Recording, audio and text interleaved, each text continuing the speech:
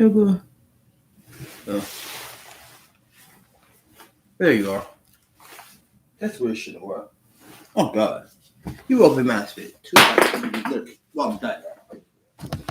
He was cheating. What did Dilldo, shorty? What did he do? Probably like. Hell, that's what I said. I'm like, hold up. Fuck me up. Hold up. Hey, done this bitch. Oh, I'm gonna get right. You bullshit. I can't fuck him at all. I don't know what he does. Battery low. I'm depressed. Shit like that. Oh hell no. You can't do it. You can't like him at all. I'm like, whoa. So if I do him, you're gonna handle them right at all. I don't fuck it up, man. He can fuck it up. But he's like, she's like, hold up, hold up. They ain't shit. Oh shit. I'm like, hold up. I don't know what I'm doing. This is weird. Yeah. Ooh, she get more. What is it? This weird.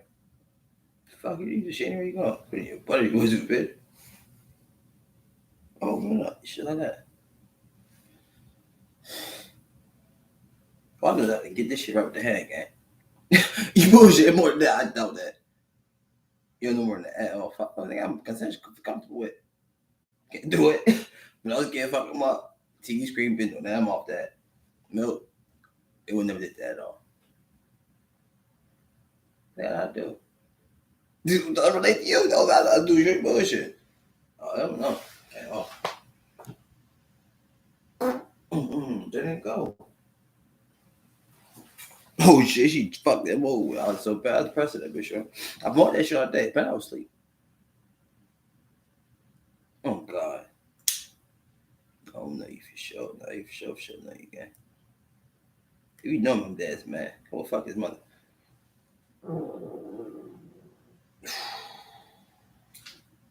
That motherfucker gonna hit. That motherfucker like crank my shit. Ooh, all that game shit. Fucking tell me don't. Why you fart? You think you want to eat chill?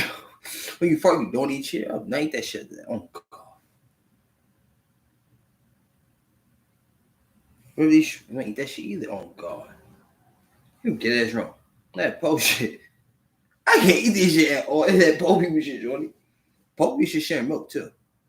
Local, low, 1%, 2%. What the fuck, man? Oh God, nigga. That bitch slow. That bitch come on, shorty. Chico, shit like that. Fucking Chico, some shit you gonna drown, bitch. Chico, you comfortable with it? She drowned too. Chico, that shit gone. I forgot you stop. Fuck, nigga. Say, well, I don't want you to. I'm good with you. Not doing that. Milk, right? Bitch said milk. I don't even handle it. She's on what you said.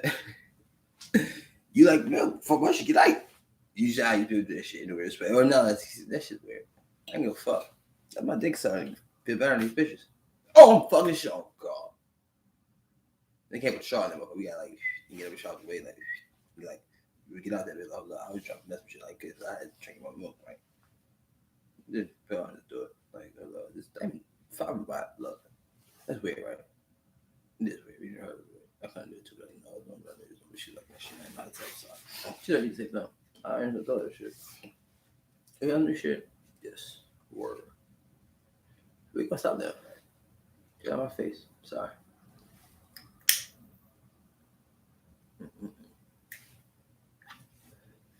It's real nigga short. Oh God. Yes, bro.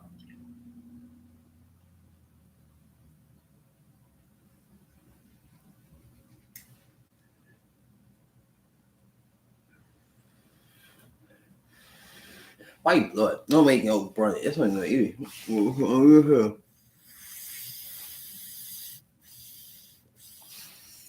can't do that. You got blood that motherfucker. You just smoke out the back of that hoe?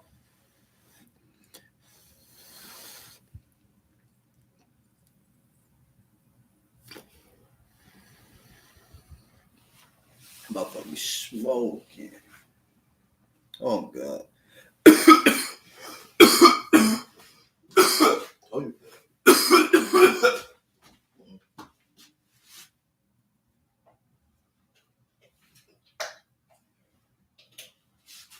but that's subscribing to you. Nigga, I'm not. It's Hat Man. Xavier with the hats. Emery Copper, whatever, same name, but like Xavier, DJ Ghost, Strap Man, Just my day to days, Wiz Khalifa day to days and shit. Just cool. Senior days and shit, senior graduations, all kind of shit, doctor meetings and shit, all kind of business man shit's cool. If it depends on a lot, it depends if they're comfortable with it. But like it's like Bitcoin though. Cause like I pay niggas for their thoughts. That's weird. That part.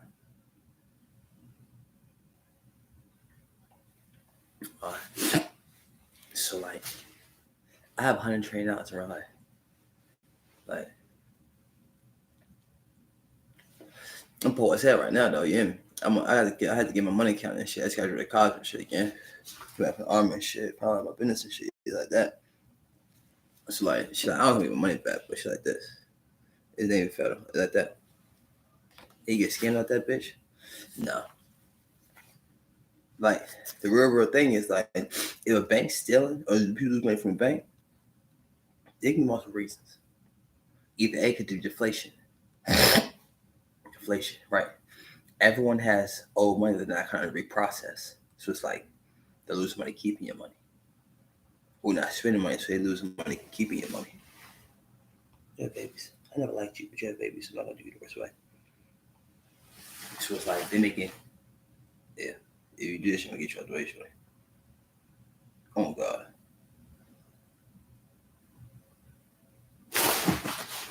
Where you go? Oh God.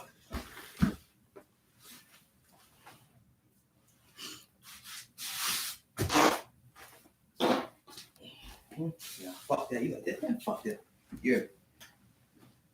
So now, it's like, well. So then it's like, well, it's a penny for a thought, bro. Like you got. It's just crazy. Like it's business, and it's business adventures too. It's about the money process, though.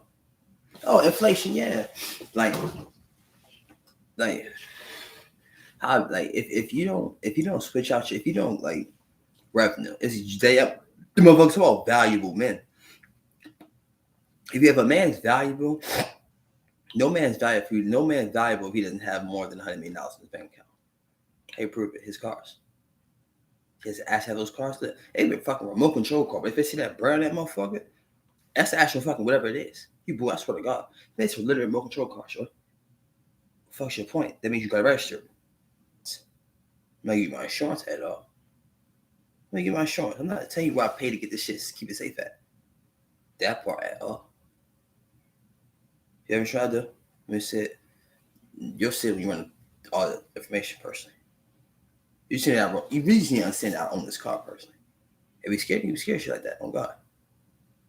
Get out the car, you can get out and say shit like that.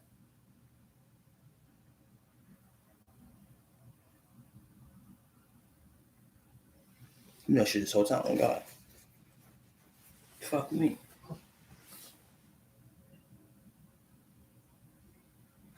You back at your gunpoint, literally.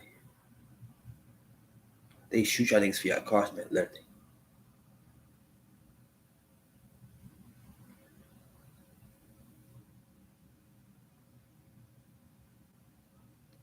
They heard they start killing police officers.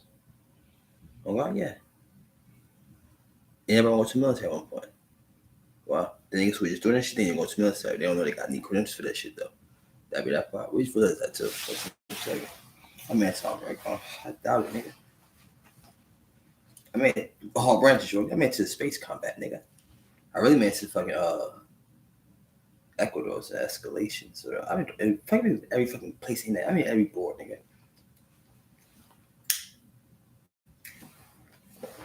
Huh? Have you been to? I never got the visa. That's for sure. I never got the visa. That's my show. I never got the visa in my fucking life. I keep your money. I never got the visa ever. Who ass bitch looking for you, gay? Bitch, I'm at Visa right now, nigga. I'm spending your fucking money, dumbass boy. This is Visa fault, nigga. So stop capping, nigga. Like I ain't never been. Everybody is wigging. Oh God. There's not one nigga in this world who has not seen me that's been looking for me, sure.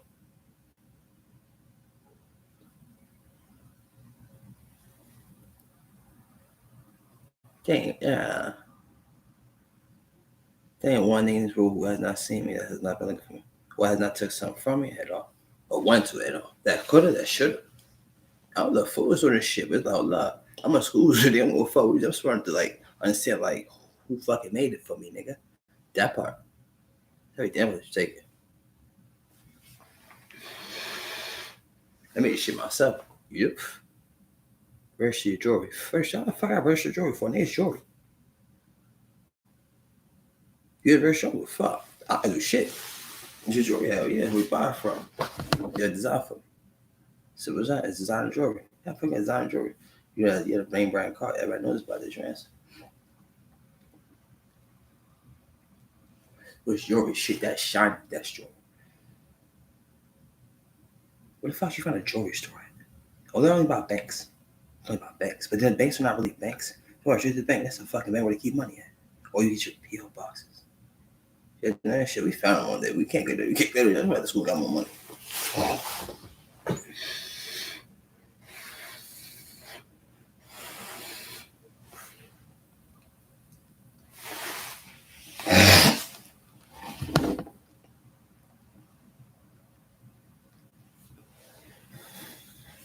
Man, then we did the. I'm gonna catch it over with probably motherfuckers in one straight. Now I put it on that shit like this now, nigga. I'm like this, nigga. Woo. Like this. Straight up. I feel God. So we have like shit. Oh God, we in that bill. Oh God. What's that for? Oh God, I need to get my phone. Give me that phone. Come on, guy. You know what's up with us? You a serial killer? Cause you eat Frosted Flakes.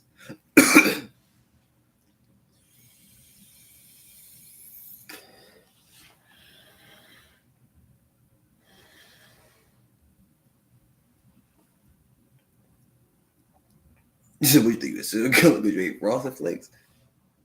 Fuck, is he retarded? Yes, nigga. I'm a school student. That's why we don't like you, nigga. You can't rap. What's the point? You go next to only spit all facts. From this point, what's the word? I'm not scared of none of these niggas.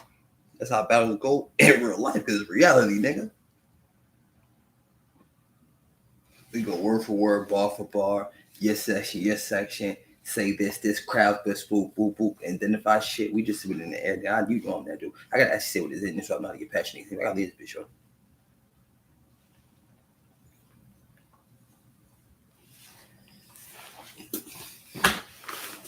Then you know, what the I was good as fuck. At all, never knew.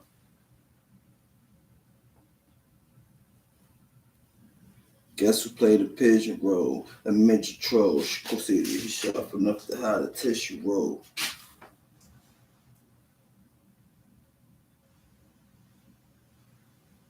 Come told us bring my back up. What was that?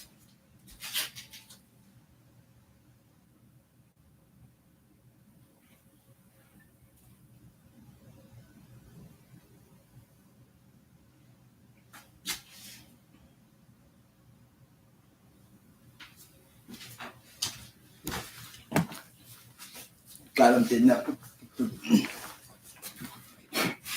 Let me in this bitch. Quiet, what's this again?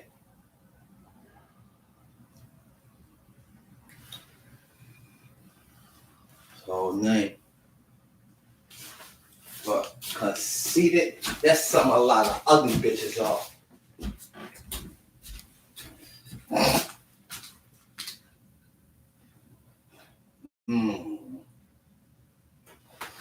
Turn around, little man. You short enough to live in that pint of wiper in the seat. How you shit yourself? You didn't get hit with a match truck. Pigeon roll. A midget troll, Raekwon, the same nigga who got his asshole raped by that nigga. You said, oh God. Yeah, big number. Whoa. Bush told you to pick and roll. This bitch started eating boogers after he picked his nose. Fuck you mean? This was a white man. You an unbeat thug who will do anything for a gun license. Me, right? Let me go to gun. Whoa, that's a switch.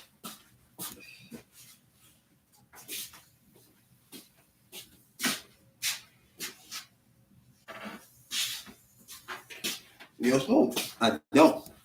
I'm Chicago. Like gas, right? Y'all be laughing. So 3 sets. That's chump change. Chump change. Buffing all these young things. Bum left him as a cup thing. They shit that. For the world of conduct. Every time it pounds upon the Dilldo, your brother father. Y'all be playing pass the rubber dick on some suck shit. Too super fast, too super bad. Make love in it. He said, do me a favor and give me a job. Go to tie your shoes. Your dick. Oh, man. Yo. Con, man. Where's the rob, man? God damn. Man, you saying with a TP. You take things when you play with your PP. You shouldn't play games and you ain't changed completely. Ain't he ugly? Oh my God. Oh God. This shit is gonna be easy, nigga. Go ahead, bro. We got a back foot. I know that.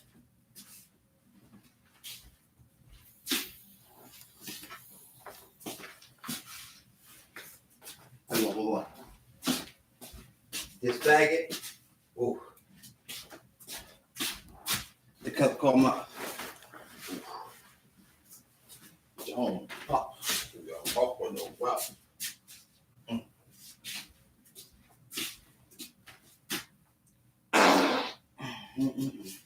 What you say? Fuck, we got what we say. Fall from the tree. You.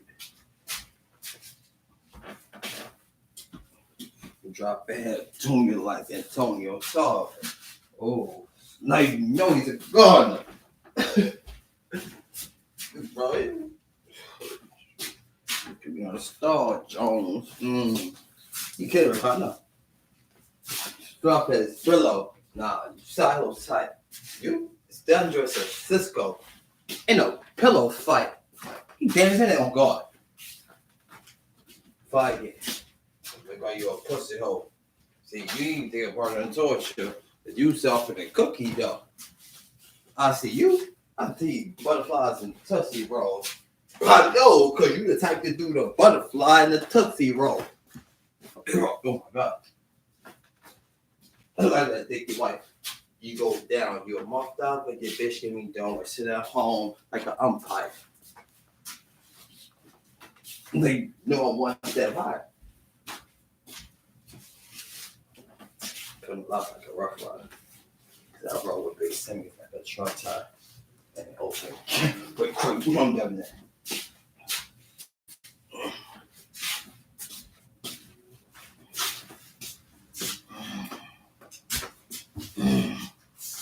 I don't want to hide yet. I'll be damned if I. You're smart. That's right.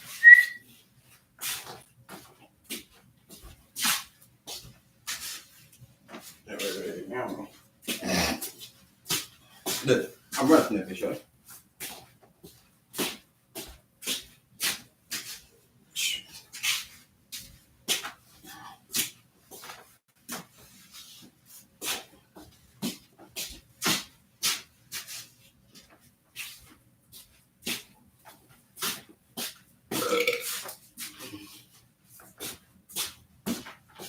Dropping kids off. Don't miss the bus. I ain't crisscross. Fuck, nigga. I'm like, bro, you weird. Shit. It's the magic school bus because I make that bitch disrespect. Cash out. Cash out. 22 versus $1. Oh, I like that. That was fuck. I like that. I get some allergic to it. Oh God. Right down. Fuck. Giving the cash. I'm gonna keep giving them fucks. Take it redneck like a hillbilly. What? Cool. I'm gonna say 50. Don't miss me. All your shots gonna miss because you from Brick City.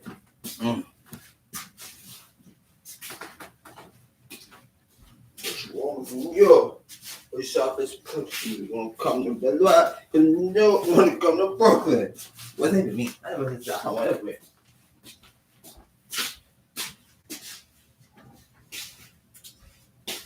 Pussy nervous. Even demon but the sweat. What I mean so.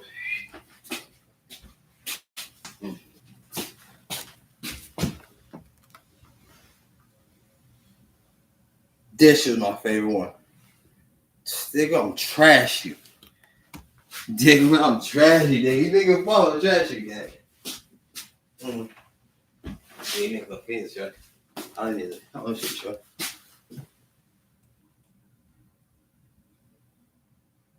You're right, what we know, nigga.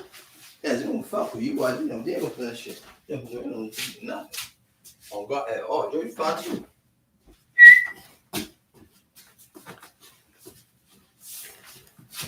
You leave that bitch. Fuck you. Mean you have kids on paper? Hell, nigga, leave that bitch. We left the bitch. You're smart. You're not gonna fuck with out. You're not gonna fuck with at all. What the fuck? I'm gonna go take place and fuck any bitch house one. What the fuck that shit happen? Everything you had. This shit, this. Fucking me. I mean, so she do fucking. How much sense about seeing every different bitch? She just pay for happiness, dude. So is that. Don't buy no car though. Don't buy those. Don't get those. No. Don't buy those. No. Cool. Why? If she messed that up, this is going to my credit? This is going to be credit? Yes. No. I don't know. That's what credit is. Credit was that. It is so. When you do it.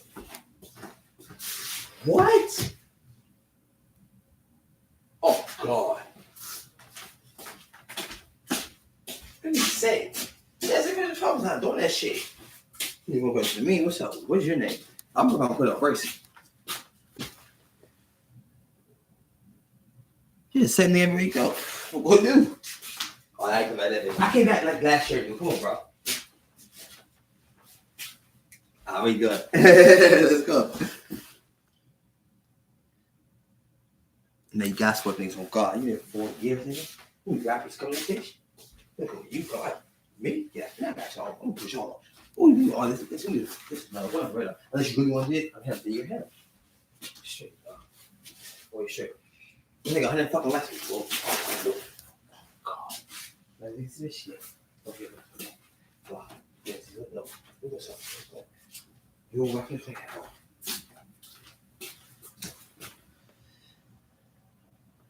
This is so you know I'm going.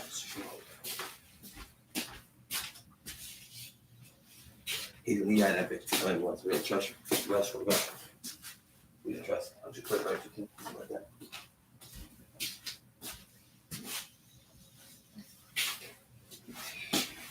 We chilling. That shit, like, I turned out this shit. I got that like that. I'm just gonna do it though. I do it too. Fuck that. Then whatever.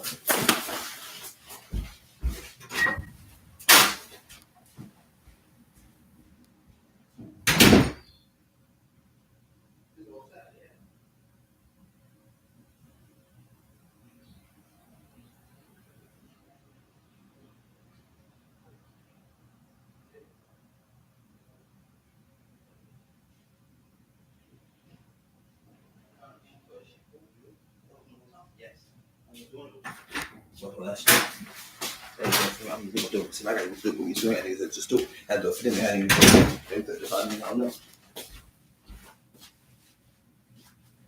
Like that.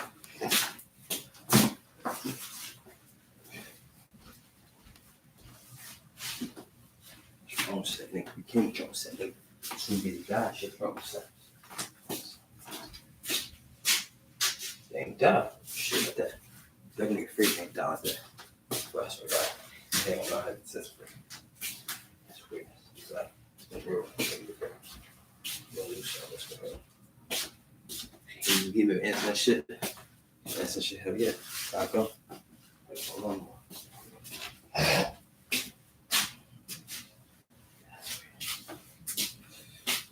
Yeah, let's go too. So,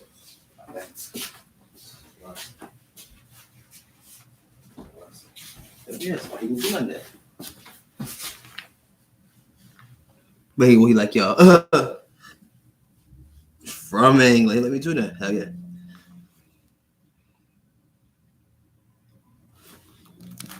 Yes, sir. How do you do that?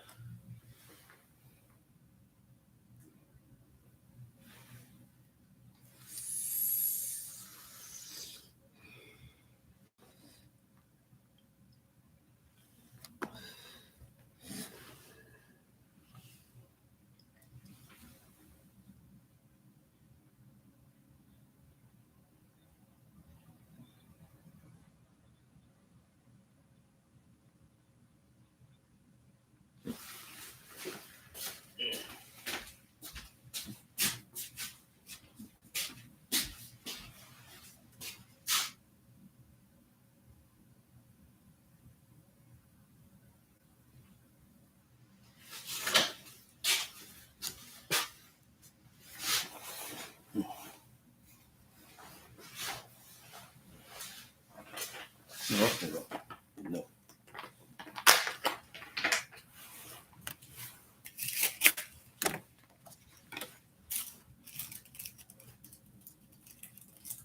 Who wins? I'm gonna fuck who wins. I'm gonna show up and get my money.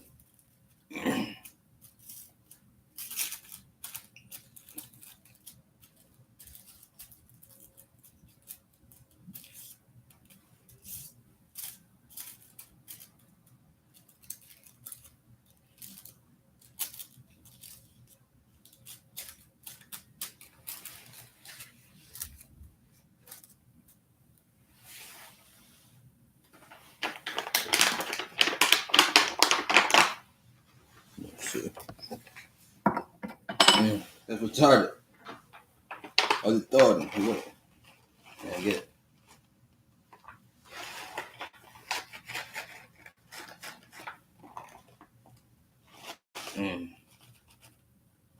And background checked out.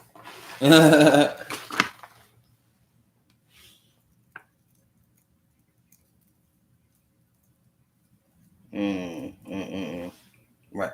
I need to be sure.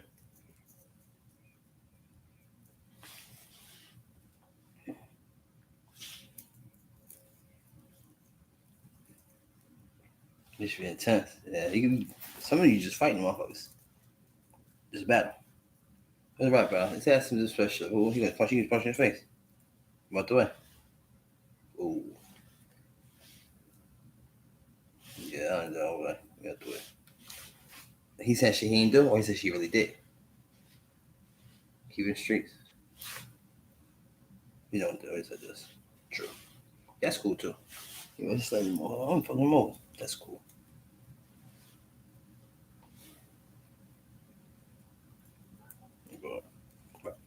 I'm sleep. You missed it, right? Yes. Yes. Damn. Yeah. He's drunk that motherfucker.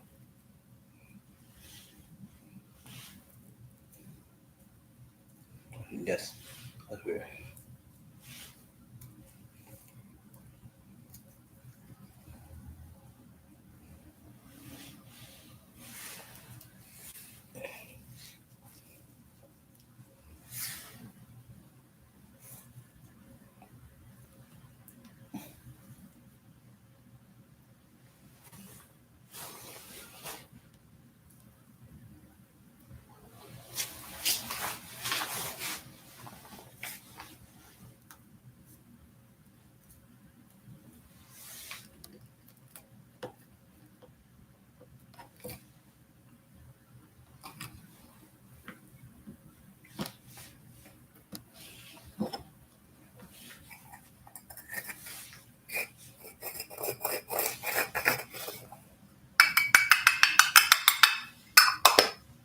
Dude, I'm about school shit, education shit. Like, I just know about like school shit.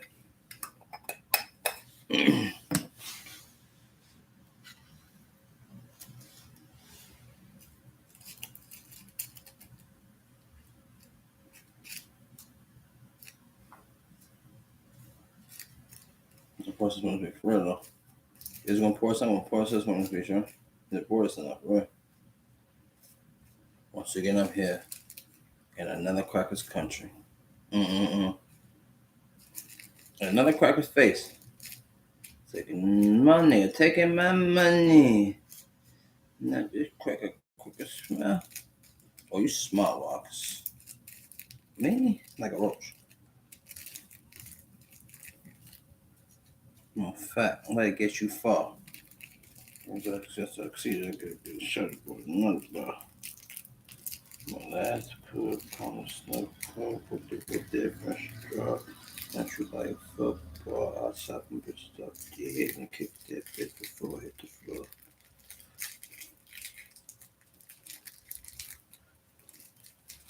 Alright, let's go. You better like wait, drink from the back. Wait, though. That's my autograph. Yes, wasn't sure. Oh God, he's a fan, right? This ridiculous level come up, live his brother in bed. If I get step the ball. Oh God. She on slip into a beef stick. This is what I'm talking about. Fucking with some G-shit. Eat your ass remix.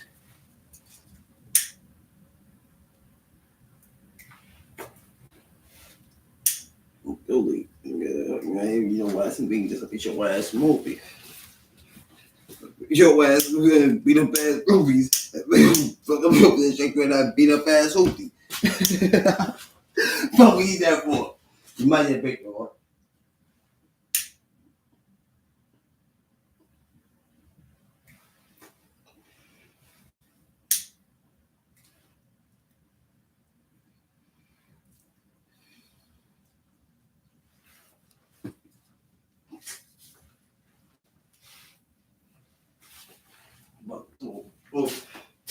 But left in my like my Xbox.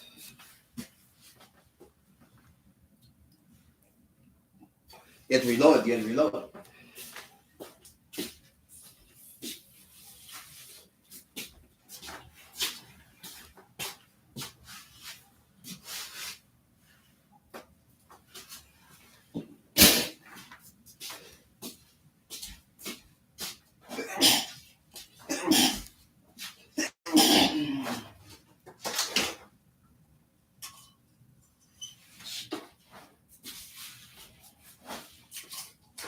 He said to me some mopeds. He killing fucking little people. Throw that bit.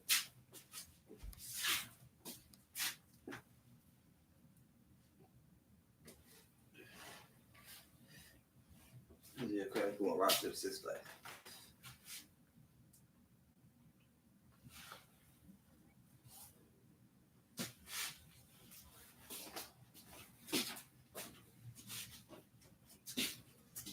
I didn't hear that. I want to say it with me. I want to say it. It's the. I like how you just said that, right? He said, "Yeah, I know. He can say anything." But nothing more.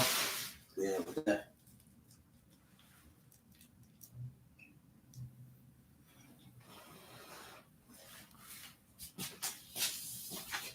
I know what you do for a farmer. Let me guess. You fuck that big ass bitch from the MyWife. That flick was like I'm hand thing this while I like.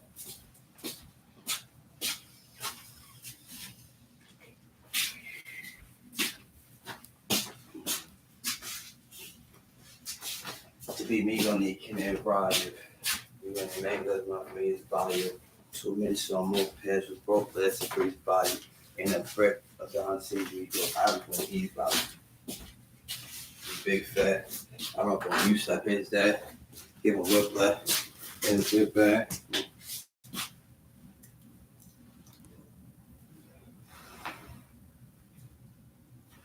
I'm out in London on some very shit, right there. I'm all that shit. And people don't want to say shit. You know, I wasn't able to talk. You the nigga to catch a case with.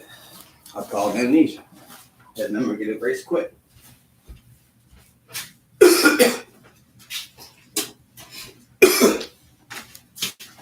What's up? You got this. If you have repairs with past, I should get slapped for this.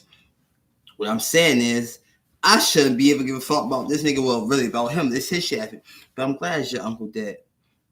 He wasn't nothing but a knucklehead crackhead with a head full of wingwords and a head full of blackhead. He gets served to get caught on that Masterbated. I get back by with your back dead.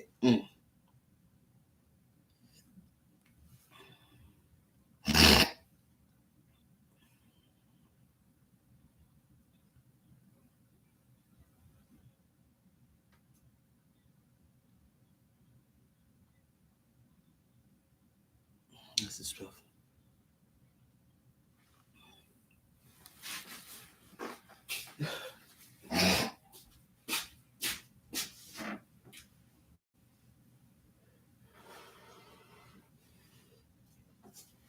After the angel sprint,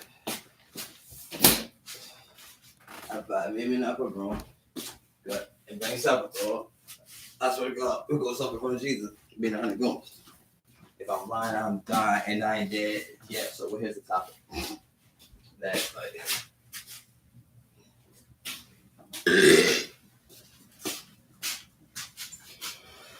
With a chopstick.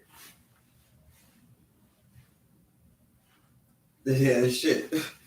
And for my eyes, see this nasty ass bitch. This shotty out mama sucking them saggy ass tits. I told my dog put his paws on, he's supposed to scratch that bitch. Shit, love, girl, men, women, and children. Like, man, I'm the only midget in this building.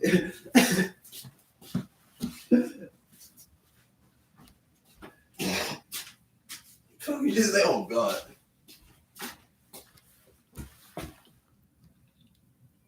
Oh yeah, that bitch.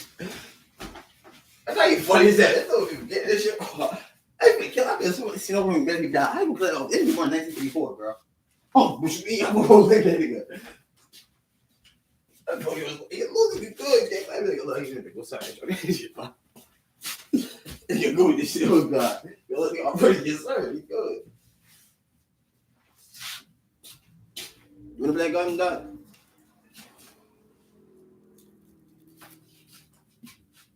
Cool. Oh. That's why I did it like that.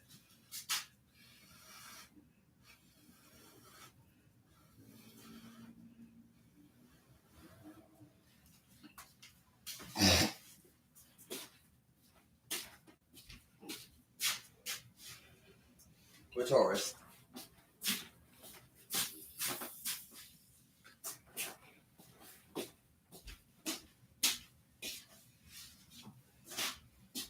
Man, no, your camera.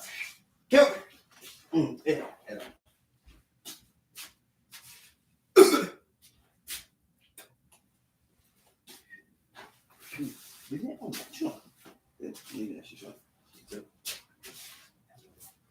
Payback.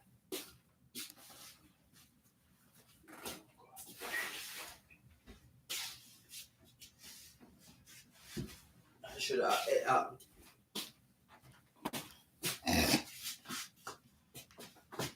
I'm on the sign. He's about the same class. Chat with a blade, tell that pick up the little witness.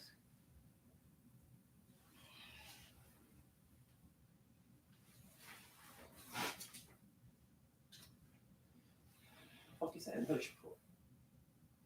He's weird.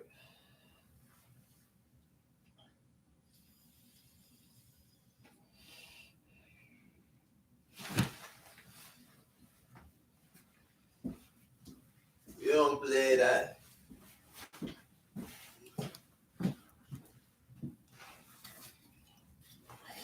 Hi, Bishop.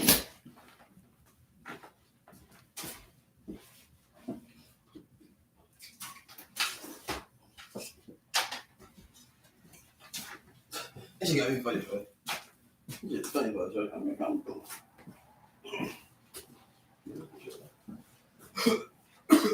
You get fucked up. Yeah, no time. They love you. Yeah, so that's for sure. Yeah, what's the most? What? Fuck, I'll be doing it. All right, we got to cut this shit. Okay, yeah, okay. You use that.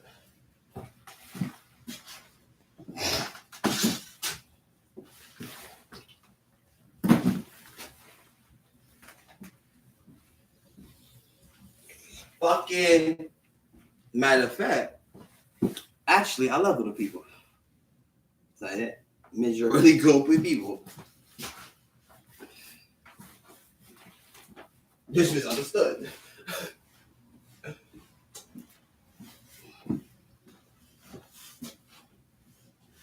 You gonna knee walking them out.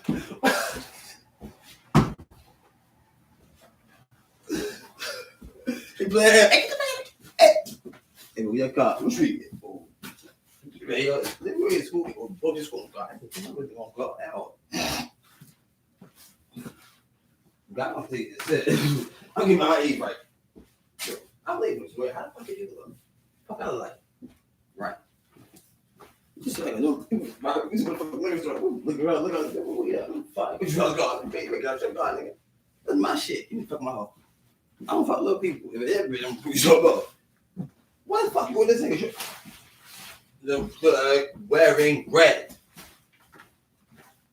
What type of fucking bitch script got the bitch stabbing with?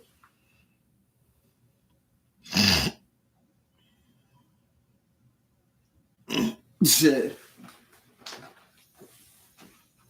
He killed the show, boy. 3 fucking minutes. And so it's good. It's 4:50. It's that kind of that. Alright, go. Exactly. No.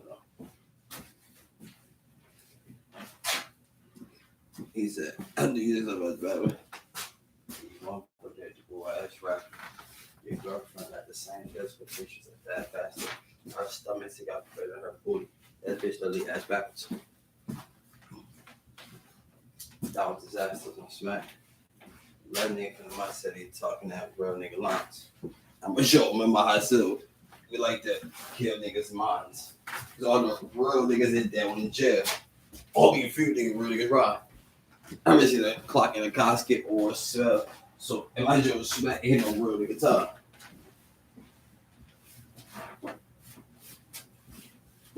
You can have that. That ain't what I'm mad at. Nigga, you hear me?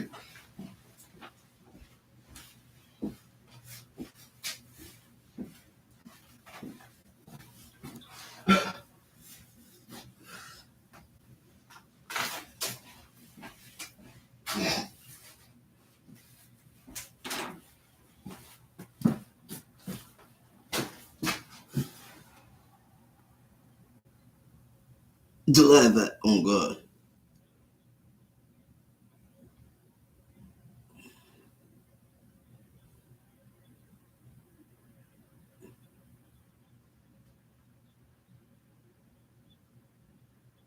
Because they're China man.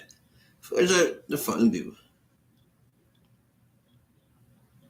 That's that Iron Man.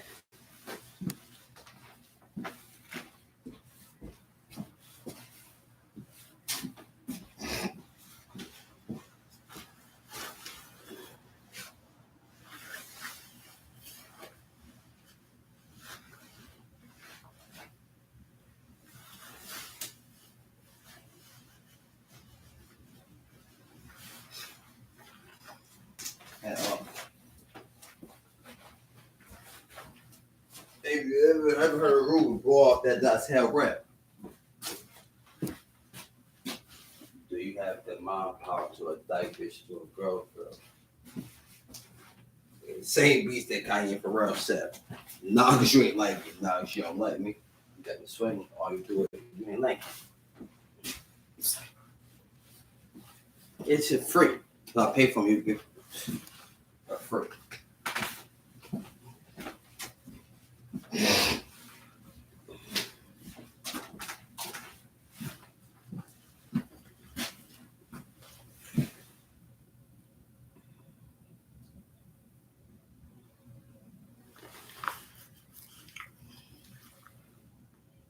I'm street smart, I'm boss smart. White boy, you should look smart. If life was automobile, it's a suburban, you only gonna find me in the hood part. I'm street smart and book smart. White boy, you just look smart. If life was an automobile, it's in the suburbs, and you only gonna find me in the hood part. say I was born about probably hours. You guys a bit confused on a matter of fact. Like I said, science stuff gotta be on how to break that atom properly. Now, I wanted to physically get at it. So I went on Twitter, Adam. I found out his name was Adam, so I gotta break an atom. The definition of atom is the basic unit of atom of matter. So when the basic matter, she makes the unit of matter.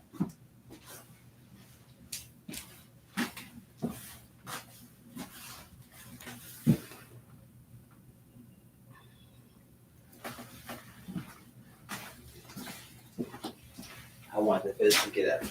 So I went on Twitter to Adam. I found out his name was Adam, so I had to break an atom. See, the definition of atom is the basic unit of matter. When your mother nature matter, when you basically when you get fucking matter. Same name, same different, but the same different nothing. But if Adam, with ain't repetition. But atoms without atoms, the man is sharp and he's an improve. But you're a faggot, but you're a puss because you love pussy bang bang fit fruit.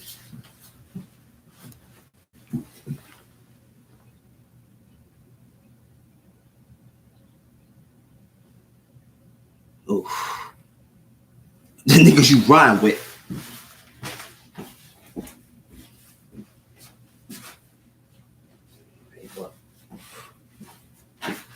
He said the same thing. That's how I come and talk to you.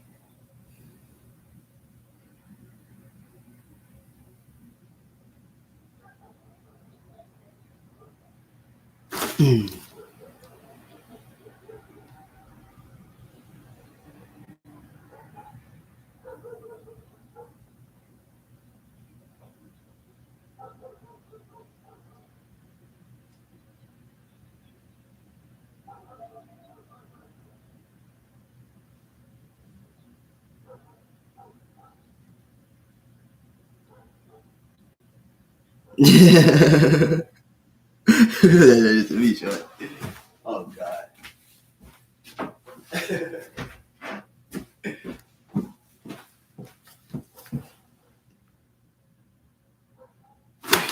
Boom. Now I take it.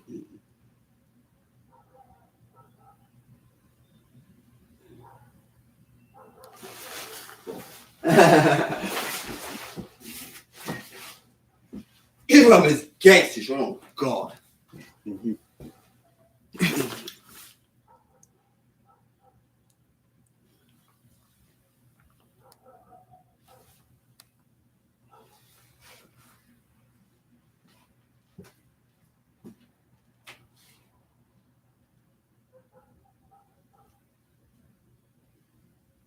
Niggas said about the golf too and shit too. For real.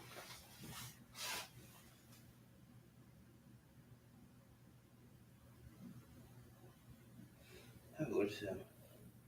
I had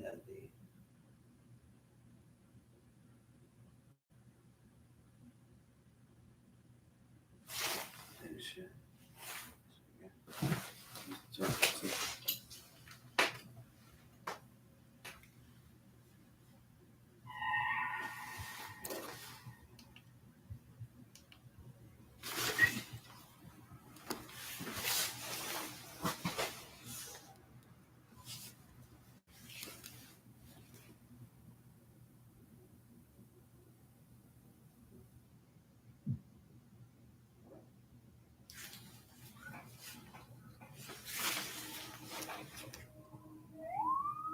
Following breaking news overnight, police responded to 2 large shootings in different parts of the Pakistan here.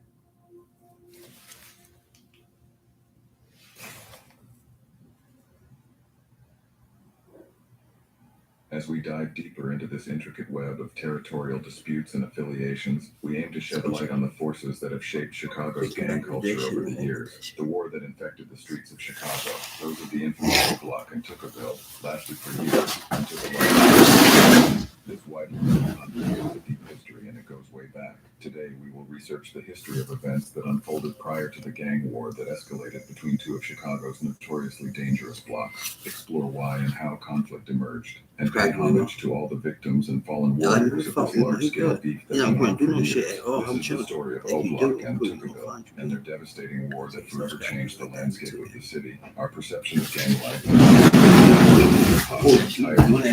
the history of the late 1980s. The transformation of the Black disciples and gangster disciples only reached its decline in the mid-2000s. During this 40-year period, both gangs saw a significant shift in leadership. An important year that comes up often is that of 2004, when the crackdown on the Black disciples took place, which led to the indictment of their leader at the time, Marvel Thompson, along with 41 other senior members. It started with a bang and a round of applause.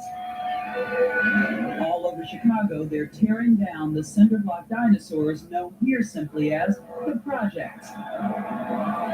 They've been a disaster. Chicago's decision to demolish several large tenement buildings that had served as strongholds for drug dealing by both the Black disciples and gangster disciples caused a major change. This demolition left many younger members of these gangs displaced, pushing them to seek new territories and form new alliances to sustain their street operations. During this video, we will focus on two of the most prominent Black disciples and gangster disciple sets that emerged after the demolition of these Chicago projects. Specifically, we'll take a closer look at one of the most famous Black disciple sets in history, O-Block. However, O-Block wasn't always known by this name. Long before King Von and Chief Keef immortalized O-Block in their lyrics, the Black disciples controlled the Parkway Gardens blocks in Chicago, which were originally referred to as Wick City, with YC standing for wild, insane, and crazy. Notably, the stylization of Wick with 3 I letters was influenced by the Black Disciples Association with the number 3. It's worth mentioning that many of the young Black disciples based at Parkway Gardens were descendants of Black disciples who had worked under Marvel Thompson in the castle before the major bust in 2004. For context, it's important to note that the castle referred to a significant drug dealing operation run by the Black disciples in Chicago during a time when the gang was much larger and had a more structured leadership. However, as we move into the 2010s, the Black disciples in Wick City became less organized and essentially transformed into an emerging Black disciple set composed of younger members with ties to the original castle operation. Many gangs emerge as a means of protection against rival groups. In the case of Wick City, their primary rivals are a couple of gangster disciple sets situated in neighboring blocks. One of these gangster disciple sets, known for their ongoing conflicts with Wick City, is the St. Lawrence Boys, or STL. This particular crew is based on 63rd and St. Lawrence Street. This location is precisely why figures like King Von frequently diss individuals. It's shocking how few people are signing up for their Camp Lejeune Justice Act. Figures like King Von frequently diss individuals from the 63rd area. When we put in work from 64 and from 65th, we not from 63rd, we hang on 64th, 65th, and Kidney Drive. And on 63rd, over a lot, they dirty and stuff. They be up there. dirty as Spilling hell. through all type of They probably had dirty as hell.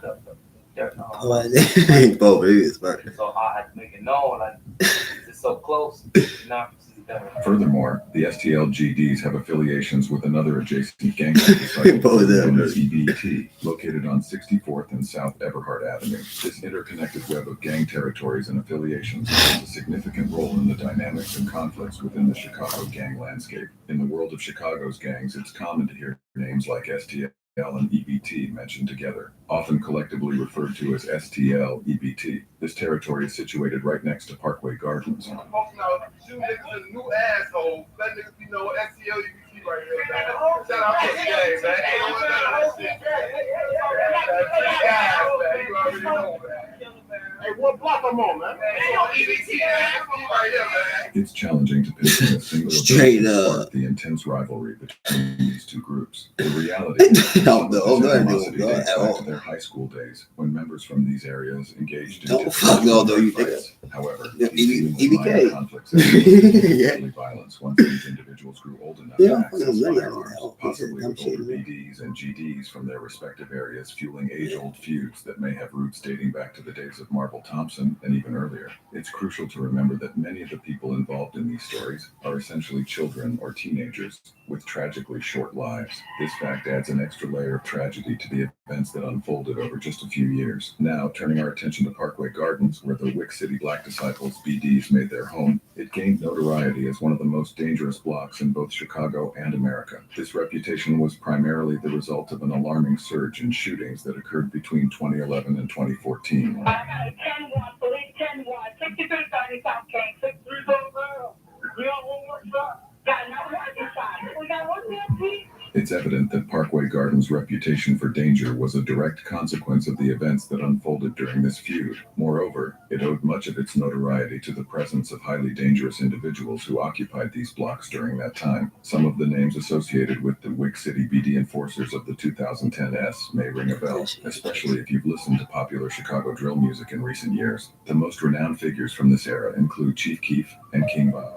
Chief Keef, hailing from Parkway Gardens, wholeheartedly represented O-Block and another BD-affiliated set known as 300 in his music. While Chief Keef cultivated a reputation for street toughness and trap music, he never claimed to be an assassin. His eventual focus on music development might have played a role in ensuring his survival. In contrast, King Von, a Parkway Gardens veteran, was known for allegedly being involved in multiple homicides and openly acknowledging it in his music. Even in the early 2010s, King Von proudly displayed his BD affiliation on social media, representing Parkway and expressing unwavering loyalty to his gang. Among the other notable figures in the Wick City BD set were feared individuals like HK and J Money, also known as J Mana. Additionally, there was King Von's BD associate T Roy, with their bond becoming increasingly significant as our story progresses. In fact, King Von used to go by the name V Roy on Twitter as a nod to their strong connection, and his Twitter handle still retains the reference From to Wick, signifying his origins in Wick City. Other Wick City members who held it down alongside King Von and T Roy included Big A, OD, Trey 5, Platoon, Boss Money, Shiroid, Duke, Raw Raw, Reezy, and Boss Top. Boss Top, like Chief Keef, transitioned into the world of rap and even released a song titled Wick City. However, he later had a falling out with Chief Keef after allegedly stealing clothing from him. These were the Wick City BDs fiercely defending their block, ready to confront their rivals with determination, frequently signaling their readiness with GDK hand signs, signaling their intent as GD killers who were unafraid to act. On the STL EBT side, they faced off against a few individuals who might be familiar to you if you're well versed in Chicago's drill culture. Among these figures, one name that stands out is Gakira Barnes, known as KI or Keith. She was a young female hitter and had a close friendship with fellow member Tuka since childhood. Another significant member was FBG Butta, who, alongside KI, formed a dynamic duo affectionately referred to as the Twins. Other members within STL, EBT, and the broader Flyboy gang included individuals who were more focused on making music. This group included names like FBG Brick and the legendary FBG Duck. Another musically inclined member repping FBG was Lil J, who lived in STL and later formed closer ties with them, although he primarily had disputes with the 600 gang that ran adjacent to this feud. Additionally, there were individuals like Little B and Wooski, the latter often dubbed King of the Ops. Boss Trell and Little Doc also had notable roles in this dynamic. It's worth noting that while this list covers prominent members from STL EBT during the mentioned period, there may have been additional figures in later years who aren't included here. So now that we've introduced the background and key individuals involved, let's delve into the actual storyline. This will provide us with a more in-depth understanding of how the events unfolded, ultimately leading to Wick City's transformation into O-Block and STL EBT's evolution into Tookaville, while attempting to trace the origins of this feud back to its exact beginnings between BD and GD members from these blocks might seem somewhat unrealistic, but we can certainly pinpoint the commencement of the real violence between these groups to one crucial moment. That moment was the tragic killing of Edric Tyshawn Walker, also known as Ty, a BD member who fell victim to gunfire in May 2009. Ty was just 17 years old when he was fatally shot multiple times shortly before 10 p.m. on the 6500 block of South Evans Avenue. 3 suspects from EBT were charged with his murder. It's worth noting that Ty was more closely associated with another BD set known as 065 Young Money. However, Following his untimely death, local friends of his came together to form the group TIMB, which stands for Ty, You're My Brother. This was both a way to honor his memory and a commitment to seek retribution, a trend that would gain momentum as this feud continued to escalate. Yet, Ty's tragic loss was only the beginning of the bloodshed in the area, primarily instigated by members of STL-EBT. It was the subsequent killing, occurring after Ty's murder, that marked a direct escalation in the conflict between STL-EBT and Wick City. In this case, the individual in question was Reezy, also known as Rah-Rah, an older OG member of Wick City. Tragically, Rah-Rah was gunned down in August 2010, further fueling the flames of this ongoing war. Reezy, also known as Rah-Rah, whose real name was Laverick Marshall, held a respected position as an older OG member within Wick City. However, on August 25, 2010, tragedy struck when Reezy was discovered shot in the back after law enforcement intervened in a massive brawl near 64th Street and South King Drive. Regrettably, Reezy was later pronounced dead at the hospital. While there has been much speculation surrounding the identity of his assailants, no conclusive evidence has ever surfaced. Nevertheless, it's a fact that only a month later, another brutal homicide occurred, seemingly connected to the also known on the streets as Little Four, and he happened to be a blood relative of STL member FBG Kell. Jeremy lost his life on the street when he was approached near 63rd and Rose Avenue. One of them brandished a firearm and opened fire, shooting Jeremy in the back as he attempted to flee before tragically succumbing to his injuries. He hastily fled the scene in a vehicle. Once again, the identity of the perpetrators remained unclear. However, intense speculation suggested that the culprits might have been affiliated with the Wick City BDs. Some even went as far as connecting this in. Here's an urgent message for all those grappling with herpes virus. Deep in the heart of a sleepy village on the edge of the Moroccan desert, a renowned scientist made a discovery that would change everything we know about HSV 1 and 2. Prepare yourself for a radical shift in our understanding of HSV treatment. Yes. This famous scientist discovered that the indigenous people of the Moroccan desert had been using a special drink It was to different. eliminate not only the frustrating symptoms of the herpes virus, but also enhance the immune system and overall wellness in as little time as possible. He dedicated himself to carefully studying each of the ingredients that this tribe used for their exotic drink.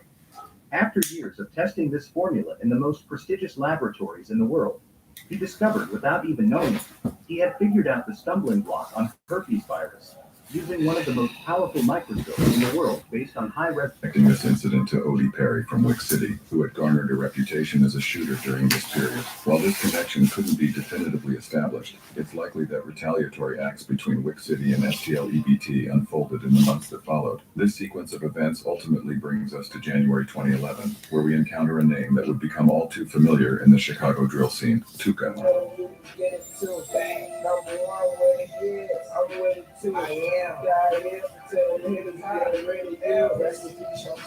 On January 12, 2011, a tragic incident occurred. 15-year-old Shundale Gregory, known on the streets as Tuka, was waiting at a bus stop on the 600 block of East 63rd Street. At a certain point, a dark-colored vehicle appeared, and an individual wearing a half mask emerged from it. There have been reports that this person exchanged a few words with Tuka, but in a matter of seconds, they unleashed a barrage of gunfire upon him before swiftly fleeing the scene. FBG Duck, a member of STL, was actually close friends with Tuka. Upon learning of Tuka's death, Duck rushed to the crime scene, where he had the heartbreaking experience of seeing his fallen friend and brother before Tuka was taken away. This tragic event marked a significant moment in the ongoing feud between Wick City and STL-EBT. Yeah, real everyday plan.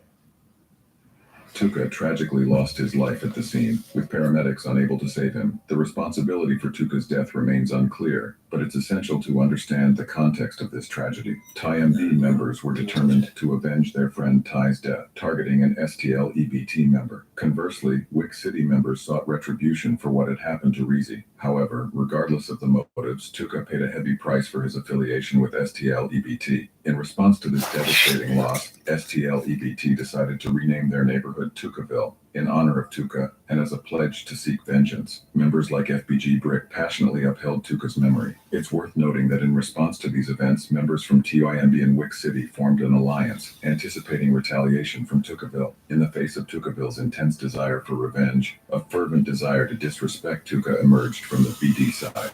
As you may know, Tuka's name has been the subject of numerous disses in hip-hop over the years. Initially, GDS from Tukaville, including FBG Duck, claimed they were smoking Tuka out of respect for him. This claim was reminiscent of the old story about Tupac's crew, the Outlaws, allegedly smoking his ashes in a blunt after his death. However, BD opponents from Wick City immediately turned the narrative around and started mocking Tuccaville. Chief Keef's 300 track contained the iconic diss line, and this sentiment was echoed by other members. Beneath the surface of social media trash talk, a more sinister undercurrent existed. As mentioned briefly earlier, one of Tuca's closest childhood friends was a young girl named K.I., who gained notoriety as a teenage assassin, allegedly responsible for 17 homicides by the age of 17.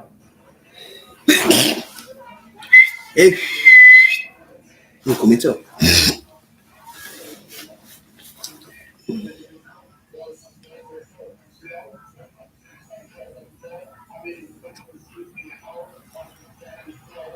It is said that Tuca's death played a pivotal role in transforming K.I. into a cold-blooded killer, receiving guidance and shooting from her cousin, fellow Tuccaville GD Boss Trail, and learning street maneuvers from her older brother Seaball. A vengeful teenage K.I. would ultimately find her opportunity for retaliation in the form of Odie.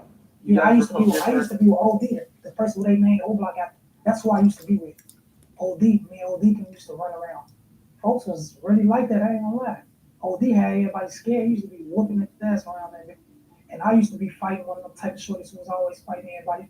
So me and him really like came together on some we alike type. So we got to hanging out. I was from the Kite Net building, Houston O Block. I got to spend the night at OD crib and being at O Block. And that's how I was out there. He died in like 2011. That's made everybody who they is right now to this day. A lot of things changed. People started doing different, like a lot of people started shooting guns and shit. Around 11:35 p.m. on August 10th, 2011, a devastating event unfolded. A respected Wick City member, 20-year-old O.D. Perry, fell victim to gunfire near Parkway Gardens on the 400 block of East 64th Street. O.D. suffered multiple gunshot wounds, including a fatal shot to the neck. He was pronounced dead at Stroger Hospital within an hour of the shooting. Just as Tuca's memory had prompted Wick City BDs to rename Parkway Gardens as O Block in his honor, they did the same for O.D. Perry, committing to avenge his death. The likes of Chief Keef and King Von have immortalized O Block in their music, and it remains known as such today. The killing of O.D. Perry was believed to be revenge for Tuca's murder, a sentiment seemingly reinforced by the fact that it occurred on Tuca's birthday. The identity of O.D.'s killers remains unknown, but rumors began to circulate that this might have been the first act of the teenage Tuccaville assassin K.I. Little J, among others, played a role in promoting these rumors. However, it's crucial to note that no one has been convicted of this crime, and there was no concrete evidence linking K.I. or Butter to O.D. Perry's killing. It wasn't until many years later that a Freedom of Information request revealed that the police had officially named K.I. and Boss Trell as subjects in the report. This followed an unnamed informant naming them as the shooters in 2016, years after their passing. Let's consider for a moment the reputation that K.I. had when she passed away as a 14-year-old girl from Tuccaville, allegedly responsible for such a significant hit on an older and respected Wick City member. This narrative makes sense given the circumstances. Tuccaville residents couldn't believe that a teenager had carried out such an act. Combine this with the belief that K.I. was heartbroken over Tuca's death and was determined to avenge him, and it becomes apparent why she would earn immense respect within the gang. Her alleged involvement in O.D. Perry's incident was further fueled by tweets in which she dissed O.D., echoing the way O Block members had spoken about Tuca in the past. One astonishing detail from this story is the rumor that O.D. Perry had a large .357. Why are you not investing in passive? No, seriously. Why are you not investing in one of the most incredible real estate strategies?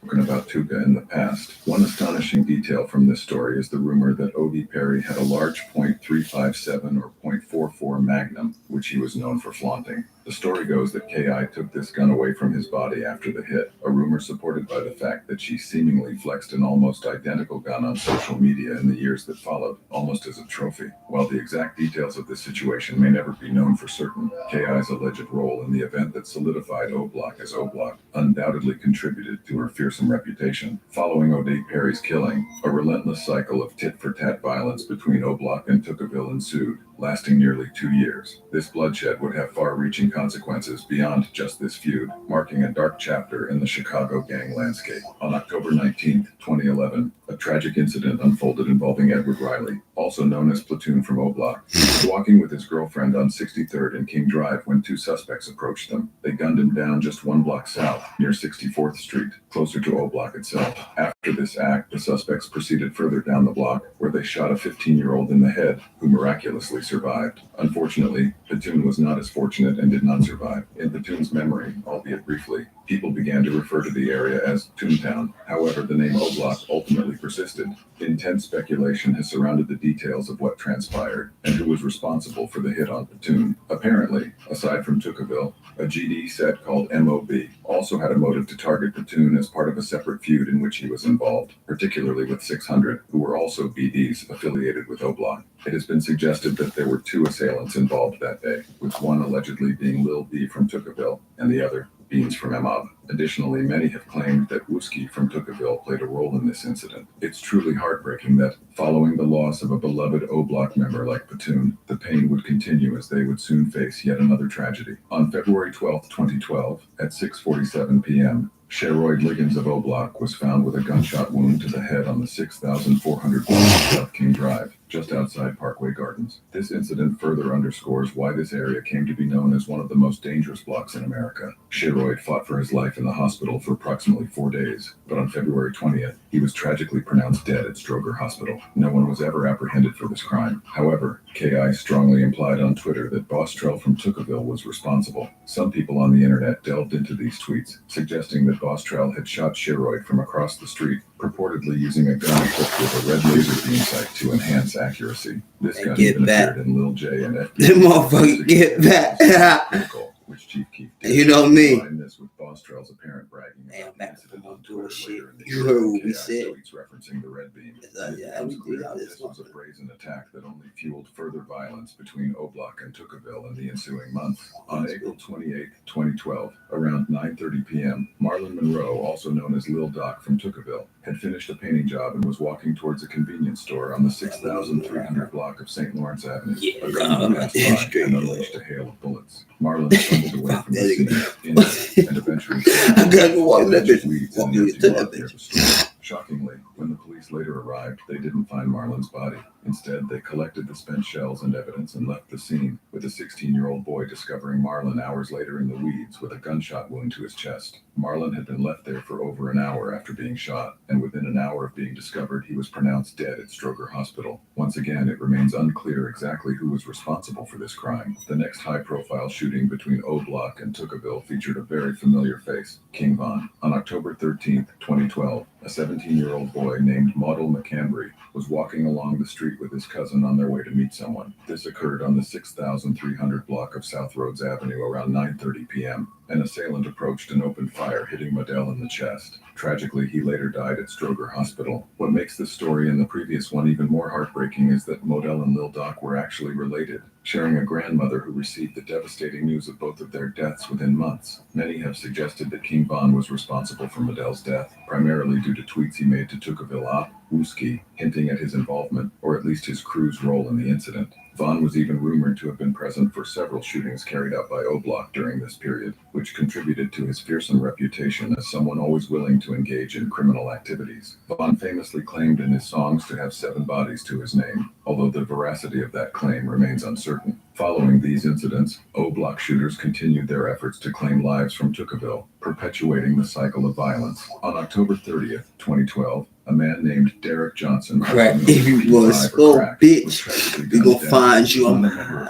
But belonged to Jarrow City, a Chicago gang set located north of Tuccaville with a history dating back several years. On that day, P5 found himself on Tuccaville turf, specifically the 6,200 block of South Everhart Avenue. Reportedly, members of O-Block, including J Money, King Von, and Big A, were lurking in the area looking for Tuccaville rivals to target. Only a day prior to this incident, King Von had tweeted about his intention to claim more lives to catch up with fellow block shooter T-Roy. The story goes that these O-Block shooters spotted P5 at around 9:13 in the morning and opened fire, hitting him multiple times. Some accounts even suggest that he was hit 6 times in the head and 9 times in the body. P5 was rushed to Stroger Hospital, but once again was pronounced dead within the hour. Following this incident, the intermittent violence between O'Block and Tuccaville showed no signs of abating. O'Block continued to seek retribution for the attacks they had endured.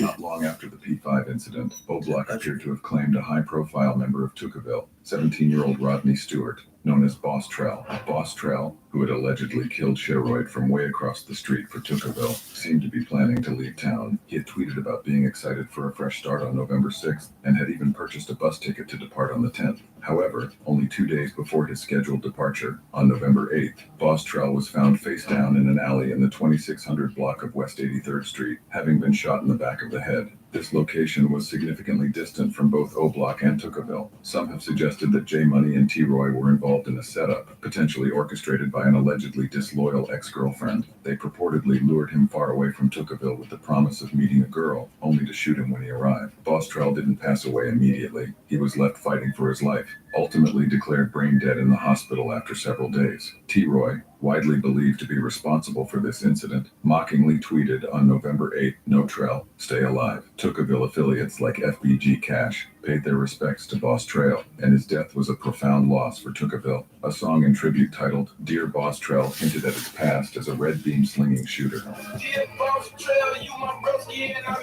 On the other side, O-Block celebrated their perceived retribution for their fallen brother, Sheroyd. However, Boss Trell's death would set the stage for a dramatic act of vengeance. On September 2nd, 2013, Jerome Wood, also known as J Money from O-Block, was allegedly set up in a manner eerily similar to how Boss Trell had been set up. J Money had apparently gone to a location on the 6600 block of South Rhodes Avenue at 2 p.m., seemingly under the pretense of meeting a woman he knew. However, upon arrival, he was met by Lil B and KI from Tuccaville. He reportedly tried to escape by running down a gangway into an adjacent property, but tragically he was shot in the head and collapsed outdoors, ultimately succumbing to his injuries. Tweets from other gang members suggested that this incident was a direct act of retaliation for P5, Boss Trell, and other previous conflicts. After this incident, KI tweeted about shooting people in the back of the head, leading many to speculate her direct involvement in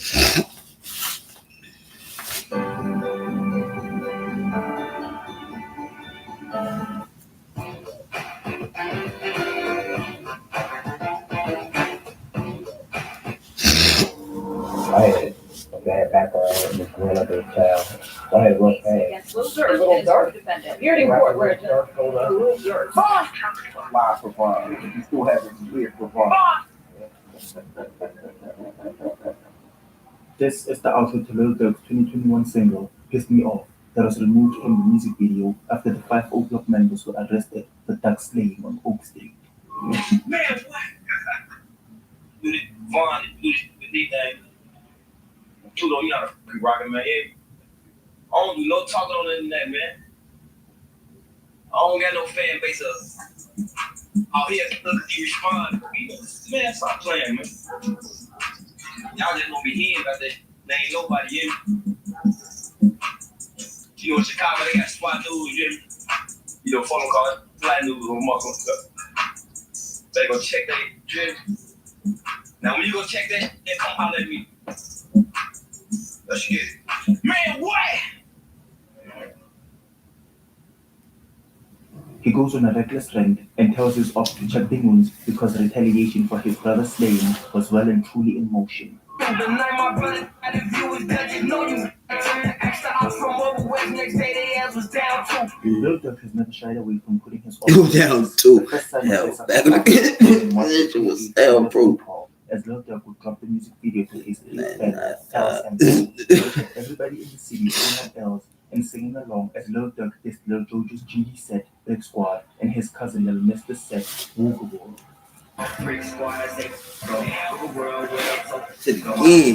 And whether he realized it or not, Els' anthem success on the radio would change the dynamics of the war in Chicago, as music would be used as the means to form alliances.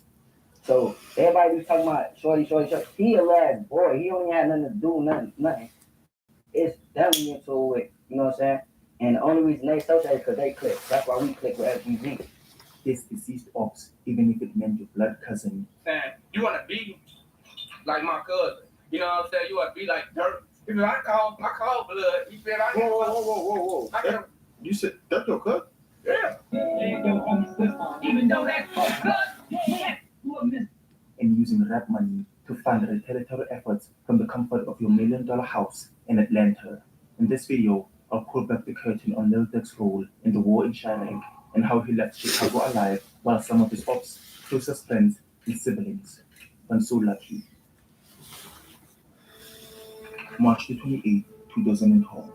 Lil Durk would drop one of Chicago's most infamous diss tracks, L's Anthem. People apparently couldn't turn on the radio without hearing Lil Durk big up his OTF 300 crew while dissing Pig Squad in Woogable.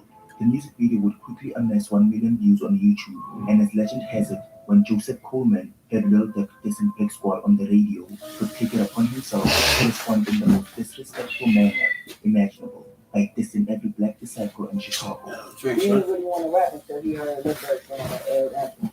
Cause we heard on the radio, like he's driving, you know. So me and him, I remember we driving. He said, Bird Squad would say, like it's on the radio, fool. You know that? You right? You talking about what's on the radio? Now he went crazy. We ain't like that. And on April the 28th, Lil Jojo dropped 300K using the same beat Young Chop had made for Chief Keef's Every Day. 300K was a diss song aimed at everyone rapping 300 from Lil Durk, Lil Reese, and Sosa. And if that wasn't enough, he'd also dub himself and his Brick Squad set as BDK. They on prison. I'm on prison. He thought I don't fuck me. They get Who me. claimed to be a member of the Black Disciples. What happened with that song, bro? It was going crazy.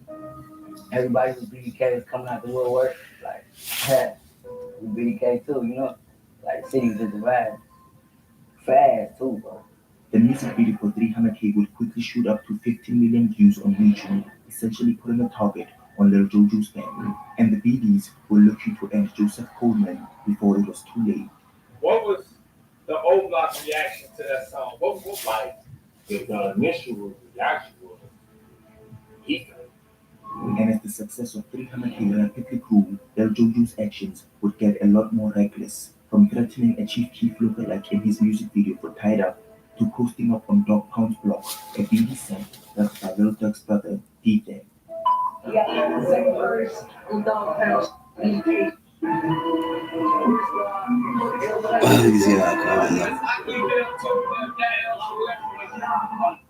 As all of this attention came Lil Jojo's way, he couldn't help but feel like death. It's for sure like that, Joe. Fuck you. As now leaked text Oh, no, messages what? show Lil Jojo pleading to meet up with the girl before the streets could have a chance to take away his life, as it had already taken so many of his friends away from him. And on September the 4th, 2012, That shit, God, let that shit alone. Stop that and motherfucker. shooting this from the backseat of a car. At 5:02 p.m., Lil Jojo and Sweat Nero would take to Twitter to clown Lil Reese, and an hour later, he'd post this now infamous tweet exposing his whereabouts for everybody to see.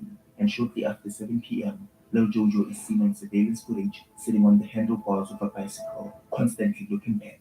That's when 3 cars came speeding down on Princeton Avenue. A gray Ford Taurus, a car allegedly owned by Lil Durk, rolls down the window, lets off 6 shots towards Lil Jojo, with one hitting his right flank. He'll succumb to his injuries 2 hours later and pass away at a hospital. Doctor come out, he like, man, mother and brother. Like, it was real like the movie, you know what I'm saying? Like, he took me to the room and they got back once. He got one time, fool, and that's from his back, from far away. And it went to both sides of his heart. Don't make no sense. Hey, if your partner is being secretive with their phone, you need to do this now. Most people are unaware this simple, yet And it went to both sides of his heart. Don't make no sense. The man who was riding the bicycle would be seen fleeing the scene westbound as all 3 cars drove away east. And as news of Lil Jojo's demise spread throughout Chicago, every single BD would take a second to celebrate Lil Jojo's tragic demise, from Chief Keef, G Herbo, and on. Get on the JoJo bill. Hey, who think you got money to do? JoJo, can I do? And future drill superstar King Von. You know, me and King Von will not JoJo. We'll not JoJo shit to the church gang. And as time went on, Lil Jojo's mother would make an appearance on the news alongside Sweat Nero, demanding justice for her son and naming Chief Keef as the alleged perpetrator in her son's passing. Who do you think is responsible for your son? Chief Keef. You believe he himself. He himself. I don't believe his self pulled the trigger. I believe he paid somebody to do it. But while Sosa denied having a hand in Jojo's passing, one man from Oakbrook was taking all the responsibility for Jojo's hit, even tattooing Jojo K on his upper chest. His name was Ray Rilla. They talking about some get Ray Rilla alive. What that's Ocho? They said get Ray Rilla alive. Hey, whatever, however you want. Old Block Ray Rilla. Old Block Ray Rilla, aka JoJo K. Look it up. You can find it. It ain't hard. I'm there. Picture the painting on the top. The Scottinger was posted on Twitter in the following months, claiming that the man responsible for ending Jojo's life had passed away. The man was a member of 600 called Kiki. On May the 16th, 2012, Lil Mr. was talking to the and in the song, he has a few words directed to his cousin, Lil Durk. Look, don't this again, you a boy. I'ma keep this shit down, man. You ain't with this boy. Durk would respond back to Lil Mr., telling him he plays for keeps. But besides his cousin, Lil Mr. also had an agenda with someone closely linked to Lil Durk's OTF crew, Nemo 600. As rumor has it, Lil Mr. and Google World affiliates got into a high-speed car chase with Nemo 600, where he trashed his car and then fell down on foot, an incident he and Lil Mr. would allude to on Instagram Live. What's going on, man? Y'all tell him on, man. Go get his car back, man. He looking too beat out out here, you know? Right? You know? Hey, Nemo, you fast in the mouth. Man, I'm Joseph Cole. Yo, I'm fast, boy. He said I went for hell yeah. Yeah, no. No, but no. Oh, God. Look, I just saw my whole house front porch. And on March the 15th, 2019, with a red carrier that was slowing down, Lil Mr. was on the 7400 block of South Harvard Avenue, and at 7:15 p.m., a black vehicle drove by, and a man inside rolled down the window and led off multiple shots towards Lil Mr., where he was and would later succumb to his at the University of Chicago Medical Center. News 600 would go on IG Live following the news of Lil Mr.'s passing, blasting Lil Durk's Sharai Kamodi in the background as fans would flood the comments asking why News 600 ended Lil Mr.'s life. Man, I forgot to my knees in the long train. I ain't all I need to the hallway. No one knows you, bro. Honestly, don't know at all. On that corner, at the hill, where like he was supposed to be in because that was famous, and nobody took him out. It's a lot of things, and they don't get took out, and then they get took out. And on Lil Z Osama's My Cousin, Lil Durk would reference Lil Mr.'s passing, rapping.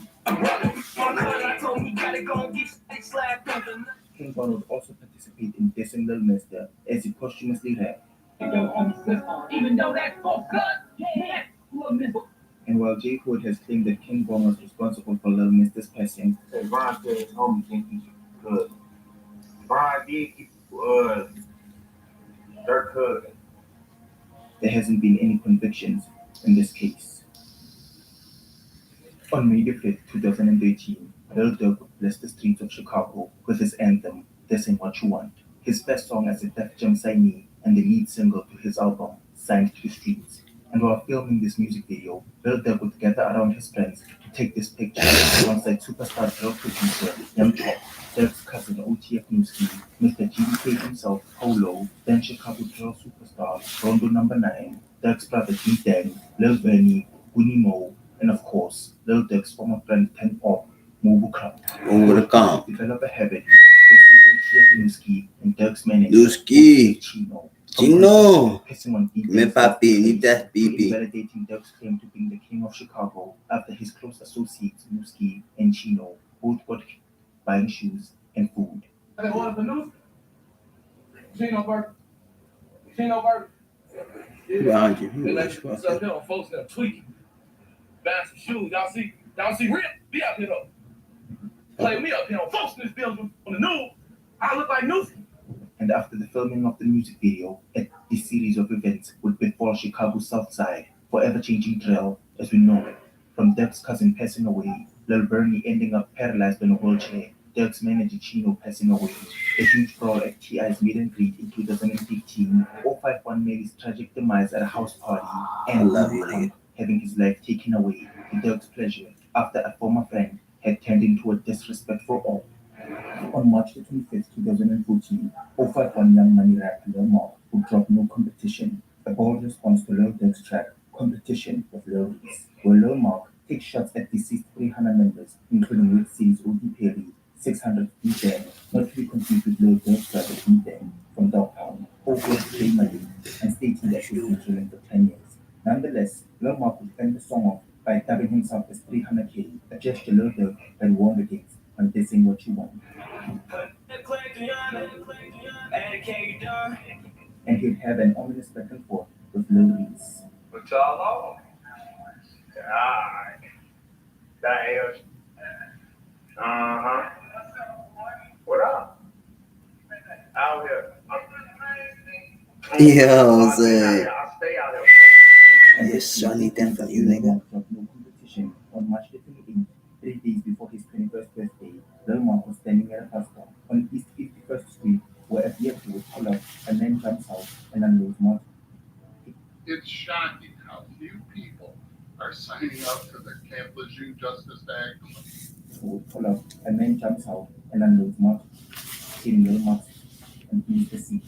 Lil Mark talking to Lil Reese on FaceTime, and then the clip ends up being on the diss video. But now let's just address the obvious. You can't be beefing in Chicago and have a bus pass. You gotta have a gang carpool or something. You gotta have a courtesy bulletproof gang whip.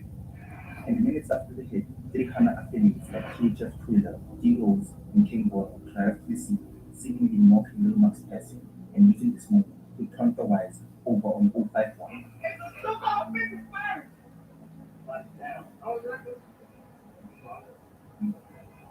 Body down, 50 bucks, gang.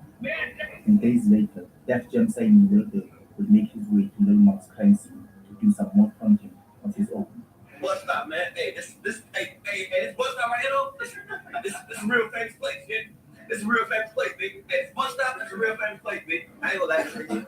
In May 2013, after the release of Dissing What You Want, Mobu Crump and drill legend King Louie were slowly starting to distance themselves from the OTF crew. Crump also had a recording in his possession of Lil Reese almost admitting to choking Lil Durk as tension was brewing within the OTF circle. Nah, I been knew you was going on with her. I was right there when you choked her. So you telling me I don't know what's going on.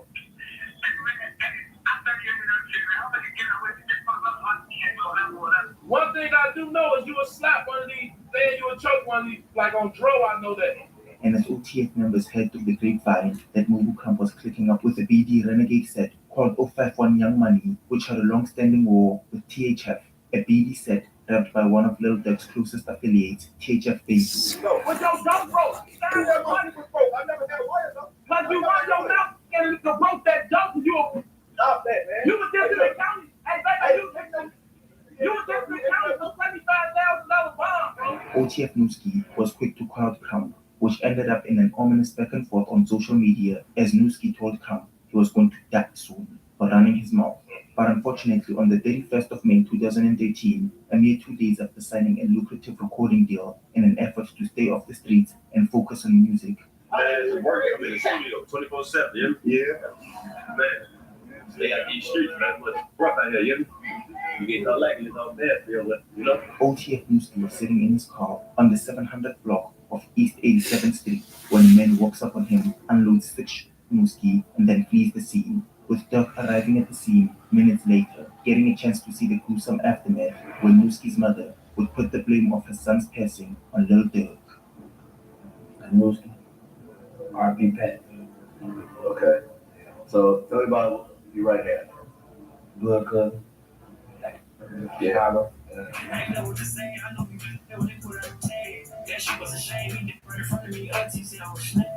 And as OTF members mourned the passing of Newski, it was the perfect time for Mobu Crump and the 051 Young Money set to inflict more pain towards Durk by dissing Newski. Historically.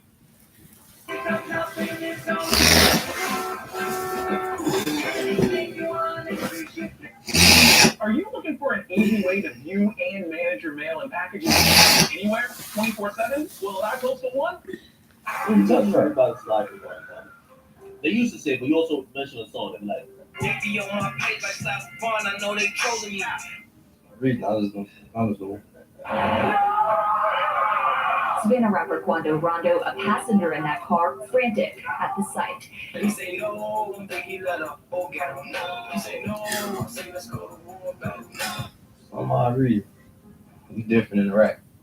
How many times have we seen Lil Durk sworn enemies antagonize him in songs in IG Live? So why'd you take that picture of the King on me? Derek told me to. How did he tell you shit? Through text. Now he blocked me now, but yeah, through text. What was what kind of conversation were you having before he told you to go take this photo? I mean, go over there and do that and see what happens to you. I'm outside right now. Only for them to have tragedy before them months later. 31-year-old Tristan Hamilton performed under the name FBG Cash. Police say he was driving near 81st and Ashland when it occurred. A 29-year-old woman who was asleep in the car was seriously wounded. She couldn't say she had a tampon. With the rise of Chicago drill in the 2010s until the present day, Lil Durk has managed to catapult himself above every other rapper that has come out of Chicago in the last decade, as he secured his highest charting single in All My Life alongside J. Cole, which peaked at number 2 on the Billboard Hot 100. And as his music career has flourished, his thirst for get back against the gangster disciples in Chicago and Quando Rondo, as he has left countless clues in his music relating to his involvement in countless tragedies that have occurred in the last 3 years. This is a story about a Chicago rap superstar who can't leave his gang-banging ways behind him and uses his attention-grabbing music to further antagonize his enemies, and how after all his incriminating lyrics, still manages to escape authorities while his shooters have to stand trial before a jury and be sentenced. This is a story about how Lil Durk calls all the shots in the gang underworld of Chicago while simultaneously making millions of dollars in the rap game. On October 15th, 2021, damn, we 2 minutes in, nigga. It was 2 minutes in, swear to God. Chicago Clothing, where he details an incident where his house was invaded by men on July 11th, 2021, which resulted in him and his fiancée India firing at the invaders, who immediately fled the house, an incident he alluded to on a podcast with DJ Academics. So like in this situation, in my mind, I'm more feared for her. I'm like, damn, it's gonna go down. But she locked in. So they had me like, okay, cool. Been around situations like that before, but you think about your kids. I'm like, I could have been there. Your kids could have, that's your father. That's all I had to think about. He also reprimands people from posting Sun and True, the late King Von's son and daughter, on their social media platforms. Why you post the Sun? Why this post is true? Why you act like you support us if you do hop in that car? But what I'm sure you did miss was the outro to Pissed Me Off. This is a 40-second sermon where he goes off telling all his critics and ops to check the news because Get Back for his brother OTF D-Tank slaying was well and truly in motion. Man, what? Vaughn, do the D-Tank. Pluto, you gotta be rocking my head. I don't do no talking on the internet, man. I don't got no fan base out here. Look, you respond. Man, stop playing, man. Y'all just gonna be here about that. There ain't nobody in. You know, in Chicago, they got spot news, you know, phone calls, flat news with muscle stuff. They go check that drip. Now, when you go check that, then come holler at me. Let's get it. Man, what? Let me elaborate a little on D-Tank's passing. OTF D-Tank rapped OTF and Dog Pound, and aside from all the gangster disciples like FBG Duck and Lil Jojo, who took pleasure in dissing D-Tank and the BDs on social media.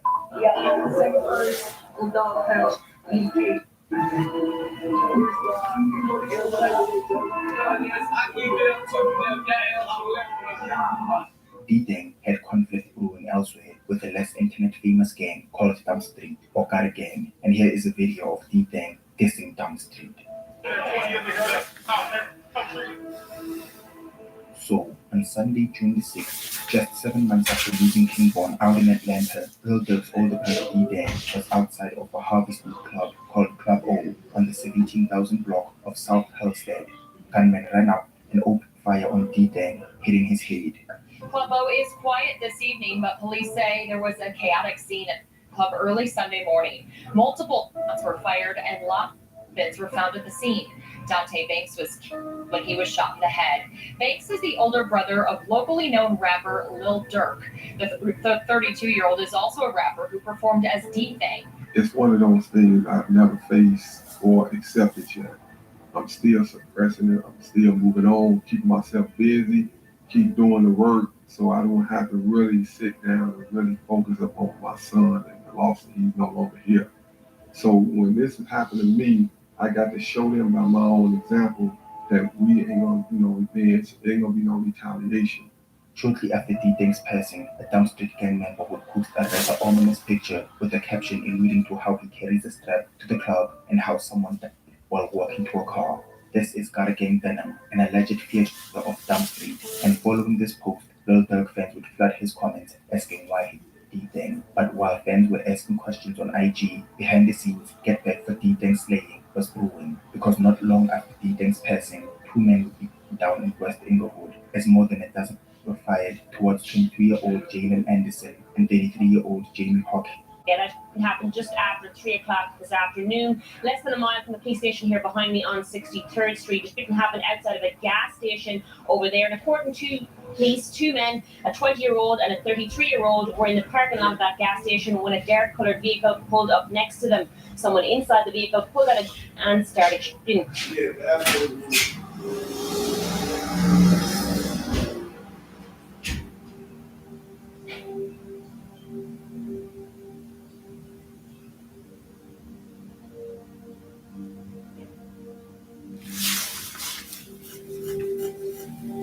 And we ain't see it, I lost my brother when we was millionaires. I wasn't scared to die with him, that was my biggest fear. To the point I dropped my own low so they couldn't find us.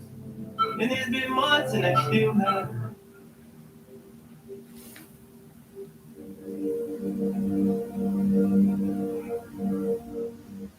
Hi, excuse me, Nip, hello. What if I told you I could get you some money right now? I wouldn't believe you. Okay, let's get out your phone, download the app called Bridget. All right, they're gonna give you up to $250. The sudden loss of famous rappers often leaves fans and loved ones asking, what happens next? Well, the full course of the law usually tries to offer a sense of justice to the victims and to fans like you and I. But is that enough? Is that really all the justice they get? In this video, we'll answer that question. We're taking a closer look at the men who were charged with these crimes, revealing what happened to them after the spotlight faded. XXX-Tentacion.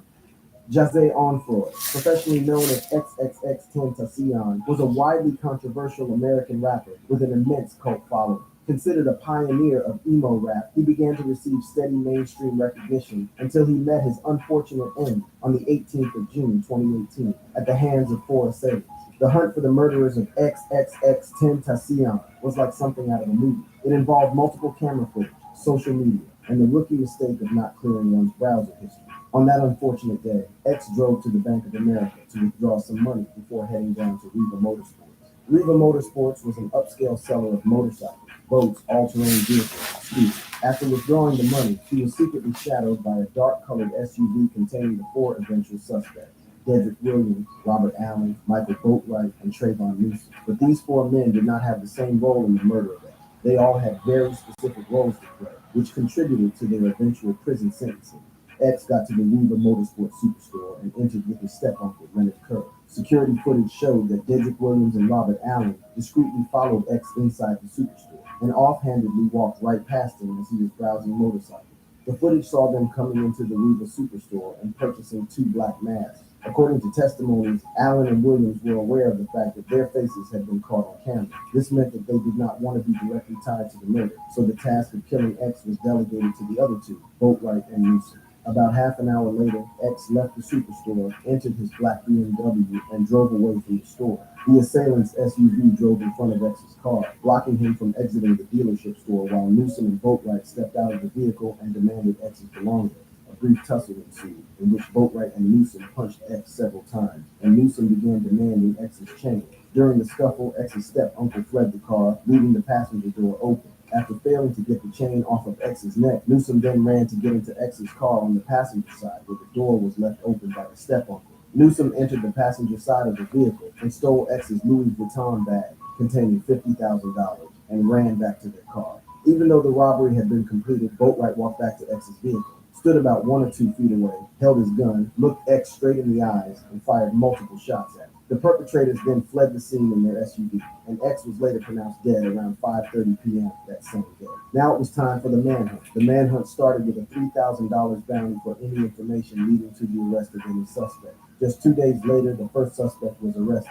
On June 20th, 2018, the Broward County Sheriff's Office arrested 22-year-old Dedrick Williams in connection with X's murder. Williams was spotted driving his silver 2004 Honda before a traffic stop occurred. A car chase ensued, and he was detained shortly after. The officers tracked Williams down via the clothing he wore on the day of the murder, which included orange sandals and a white tank top. The police matched images from security footage to recent pictures from Williams' Instagram account, which featured similar bright orange sandals. He was also pointed out by employees of the superstore who said they saw him enter Reva Motorsports to buy a neoprene mask.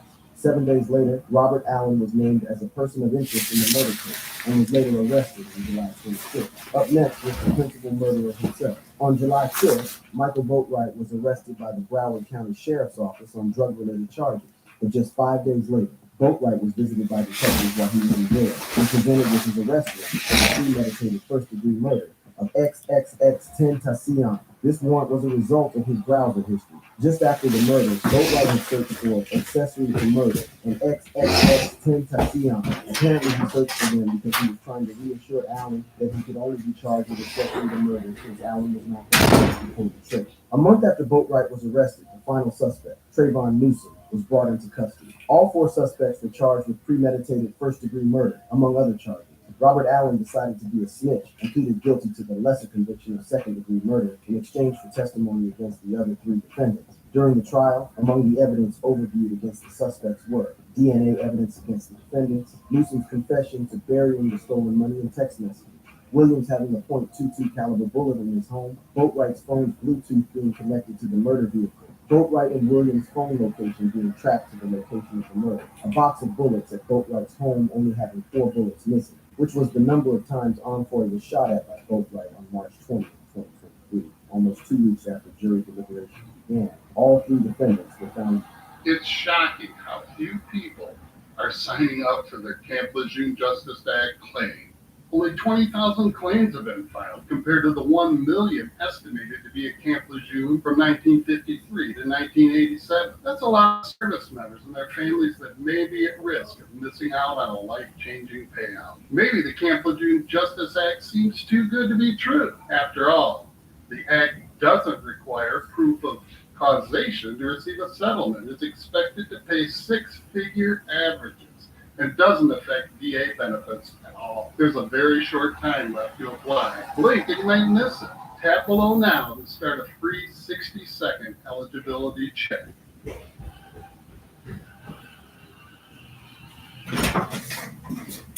Hey, if your partner is being secretive with their phone, you need to do this.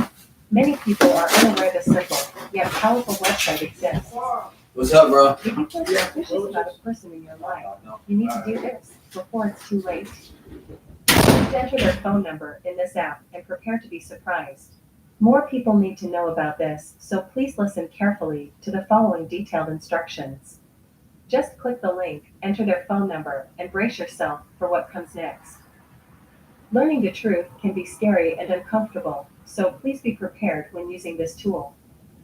Informed Americans across the country are using this tool every day to protect themselves. Share this with everyone you care about, but especially your friends and family. Get ready to discover the truth about the people in your life with just a phone number. You can finally learn who she or he might really be. Click the link to get started. All searches are secure and confidential.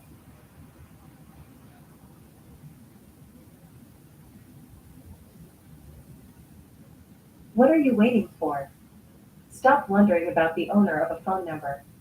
Click the link, search a phone number, and prepare to uncover the truth.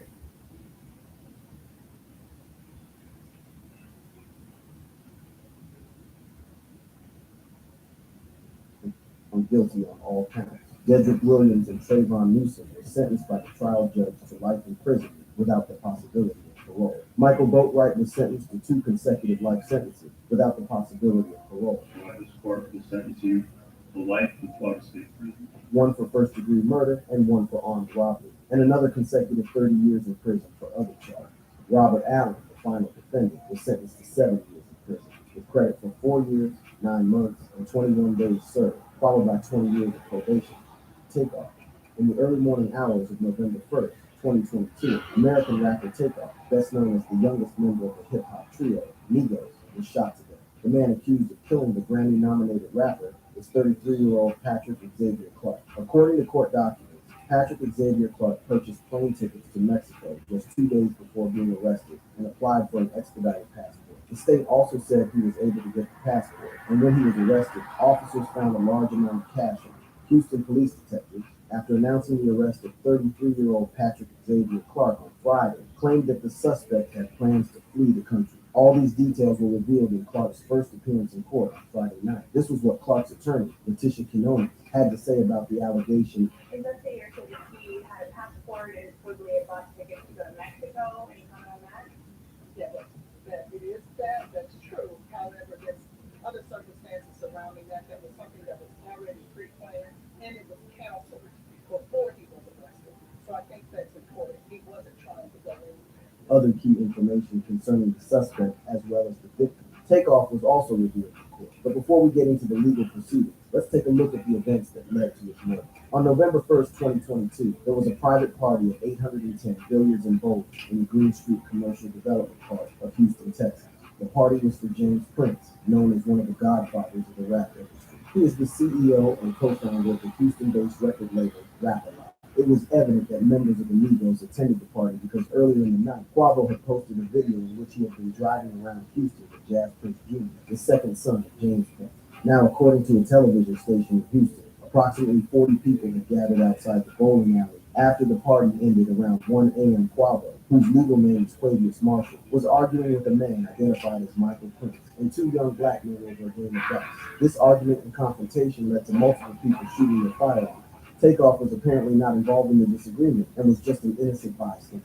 At about 2:30 a.m., police received a call about a shooting at 1210 San Jacinto Street in downtown Houston. On getting to the scene, officers found a man shot and killed on the 3rd floor, just outside the front door of the alley. The man was identified as Cheatinq Ball, better known as Takeoff. Once officers arrived, they came upon a male who was deceased. That male has been identified as Cheatinq Ball, better known as Takeoff. The Houston Police Department stated that Takeoff was simply at the wrong place at the wrong time, considering he reportedly wasn't involved in the game or the fight. He was shot multiple times in the head and torso. A nurse who happened to live near the bowling alley heard the multiple gunshots and ran to the scene. Voice in the video. I'm a nurse. She checked the rapper's pulse, but at the time of her arrival, he was already dead. 2 other victims were taken in private vehicles to hospital, and they included 24-year-old Joshua Washington, who was a business associate of Quavo, and a 23-year-old woman who suffered non-life-threatening injuries during the shooting.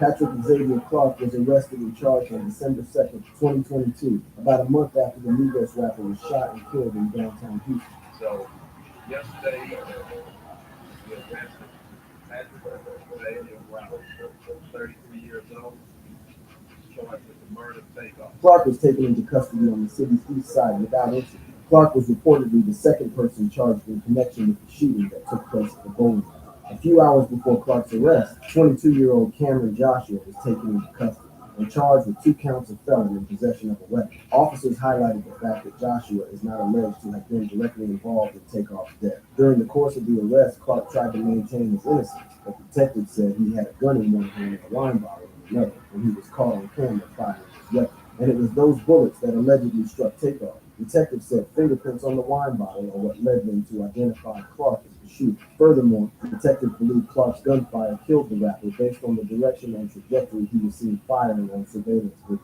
On May 26, 2023, Clark was indicted by a grand jury for the murder of Takeoff. Patrick Clark, the man accused of killing Migos rapper Takeoff, has been indicted by a Harris County grand jury on murder charges. If convicted, Clark faces between 5 years to life in prison. Clark's defense attorney, Letitia Quinones told CNN that the indictment was expected. We would ask people to remember that getting an indictment requires meeting a very, very minimal standard of proof when we get inside a courtroom and in front of a jury, where we will be able to put on our evidence and cross-examine the state's witnesses. If the standard of proof is guilt beyond reasonable doubt, we expect the jury will come back with a verdict of not guilty. Clark remains under house arrest on a $1 million bond with a GPS ankle monitor. Pop Smoke. Bashar Baraka Jackson, aka Pop Smoke, was one of the most iconic hip-hop artists to come out of New York in recent times. With viral bangers like Dior and Welcome to the Party, it seemed as if nothing could stop Pop Smoke from reaching the top of the rap game. But while he was on vacation in Los Angeles, he was brutally murdered in what has been frequently described as the most senseless murder in hip-hop history. We're going to go into the intricacies of this seemingly avoidable death and what happened to the assailants who are responsible.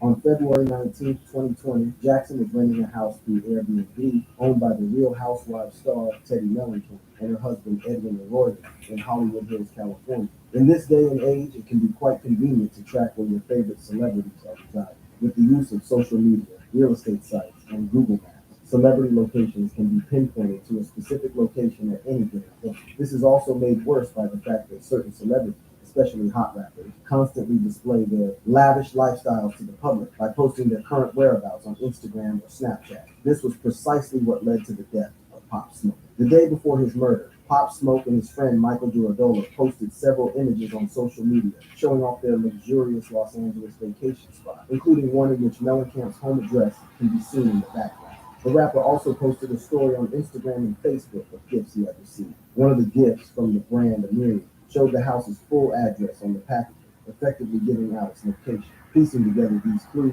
as well as the information about the house that was publicly available, the killers were able to track the rapper down and locate the house. He and his friends had a small party that night, with surveillance footage from the home showing that around 4:30 a.m., 5 hooded men, including one wearing a ski mask and carrying a handgun, broke into the house through a second-story balcony. The intruders initially encountered a woman. The woman who was staying with the rapper at the time of the murder testified that one of the robbers held a semi-automatic firearm to her head and said, "Shut the fuck up. You want to die?" At this point in time, Pop Smoke was in the shower. She then heard a struggle coming from the shower area and heard Pop Smoke scream. Pop Smoke ran out of the bathroom and then she heard a loud pop and heard Pop Smoke fall to the ground. 2 other individuals then began to kick him while he was down. During the tussle, Pop was able to get up and run downstairs, but not before the woman heard 2 further gunshots. She saw Pop Smoke on the ground and screamed for Michael Duradola to call 911. Hello? Hello? I'm a shop waiting for Ellie. Pop Smoke was rushed to the hospital where doctors attempted surgery, but he was unable to recover from his injuries. Initially, it didn't appear that the killers made away with any valuables, which led investigators to believe that the murder was gang-related. But the more they began to investigate, the more it became harder to establish a motive for his murder. Was it a planned hit? Was it gang violence? Or was it a home invasion gone wrong? It closely began to resemble a home invasion, as Los Angeles mansions were often targets of home invasions and robberies. Later in the investigation, it is believed the suspect stole Pop Smoke's large gold watch and other jewelry before fleeing the scene. On July 9, 2020, the Los Angeles Police Department announced that it had arrested 5 people in relation to Pop Smoke's murder. 19-year-old Corey Walker and 18-year-old Keandre Rogers were each charged with murder with a special circumstance allegation, which would make them eligible for the death penalty if convicted. The special circumstance alleges the murder was committed during the commission of a robbery and a burglary. 2 minors, ages 17 and 15, have also been charged with 1 count each of murder and robbery in juvenile court. The 5th suspect, 21-year-old Jaquan Murphy, who had been arrested, ultimately wasn't charged in Pop Smoke's death, but was implicated in an unrelated string of shootings earlier that year. In 2023, one of the juvenile suspects, who is now 18 years of age, admitted to killing the rapper in juvenile court Friday. The defendant, who was 15 at the time of the crime, admitted to a juvenile court petition, charging him with first-degree murder. He had also previously admitted to his cellmate that he was the one who pulled the trigger. He said that the group was after his diamond-studded Cuban link chain. He revealed they caught Pop Smoke in the shower while he was naked and demanded the jewelry. Then suddenly, Pop Smoke tried to rush them to get away. This prompted the juvenile to pistol whip him with a Beretta M9 and shoot him 3 times. Eventually, they only got away with his Rolex wristwatch, which they sold after the robbery for $2,000. The man is expected to be held in a state juvenile facility until he turns 25. Lil Snoop. Born on July 13, 1995, as Adderley Ross, Lil Snoop is a talented freestyler and one of the most promising young rappers of the early 2010s. Snoop was raised in difficult conditions primarily by his mother, Felicia Chester, while his father, Charlie Brown, was incarcerated for most of his life and at the time of his death. Against all odds, Lil Snoop had a dream, and that was to become the next big rapper, and nothing was going to stop him. Even as a kid, he was already stringing up rhymes off the top of his head. Everyone who had come in contact with Snoop knew he was super talented, but nobody knew this more than his own mother. She was working multiple jobs and saved money to buy him recording equipment. She wanted him to devote his time to music instead of getting sucked into the streets that took away his father. In 2012, Snoop dropped his debut project, 16 and Running, started to garner a lot of attention immediately. But he didn't want to just ride the underground wave. He wanted his name in the spotlight. His favorite rapper, Meek Mill, announced the show. Snoop didn't hang back to seize the opportunity. When Meek was about to leave after the concert, Snoop walked up to his van, knocked on the window, and slid his mixtape over. A few minutes after Snoop handed Meek his tape, he got the news that would effectively put his career on the path to the limelight. One of his friends called him and said Meek had shouted him out on Twitter. Snoop was lost in disbelief. He couldn't imagine what had happened. He bet on himself, took the chance, and it ended up paying off. Snoop then drove out to Meek personally, and Meek took him under his wing immediately.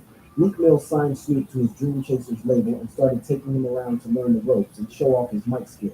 Snoop dropped his debut label project RMN, and everybody was convinced that he was the next to blow up. But this seeming success story was cut abruptly short by a video game session on June 20th, 2013, at around 4 a.m. at the Maplewood Apartments in Louisiana. Lil Snoop was shot and killed. Investigators pronounced him dead on arrival after paramedics failed to revive him. According to reports, he suffered 2 gunshot wounds in the torso area.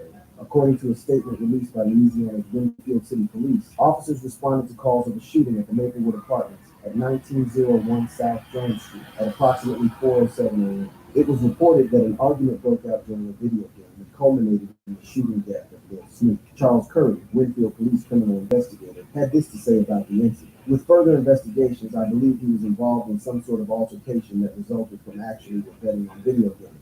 He also cited that the fight broke out at the apartment Holden was staying at, and a window pierced with a bullet is what remained. The 18-year-old upcoming rapper was in town visiting from Jonesboro when he was fatally shot twice in the torso. During a November 2022 interview with the Boss Talk 101 podcast, Lil Snoop's mother also confirmed that the officer said that the shooting allegedly occurred after a gambling argument during a private video game session of NBA 2K in a friend's apartment. 6 days after the shooting, on June 26, 2013, 36-year-old Tony Holden, the alleged killer of Lil Snoop, turned himself into authority. He was booked into the Winfield City Jail on charges of first-degree murder, armed robbery, and illegal possession of a firearm by a convicted felon. On July 3, 2013, 21-year-old Edric O. Stewart, a.k.a. Lil E, was booked on charges of manslaughter in connection to Lil Snoop's murder. But according to Snoop's mother, Lil E was the one who actually pulled the trigger, not Tony Holden. 3 years after Snoop's death, Lil Snoop's mother gave her side of the story in an interview with XXL magazine. She said that during the investigation, it was discovered that the bullets that killed Snoop did not match Tony's gun, but they did match Lil E's. According to her, Tony was out on bail during the time of Snoop's murder, and he turned himself in for that reason, not the fact that he was feeling bad about Snoop's death. He got 10 years for being a convicted felon with a firearm because his bullet was not the one that killed Snoop. She also stated that the charge against Lil E was dropped. Edric received nothing. They dropped his charge, and he was only being charged with, I think, illegal use of a weapon in a violent crime. The judge stated which bullet it was, so it wasn't a question of who killed him. It's why is it that no one is being prosecuted for killing him? A very sad and unjustified ending to a promising career cut short. Nipsey Hussle.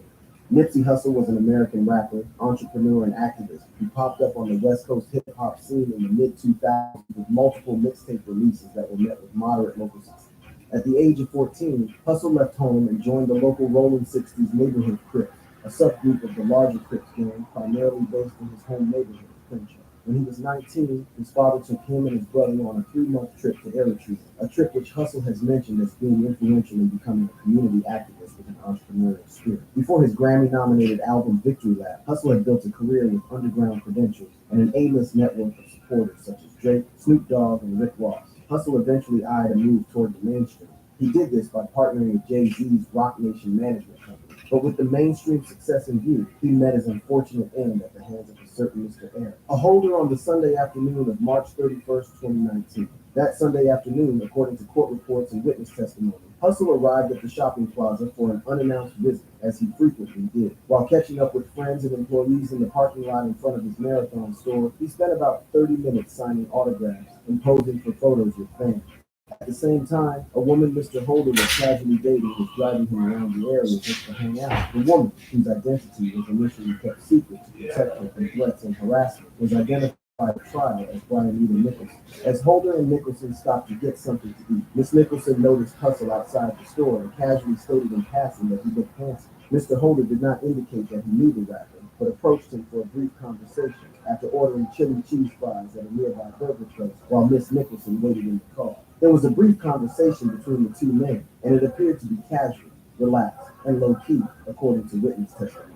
However, it included Hustle telling Mr. Holder that there were rumors going around that he had snitched or collaborated with officers of the law. John McKinney, the Los Angeles County Deputy District Attorney, stated that Hustle encouraged Mr. Holder to get the paperwork, showing he had not snitched in order to clear things up. It just seemed like a regular conversation, Mr. McKinney told the jury, but obviously it wasn't. As Nipsey Hussle and Holder finished speaking, Miss Nicholson stated that she approached Hustle for a selfie, which she soon posted to Facebook. Asked if she was aware that a fight was about to occur, Miss Nicholson said, "No, I wasn't afraid at all." Upon returning to the car, Mr. Holder told her to pull into another nearby parking lot so he could eat his lunch. And after taking a few bites of his food, he walked back to the Hustle's store. According to witnesses, Mr. Holder confronted the rapper and said, "You're through," as he opened fire with a gun in each hand, hitting Hustle at least 10 times. And then kicking him twice in the head. 2 others were wounded in the shooting. All 3 victims were transported to a hospital, and Hustle was pronounced dead at 3:55 p.m.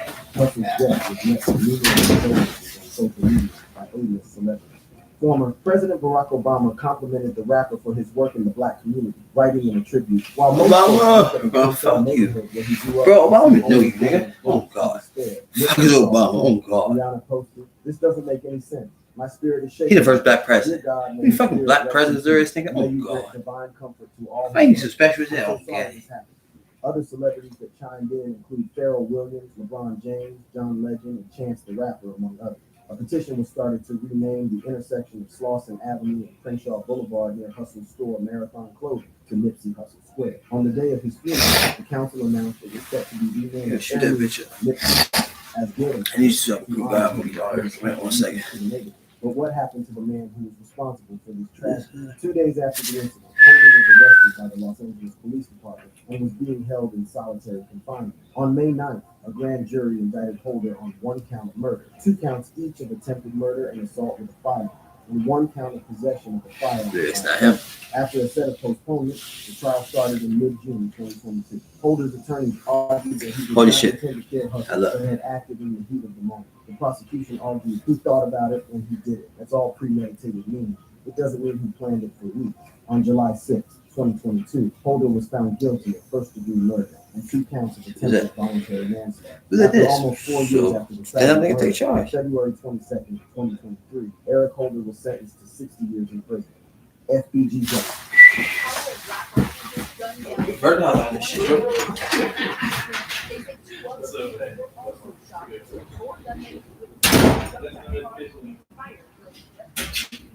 FBG Duck was born Carlton Weekly on December 6, 1993 in Chicago, Illinois. He was most known as a member of the Illinois-based rap group FBG, which stands for Flyboy Being Duck, as a member of Tuckerville, a set of gangster disciples. His brother, a rapper using the alias FBG Brick, was shot to death in 2017. His close friend, he was friends with Tuka, who was also shot and killed at a bus stop in 2011 on TIMB. On the streets of Chirac, family and friends dying is almost the norm. This cycle of violence has plagued the city for decades, and it was the same fate that met FBG Duck. FBG Duck was beefing with numerous rap artists, including those in Glory Boys Entertainment, GBE, and OTF, Only the Family. Chief Keef, the leader of GBE, just took a gang in multiple songs. In retaliation, FBG Duck and other Flyboy gang members made their own songs dissing Chief Keef and other Black Disciples. At the time, FBG Duck also had feuds with the late rival Black Disciples member King Von, along with the entire O Block. It was this feud with King Von that ended his life. An informant in Chicago police custody told detectives and FBI agents that someone affiliated with the Black Disciple street gang had offered up $50,000 to anyone that killed FBG Duck and later raised the bounty to $100,000. Now, the name of this person was not initially made public, but there were specific descriptions that could narrow down. Apparently, the person had bought custom-made necklaces for members of the Black Disciples O-Block faction. An FBI affidavit filed in March 2021 seeking permission to examine data from cell phones belonging to 3 suspects in the shooting noted that slain rapper King Von had appeared in a YouTube video posted days after FBG Duck's murder that shows him acquiring valuable O-Block pendants for his associates.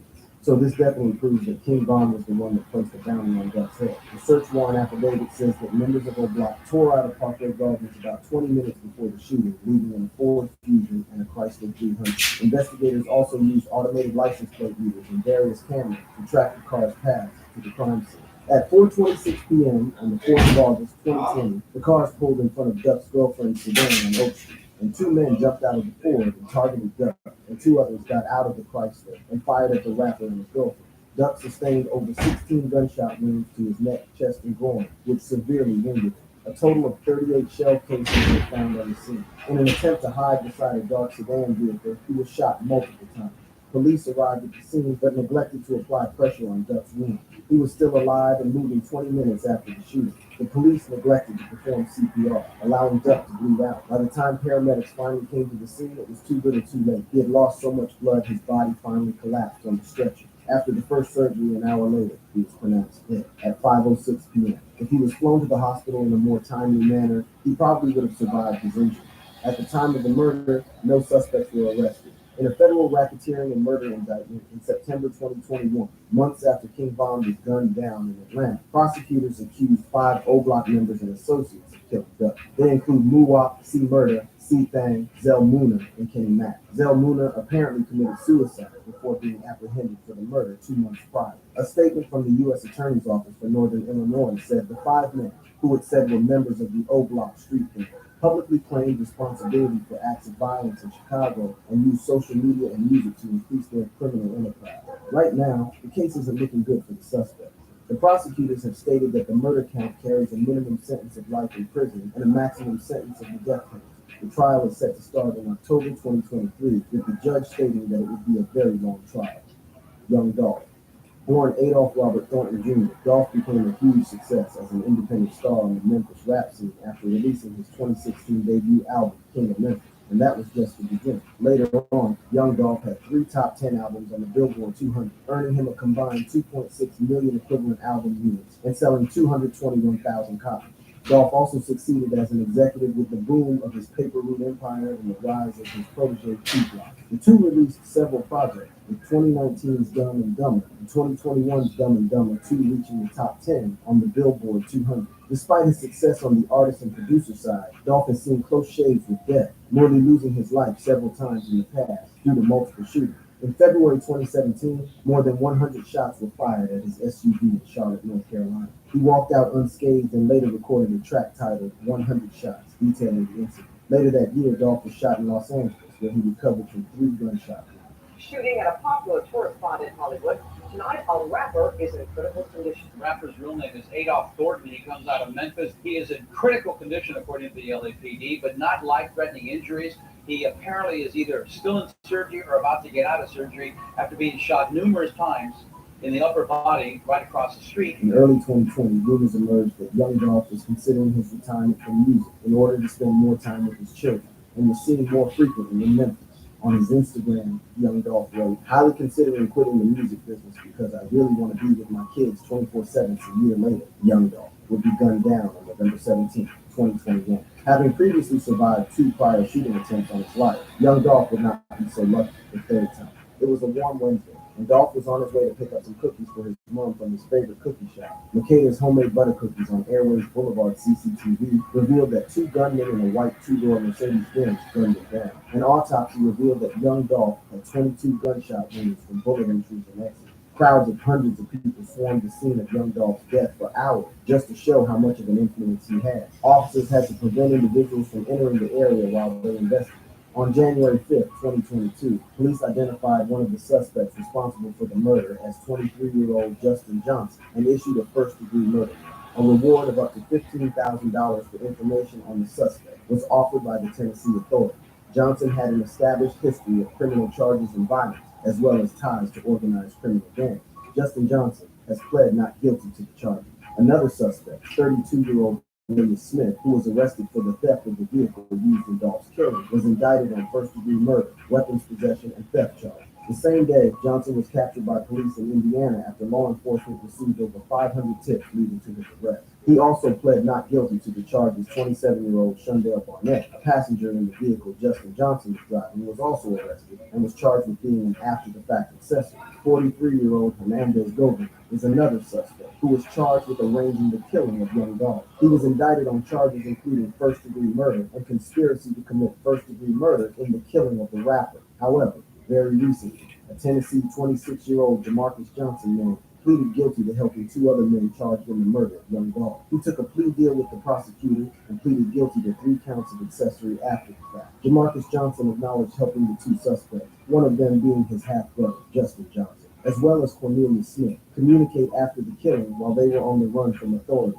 During his questioning by officers, Jamarcus Johnson acknowledged taking possession of the car from shooting suspect Justin Johnson, his half-brother. Jamarcus Johnson is the first person to plead guilty or be convicted in the shooting, which rattled Memphis and shook the entertainment world. The other suspects have all pleaded not guilty to the charges, and it is likely that the trial for those accused of murdering young Dolph will not occur until 2024 due to the severity of charges, amount of evidence, and number of defendants. If you enjoyed this video, check out our other awesome videos on the channel. Thanks for watching.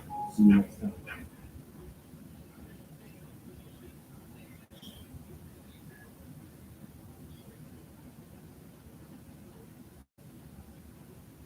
I feel like the president with this teleprompter. Thank you. Yeah. Hi team. I'm Sunny delighted to share our dazzling new company values. All right. The future is bright.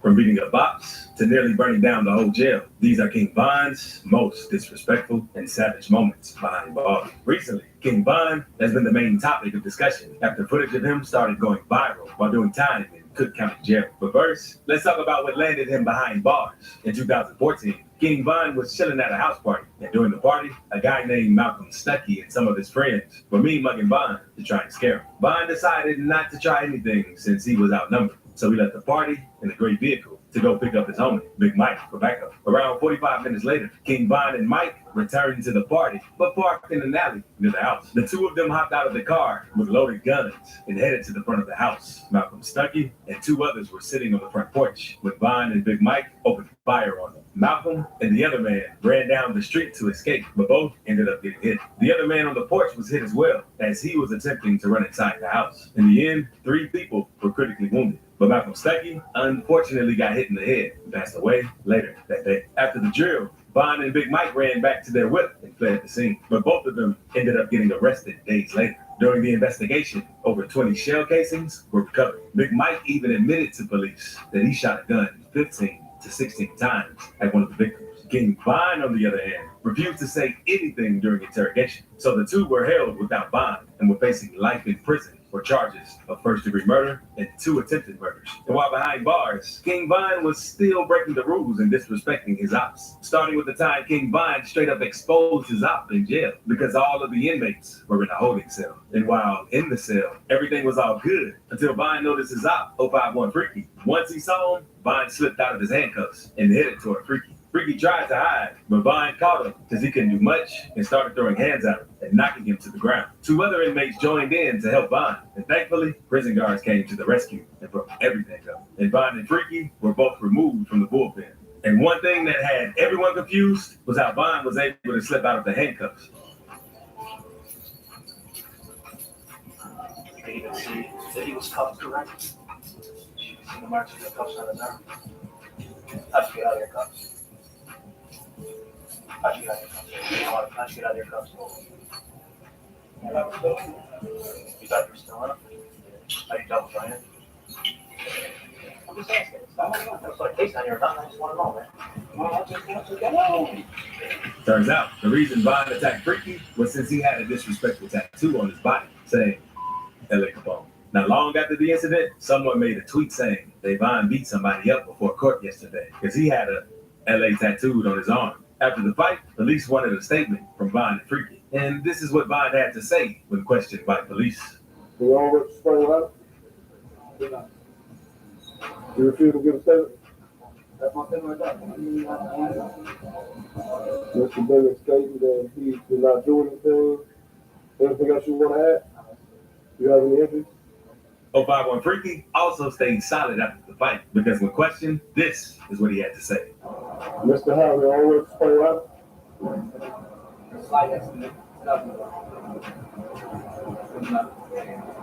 Anything else you want to add? You have any interest? People weren't surprised that Vine did that when saying Freaky, since 051 are the ones responsible for L.A. Capone's death. Because on September 26, 2013, while leaving the recording studio around 6 p.m., L.A. went to look for his ride down the street. As he was walking down the alley near 70th Street and Stony Island Avenue, he was approached by a dude later identified as 051 Lil Mick and gunned down. So Vine wanted to get back to that situation. But that ain't the only time Vine exposed one of his ops while behind bars, because he also did the same with Lil J. One clip went viral where Vine asked the guards if he could get moved to protective custody. And it seemed like he wanted to get moved there badly, because he even put on a suspicious act so the guards could move him there.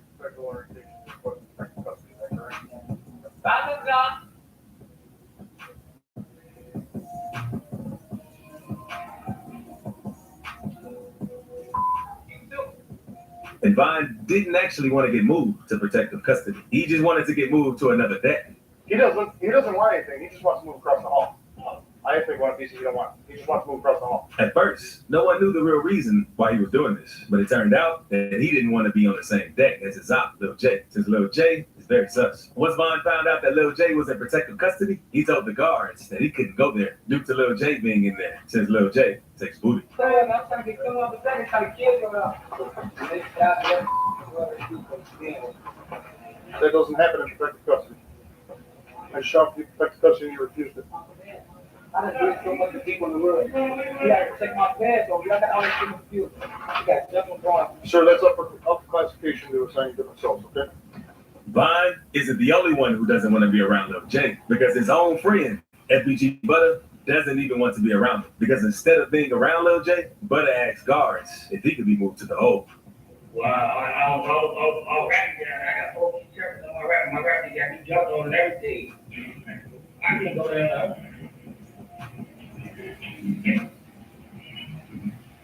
What? Yeah, I'm not going to I just got it. Ready for you want to go on? At first, not a lot of people believed Vine when he tried exposing Lil J for being suspicious while behind bars, because Lil J would always deny the rumors. Another thing too is people were talking about, some or messing with a guy. Let's clear the air on that too. That's like the number one thing people. When I heard that, that was the most goofiest I ever heard in my life. And I knew it had to come from somebody goofy or something. Don't never play my name like that, man.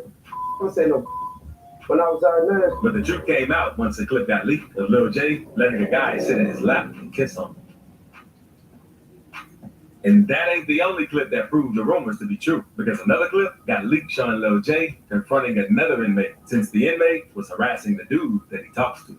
Because in the clip, the dude calls Lil J to his cell to let J know that he's not leaving the cell since an inmate is harassing him. So Lil J then goes over to confront the inmate who was harassing the dude, and they meet in the cell to settle their differences. After the altercation, Lil J is removed from the day room by the guards, and the dude that Lil J was dating was finally able to walk out of the cell.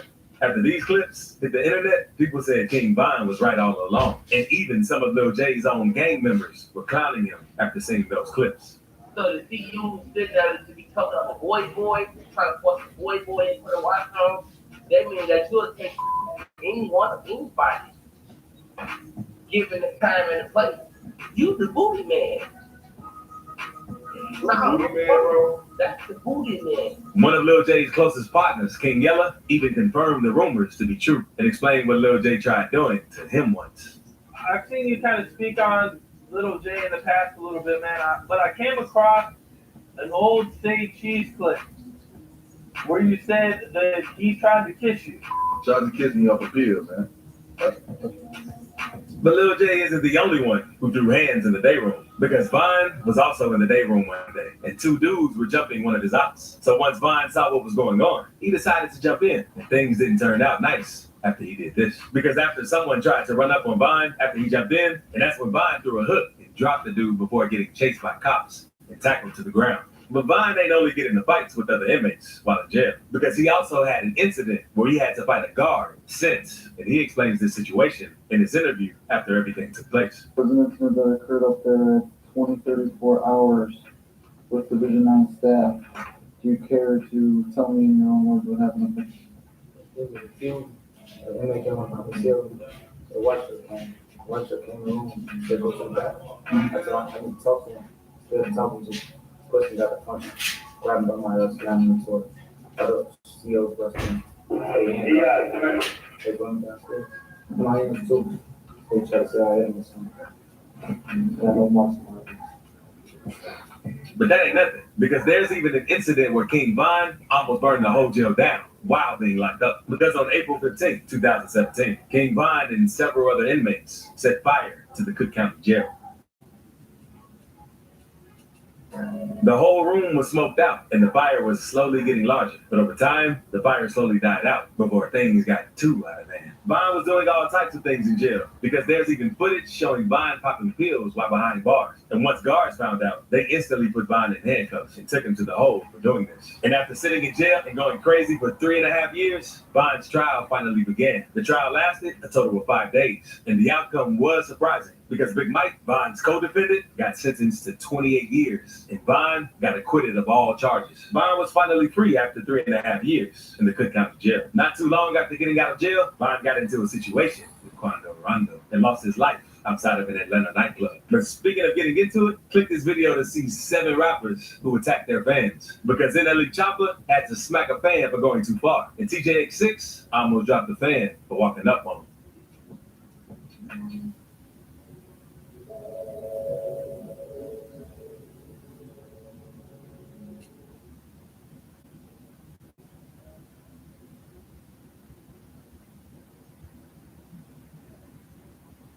A Domino's order carryout online or by phone and get any one-topping pizza for $7.99 each. Some rappers act hard in the music and run away from any real smoke. But today, we're breaking down the most savage dudes in the game who are always ready for ops. Lil Baby might run from the cops when the SWAT team rolls up to his crib, but he's always ready for ops. Lil Baby's one of the biggest rappers in the game, and he knows it puts a huge target on his back for anyone trying to hit a lick on him for his ice or cash. He came up in the streets and knows how to watch out for ops. But when you're one of the most famous rappers in your city, you need more protection than that. It seems like Baby don't go anywhere without a strap on him, even when he's just taking pics with fans. There's also a wild video that leaked where Baby allegedly got into a shootout at a gas station and started spraying at the ops. In the clip, someone took a shot at him, and that's when the dude people say it's Lil Baby whipped around and started busting back. There's no evidence he was really involved with the shootout, but if someone ever tries Baby for real, then it'll probably look just like this. He don't even play around when he's linking up with legends. Back in 2020, Lil Baby was in Houston chilling with Bun B, and in the photo they took together, you can clearly see Baby clutching a pistol in his hoodie pocket. Lil Baby ain't the only superstar ready for ops though, and this next rapper has been seen with enough weapons to start his own war. NBA YoungBoy came up in the wild streets of Baton Rouge and started writing lyrics while he was in juvie for a robbery charge. When YoungBoy was coming up in the game, he was mentored by a dude named G Money. G Money and YoungBoy was real close back in the day, and they both repped a crew called Top Boy Gorillas. But then YoungBoy fell back from them and started his own group, NBA. YoungBoy and G Money started sending shots back and forth. And come to find out, G Money actually slept with YoungBoy's sister, and that's one of the reasons they fell out in the first place. He made by the sister too, though. About his sister? Yeah, I had fucked her a long time ago. G Money drops a YoungBoy diss track called Industry and raps, "You a bitch. I know the real you. You Sharonda's son. I can't kill you. Never let a nigga steal you. Switched up. I can't feel you." And 2 weeks later, G Money was shot and killed outside the studio. YoungBoy's homie Lil Path got hooked for the murder.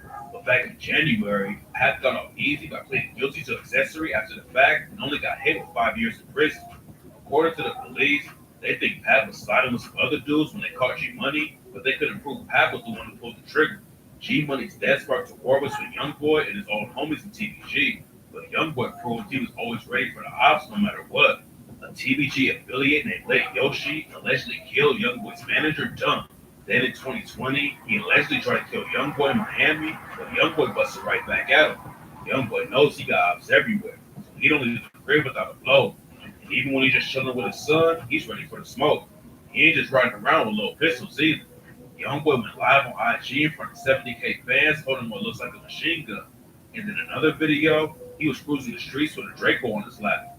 YoungBoy's obviously ready for the ops at all times, but even dudes like him slip up sometimes.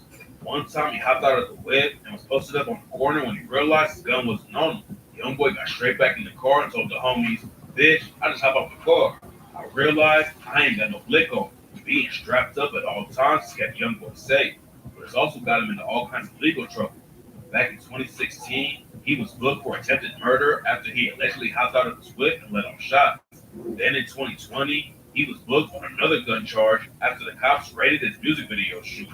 YoungBoy been locked up on house arrest in Utah for a while now and hasn't had any run-ins with the ops in person, but he's still taking all kinds of shots in his music. YoungBoy is one of the most savage dudes in the game, but this next rapper allegedly caught at least 3 bodies before he was murdered. King Von came up in O Block, which the Chicago Times called the most dangerous block in Chicago. His dad was in and out of jail all the time, then ended up getting murdered when Von was just 11 years old. Von followed his dad's footsteps into the trenches. He got locked up for the first time at just 16 for armed robbery. Robbery is one thing, but Von was allegedly one of the most active shooters in the city and ended up getting booked for killing an innocent dude in the middle of a shootout with the ops. Von went to a house party and saw 2 dudes he had issues with outside. He dipped out and went back to the block to pick up his homie Big Mike. Then the 2 of them slipped back to the spot looking for the dudes. The ops let off shots as soon as they saw him, and that's when Von and Big Mike chased the dudes down and started shooting back. They hit up both ops, but they wasn't the only ones who got caught up in the situation. A college student named Malcolm Stuckey had shown up to celebrate his homie's birthday, but he was at the wrong place at the wrong time and ended up getting shot and tragically died over someone else's beat. The police brought in Big Mike first for questioning, and he immediately threw Von under the bus. He told him everything about what happened that night, and Von got booked for first-degree murder and was facing life in prison. If Big Mike went through with his plan to testify, there's a good chance Von would have gone down for the murder. But right before the trial, Mike changed his mind and got hit with a 28-year sentence while Von walked away free. Von stayed strapped up at all times and even took a gun with him to crime. He ended up getting arrested that night at the prom tub. That wasn't the only time he brought a gun to school. G. Herbo said that Von had been bringing clothes to school ever since they was like 13. He was allegedly putting all kinds of pressure on the ops. There was a lot of people in Chicago who wanted to take him out. A wild video came out showing Von allegedly getting into a shootout at a gas station. And a year before he died, Von and his homie Lil Durk got wrapped up in a crazy case over another shooting that went down in Atlanta. In 2019, Durk and Von both got booked for allegedly robbing and shooting a dude named Alexander Weatherspoon outside of a club. The cops claimed that they knew Weatherspoon had $30K in cash and wanted to rob him. The situation escalated until shots went off and Weatherspoon got hit in the leg. According to sources, Durk was misidentified and ended up getting his charges dropped, but Von would still be facing the case if he didn't get killed in 2020. The cops also linked Von to the murder of a GD from STL EBT named Odell, who was killed in 2012. And a month before he allegedly killed Michael Stuckey, the cops think King Von killed an infamous shooter from the GDs named K.I. K.I. was allegedly involved with some of the most famous hits in Chicago, but a shooter caught her on the street after she dropped her location on Twitter, and the police think Von is the one who took her out. He was brought in for questioning and never booked, but documents leaked that prove investigators were trying to link the murders of K.I. and Odell together and hit Von with both cases. The police thought that they charged him with the K.I. hit, witnesses in the Odell case wouldn't be as scared to come forward and help him out. King Von was only strapped in the streets, and he was even ready for the ops behind bars. A bunch of jail videos recently leaked showing Von throwing hands with the ops and getting into all kinds of trouble behind bars. Being a real demon got Von a lot of clout in the trenches. There's also what led to him getting killed in Atlanta. He walked up to NBA YoungBoy's homie Quando Rondo and started swinging on sight, but Quando's homie Lil Tim had the burner and killed Von on the spot. The Migos are one of the most successful rap crews of all time. They came up in Atlanta and changed the entire sound of trap music, but even becoming superstars couldn't keep them out of some crazy street drama. After the Migos popped off with the track Versace in 2013, they was already becoming the hottest new artists in the game, but the group almost got taken out before they had a chance to change the game. In March 2014, Migos was all together going down the highway in Miami Someone pulled up next to him and started letting off shots.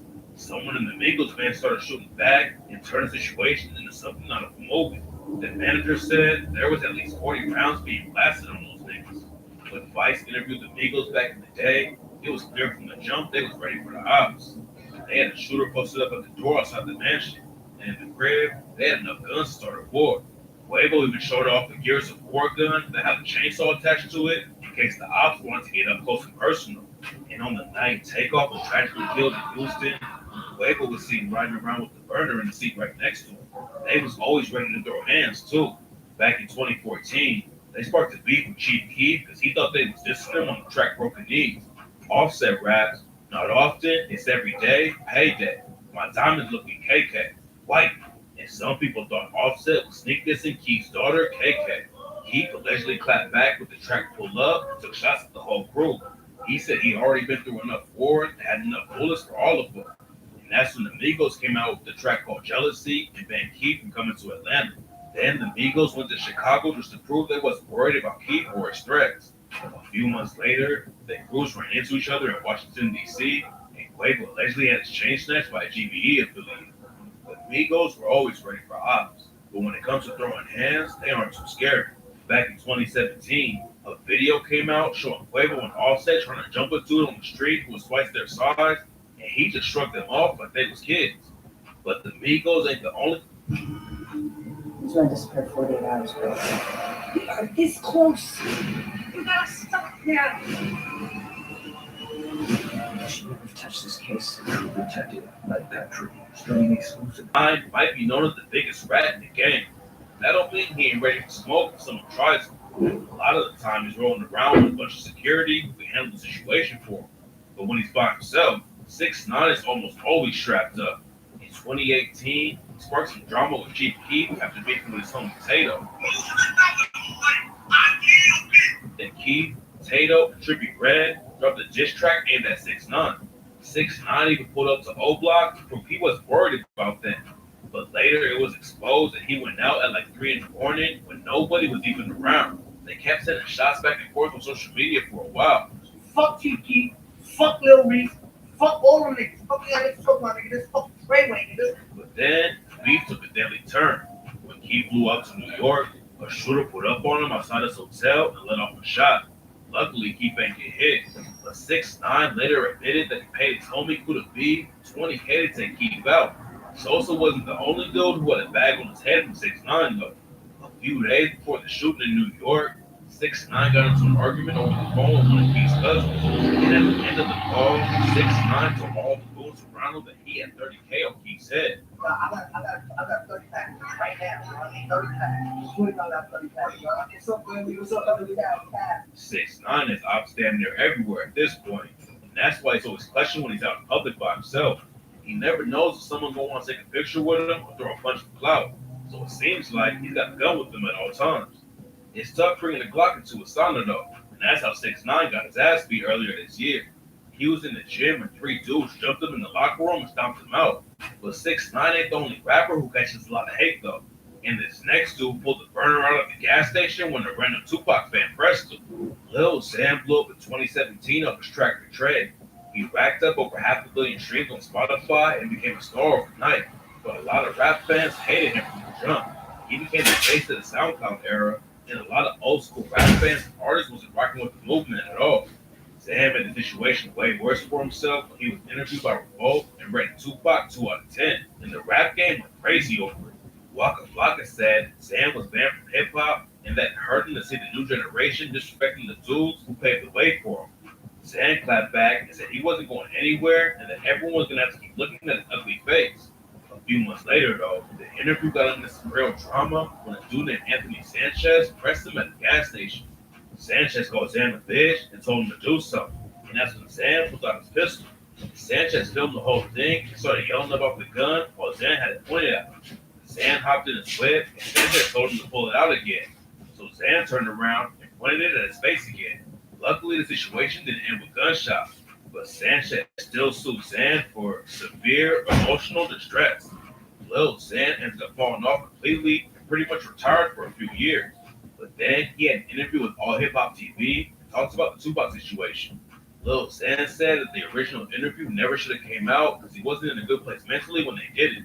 He just wanted it all to be over and started messing around. And then it turned into a way bigger situation than he expected. That interview should have never even been there. Because I wasn't in a good place during the interview. I was angry at that time. And all that came down to was a result of me just trying to get the interview done quicker. Like, I was like, next question. And then they just give me questions and I'm messing around. Boom Gang blew up on social media for his wild prank videos. He would steal food and merchandise from stores and then run out screaming, Boom Gang, hold on, gang shit, not saying. He was trying to make it in the rap game at the same time.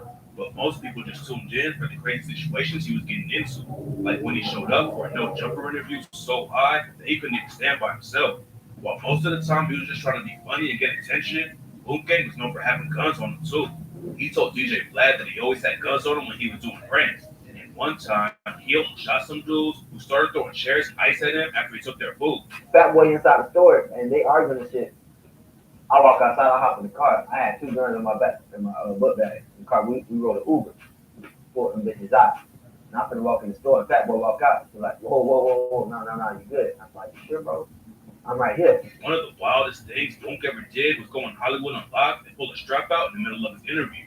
One of the hosts asked him if the safety was on, and Boom just said, "Hey, it's the safety on that thing, man." Well, I wouldn't pull the gun out, and I don't feel comfortable having the gun in the studio. Don't do that. Don't do that. Out of nowhere, it seemed like Boom was turning it all around though. He stopped doing prank videos and started working as a bricklayer for his uncle. But just a few months later, some new drama popped up about him on social media. Boom claimed to be from an abusive home where he had to dumpster dive just to feed himself. But his mom was calling cap on all of it and said the whole story's a lie. Boom Gang said that he grew up in the ghetto. He had nothing. He had to eat out of trash. He was running the streets. He was just so poor. Does he look familiar? This is the house he grew up in. This is the house he grew up in. This is the street. Plus, his ex-girlfriend, Vicky, accused him of emotionally abusing her and even choking her out at one point. Like, he literally puts me through so much mental abuse. Ignores me, treats me like it, cusses me out, calls me, choke me up. Boom Gang has a lot of drama going on right now, but this next dude is lucky to even be alive after the ops caught him lacking. Little TJ came up from the Bronx and has been in the streets his whole life. He was arrested for the first time at 15 on a robbery charge and started writing raps and joking. TJ blew up fast, but the success in the industry and keep him away from trouble in the streets. A few years ago, TJ filmed his crew surrounding a security guard and threatening him. The guard ended up throwing a sign into TJ's Range Rover, and that's when the situation got serious. TJ and his goons started telling the guard they have holes too, and TJ ended the live stream before anything serious went down on video. Then when he was torn in the UK, some kind of fight broke out in the middle of the street between TJ and some dudes who was at the show. Rumors was flying that TJ's chain got snatched during the brawl, but later he hopped on IG to show nothing got took. And when a cop car went by his whip, TJ told his fans there would be way more of those if someone really tried to take his chain. Getting active in the streets means you always have a target on your back, and it only gets bigger if you become famous in the rap game too. Last year, TJ was sitting in the whip with 2 homies when a couple dudes rolled up and tried to rob him. The situation went left fast, and both sides started letting off shots. Did you know the mean salary for paralegals in DC is nearly $92,000? Set your career precedent with a degree in paralegal studies at the George Washington University. Learn more at cps.gwu.edu. One of the robbers got hit, but TJ caught 7 bullets and went into a coma for 5 days. Rumors was going around that TJ had been paralyzed or even went brain dead. But luckily, he bounced back and made a full recovery. Getting shot and almost dying is something you just get over, though. And TJ told Hot 97, every time I take a step like this, I look and I scan, and I think somebody about to try to hop out a car and blast me. Like, all day, every day. Obviously, he wants to protect himself and stay ready for ops, but moving around with a strap has been getting TJ into trouble with the cops lately. He was arrested on his way to shoot a music video with Ice Spice in NYC after the cops found a pistol in his whip. Then a few months later, he was hit with another weapons case after the cops booked him as different. He didn't look at the guns they great. He just the drawer. That shit. Turn on here. You have no play with that. Don't do that. Do not do that. You guys do that, but don't do that. Don't do that. first thing. I did. But he You really take it out, hot smoke, was it like this? strap out. Yes. Whoa. Okay, look. Turn the shit off. That red button, that shit off. Put the red button. Was off. Headlines all over the rap game. I know. He went viral because he was a skinny white dude rapping about the streets, holding a bunch of guns in his music video. Oh. And then he revealed he wasn't actually about that life at all. Rich nigga shit, yeah. Some people compare Vance to Slim Jesus because he was a white street rapper. Vance didn't want nobody playing with his name like that. Lad posted a pic of Vance with the caption, "The next Slim Jesus." No. Grab people's attention. But Vance said, "Boy, I ain't know that. I've been out before him." Vance said he came up like Slim Jesus because this was real authentic. And to prove his point, he pulled a gun out of his pocket in front of the camera to let everyone know he was with it. After the Vance had a lot more clout in the industry and was running up big numbers. In 2019, he was found brutally murdered in Rockford, Illinois. According to the police, Vance went inside a house and 3 dudes waiting for him with a baseball bat. A dude named Kobe Cheatinq smashed him in the head when Vance walked through the door. That's when his others jumped in and beat him to death. Then they drove his body into the woods and set it on fire. Cheatinq got hit with a 30-year sentence. His homie Dakota Graff went down to 35. I was trying shit. And William Arze got life for 5 years for the murder. Arze's been on the run ever since he posted bail in 2019, and the cops have no idea where he's at now. Swifty Blues, LA rapper, popped off with tracks like P-Funk, Grimy Park, and Roses.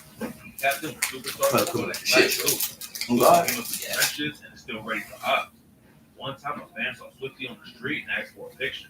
Swifty was all about it. But when the fan noticed the gun tucked in Swifty's waistband, they sped off in their whip. Apparently, Swifty stayed strapped up everywhere he goes. One time, a YouTuber almost got killed trying to prank him. The YouTuber walked up to Swifty in the parking lot and asked for directions to the nearest subway. Swifty told him he ain't know, and that's when the YouTuber asked him if he wanted to drop. Swifty ain't the type of dude to play around like that, and he flashed a gun at the dude, and the YouTuber freaked out and told him it was just for a video. The YouTuber was just running like a tough dude for the prank. But this next artist proved he was ready for a real shootout at any time. If you're gonna be around a certified savage like Lil Durk, you gotta be ready for ops at any time. He might be one of the biggest rappers in the game, but he came up in the trenches of Chicago and still has ops in the streets. And last year, his artist OTF Lil Mexico showed everyone that he's never gonna get caught lacking after 2 dudes tried to break into his crib and almost died over it. Lil Mexico was chilling at his house when he heard some dudes trying to break into the front door. Someone with a mask and the gun was outside. But Mexico didn't hesitate to grab his AK and run straight at him. The robber heard Mexico coming, so he hopped off the porch and tried to get away on foot. Mexico was right behind him though, and they all got into a wild shootout right there. Mexico was busting shots, and one of the robbers hit the ground. Then he ran off the porch and started shooting at the second dude. The robbers realized they wasn't gonna hit the easy lick on Little Mexico and ran away while he was still blasting at him. After it all went down, Mexico didn't speak on the situation, but he did tweet, "I don't trust his soul, but I know one thing for sure. I ain't going." Dougie B's a drill rapper from the Bronx who came up with his own cake block. He's locked in fighting a RICO and murder case right now, where allegedly sliding on the ops and he's killing the dude in broad daylight. And Dougie stays ready for the ops at all times too. A video came out of the dude trying to clown Dougie B while he was walking into the shop. Dougie wasn't playing around though, reaching to his pocket like he was about to up his strap and start shooting. Some of the ops pound him like he was bump faking. But when Dougie and K-Flock spotted Ron Suno and Rolling Loud, they proved they was ready for smoke. Suno was one of the first Bronx drill rappers to pop off, and he kicked down the doors for dudes like Flock and Dr. B to break into the industry. Instead of linking up and putting on for the city together, though, they sparked a beef on social media that led to a crazy fight when they ran into each other. Both sides claimed they won, but luckily, nobody got seriously hurt. Eventually, the situation cooled down, and Suno even shouted Dougie B out, but Dougie still had a lot of ops who wanted him gone. He survived getting shot in the leg a couple years ago, and last year, someone took another shot at him right outside the Bronx courthouse. The day before it went down, Dougie scored the biggest win of his career by linking up with Cardi B for a music video. Then he almost lost it all when the ops caught him on the way to court. You think a courthouse would be one of the safest spots in the city, but that's not how it is in the Bronx. The Bronx is a small place, and rival crews are usually only a few blocks away from each other. And no matter what set you rep, you have to go to the same courthouse. A lot of dudes will post on social media when they have a court day, which lets all their ops know exactly where they'll be. Sometimes it's not even ops who press rappers though. Like this next wild situation where Sauce Walker had to fight for his life with a random goon on the street. Last year, Sauce Walker went viral after he posted a video of himself covered in blood saying that he's not going out like that, but someone else lost their life that night. Everybody don't go and everybody ain't going, and I'm one of the people that's not going. Unfortunately, tonight somebody lost their life for doing something stupid. Rumors started flying that Walker had killed someone and tried to rob him, but that's not how it went down. Walker was at a BT event where they couldn't smoke weed inside. He stepped out with a couple of homies to smoke, and that's when a random dude walked up on him and helped the strap in his face. Walker threw his homie out of the way and started fighting the dude, and at one point, the gun was right on Walker's neck. The dude eventually realized that he wasn't going to hit an easy lick on Walker, so he ran off and ended up robbing another dude instead. That guy also put up a fight to his life, but tragically, he wasn't as lucky as Walker and ended up getting shot and killed. Walker is one movie rap game you definitely don't want to try to press. Back in 2009, he pleaded guilty to deadly conduct after he shot a dude at a concert, and he's known for being strapped up almost everywhere he goes. He got his own label called the Sauce Factory, but the cops say it's a gang known for criminal activity and not just a rap group. The cops might think Walker and his crew are in the streets, but there's real proof this next guy actually killed at least one dude. The Baby is one of the wildest rappers in the game. He's always getting into drama and controversy, but one thing everyone knows is that he's ready for ops anywhere, anytime. Right after he started rapping, the Baby's crib was broken into by 6 dudes who was all strapped up. He told DJ Vlad that he heard him kicking the door and start yelling, so he jumped out of bed and grabbed his pistol. He turned the corner where he heard the dudes in the hallway, and that's when he realized how many of them there were. One of the robbers was right in front of him though, and the Baby didn't even give him a chance to react before he upped the strap and shot the dude. The Baby ran the other direction while they was busting back, but luckily none of the bullets hit him. He made it outside and watched them hop in their whip and speed off, but that's not the only time he had to shoot someone who tried to press him. In 2018, the Baby was shopping with his daughter at a Walmart in North Carolina when a dude allegedly flashed a gun and tried to rob him. The Baby was the wrong rapper to pick though, and he ended up killing the dude in the middle of the Walmart. He claimed self-defense and walked away free. What was crazy is that people are still trying to check him and getting shot. In April 2022, someone broke into his property and the Baby came out shooting. Luckily, that dude survived, and hopefully he's the last person to try the Baby. Shooting and popping in Walmart is crazy, but this next rapper almost popped a dude at a pool party. 21 Savage is one of the biggest rappers in the game now, but he has the name Savage for a reason. He came up in the streets of Atlanta and was surrounded by violence every day. In the 7th grade, he got kicked out of school for bringing a gun, and after that, it just got crazy. Savage lost his brother Lil Taste in the streets. Then he almost died in a shooting that got one of his homies killed. 21 wasn't going out easy though. He took 6 shots, still grabbed the dude's gun, and shot him right back. Niggas just wanted to bust me. I grabbed his gun and started shooting him with his gun. I turned into a savage, man. I got on that bullshit. I was goddamn trying to kill everybody. Luckily, he made it out of the trenches before getting locked up or dying. But even after he popped off in the rap game, 21 proved he was still ready for smoke. Back in 2018. Observe. Edit all content until it goes at meta. Text-based video editing. Or caterpillar, butterfly mode. Run your business the way nature intended. 21 proved he was still ready for smoke. Back in 2018, Savage and a bunch of his homies was at a pool party in Atlanta when a fight broke out. While it was going down, one of 21's homies passed him a burner in case the other side started shooting. But luckily, the situation didn't escalate. They were just throwing hands. 21 ain't have to pop off that day, but it's clear he's still not the one to play with, no matter how famous he gets. Lil Durk might be working with superstars like Drake and J. Cole these days, but he really came up in the trenches in Chicago repping the BD. He's affiliated with some of the most savage shooters in the city. He's been active in the streets for years. He caught his first gun charge back in 2011 and spent a few months in jail. Then in 2013, the cops caught him trying to toss a gun into his whip and hit him with another case. By 2015, Durk was already making a name for himself in the rap game, but he still had a lot of ops who wanted him gone. He was supposed to do a show in Philadelphia back in September 2015, but a couple hours before it set, someone started letting off shots and hit up his tour bus. Durk made it out and didn't catch any bullets, but unfortunately, another dude got hit in the stomach and ended up dying.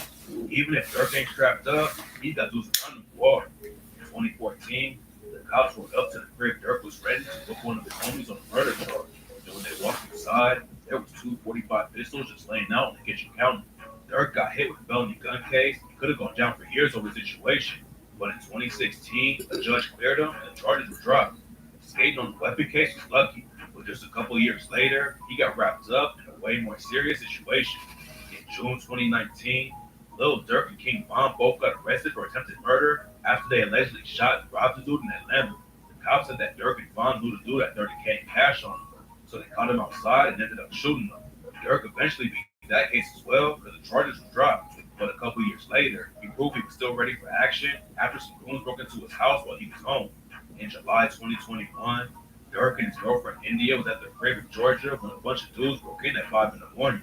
Dirk and India allegedly both started busting shots while the robbers shot back, but luckily, both of them made it out of the situation without getting hit. Wyatt and Lucci came up in Atlanta and hopped up the porch at a young age. The ops been trying to take him out since he was a kid, and while he was in high school, they came through and shot up his house. Lucci was out of town when it happened, but a week later, they slid into his hood again and did the same thing. This time, his mom and her friend both got shot, and luckily they pulled through and recovered. But Lucci was starting to pop off in the rap game. A video came out showing him holding a gun on stage after someone in Chicago allegedly tried to snatch his chain in the middle of the show. Lucci proved he wasn't going to get caught lacking even if he was on stage. But it turns out that the original story everyone ran with was capped. The video was actually from the show in Arkansas a few months earlier. Lucci said it was all love when he showed up in Chicago. He had to actually use the strap at the show, but one time while he was filming the music video, Lucci almost shot someone on accident. A few years ago, Lucci was shooting the music video, and someone in the crew handed him a rifle to hold while he was rapping. The video director asked him if he wanted a real one or a fake one, and Lucci said it didn't matter because he wasn't actually about to shoot anyone.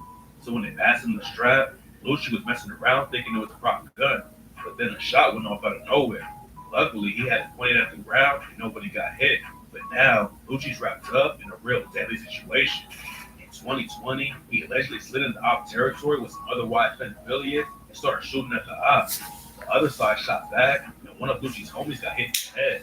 They allegedly pushed the dude out of the whip and drove off, leaving him dying in the street. But that's not the only case he's fighting right now. In 2021, Wyatt then got hit with a massive RICO indictment, and Lucci's been locked up ever since. A few months ago, the DA offered him a plea deal to take a 20-year sentence and serve 17 in prison, but Lucci turned it down and decided to take the trial. Famous Dex is a rapper from Chicago who blew up off the hits like Pick It Up and Man. He's not known for being a street dude, but after causing a riot at the college show, he proved he was ready for smoke and pulled a pistol on a college student. Back in 2018, Dex was at UC Irvine for Oktoberfest. In the middle of the show, Dexter started crowd surfing, and that's when audience got out of control. People started hopping barricades and knocking down fences. So the campus called in security and shut the whole thing down. Dex wasn't even the headliner though. He was opening up for YG, and most of the crowd was there to see him. So when the concert got shut down, thousands of students who showed up to see YG got pressed and surrounded Dex's whip while he was trying to leave. That's what Dex showed there. He wasn't playing around. He opened up the car door and upped his strap. Luckily, he didn't let off any shots and nobody got hurt. Dex was ready to handle the situation that day, but a few years later, some dudes caught him lacking and robbed him at gunpoint in LA. Dex borrowed a 50K watch from one of his homies to use for a music video, and after he picked up the piece, some dudes started following him. While he was stopped at a red light, they hopped out and put guns in his face. So Dex had to hand the watch over and all the cash he had on him too. He didn't want to get caught lacking again, so he put a gun in his whip. But just a week later, the cops put him over for not having a license plate and found it under his seat. Black Youngster's a rapper from Memphis who was in the streets and only decided to try rapping after he spent a year in prison on gun charges. It didn't take long for him to build a buzz in the city, and Yo Gotti ended up signing him to a CMG label. Gotti already had major beef with Young Dog, and Black Youngster started putting pressure on him too. Youngster filmed himself and a bunch of goons trying to find Dolph in Memphis, and he allegedly tried to take Dolph out when he was on tour in North Carolina. Somebody shot up Dolph's SUV and dumped over 100 rounds into it. Black Youngster was booked over the shooting, but eventually the cops had to let him go because they didn't have enough evidence against him. Youngster is always rolling deep, and when he had some issues at the show in South Carolina, one of his homies passed him Draco to handle business. Being ready for ops is mandatory if you come from the streets, but unfortunately, Youngster's little brother recently lost his life in the trenches. He was standing outside a gas station in Memphis and someone drove through letting off shots. And now Youngster sending threats to everyone in the city. He hopped on IG and said, "I swear to God, nobody said, and I'm ready for whatever come with this shit. It's okay. Don't feel sorry for me. I'm not gonna feel sorry for nobody. Only God knows." Youngster already lost one brother to gun violence in 2016. Then his older brother was killed in a shootout in 2019. It's a tragic situation all around. And if Youngster ever catches who was behind it, he'll probably be back in the headlines again. Lil Wayne might be one of the biggest rappers of all time, but he still stays ready for ops and has been booked on gun charges a few times. Back in 2007, cops found him smoking weed by his tour bus with a pistol next to him. He pleaded guilty to criminal possession of a weapon and ended up spending 8 months on Rikers Island. But that wasn't the last time he got caught with a strap. In 2019, the police searched his private jet and found another gun. Transporting weapons across state lines as a convicted felon can get you some serious time in prison. But Wayne got off easy after Donald Trump pardoned him a year later on his last day in office. Wayne wasn't ready to put the guns down yet, though, and a few months after getting the pardon, he allegedly upped the strap at his own bodyguard.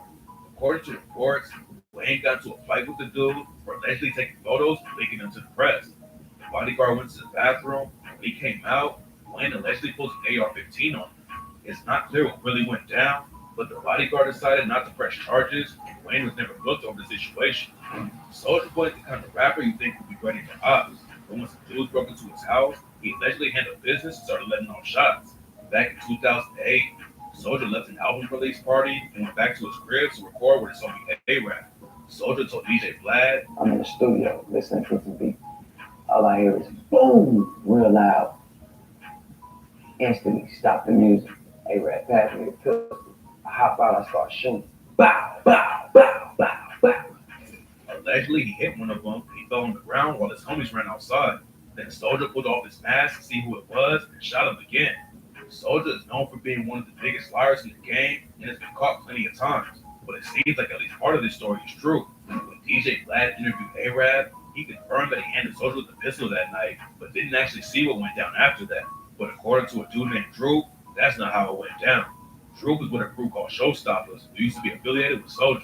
According to him, they sent Soulja a track, and Soulja took one of their artists' verses off the song before he released it. Drew went to Soulja's crib to press him over the situation and ended up slapping him in the face. Okay, so you slapped him open hand, and then he pulled out his gun? That's exactly what he did. He was just like that. I said, what you gonna do with that? So I slapped him again. That's when he let off. That's when I got hit right here. In the front of my thigh. Gucci Mane is a legend in trap music, but he was really in the trap house before he got into rapping. Coming up in the wild streets of Atlanta, Gucci started selling weed in middle school and bought the first crack he flipped for Christmas money. By the time he was 15, Gucci was moving weight full time. But one crazy situation made sure he would never get caught lagging again. He was riding his bike down the street when a dude stopped him and pointed a Desert Eagle at his head and robbed him. After that, Gucci stayed strapped everywhere he went. Gucci told DJ Vlad that one time he saw Gucci in New York. Gucci told him he drove all the way there just so he could bring his gun. When Gucci hopped in the booth and started rapping, everyone knew he was a real street dude. But what happened next shocked everyone. Gucci had linked up with Jeezy for a track called So Icy. The collab should have been a huge win for both of them, but instead, it sparked a brutal beat that led to a dude getting killed and dumped behind a middle school. It allegedly all started after Jeezy didn't get paid for his verse on So Icy, but he made the beef official when he dropped the diss track, Stay Strapped, and said, niggas talking all tough, then he hiding this shit. Even his own mama know, Roderick Davis a bitch. To be honest, nigga, there's nothing Gucci about you. You pussy, nigga. Everything's Gucci about you. Then at the end of the song, he put out a 10K bounty on Gucci's chain. But when some dudes came to collect, the situation turned deadly. In May 2005, Gucci was at his crib in bed with a girl when a bunch of dudes broke in and attacked him. Gucci was ready for the smoke though, and he ended up killing a dude named Pookie Loc who was affiliated with Jeezy. He dumped Pookie's body behind a local middle school and found a new girl to finish the night off with. But a week later, Gucci turned himself in and got hit with a murder charge. The charges got dropped because the dude was trying to kill Gucci and he just defended himself. And after that, everyone knew he wasn't someone to play with. Jeezy and Gucci kept beefing for over a decade, but it never got violent again. And in 2020, they shocked everyone by showing up to a versus battle against each other and making it clear that the murder attempts were over for good. Lil Pump blew up during the SoundCloud era and had a few tracks pop off like crazy, but he was also known for going viral on social media for his wild behavior, like letting off shots from the side of a whip or on top of a roof while counting money.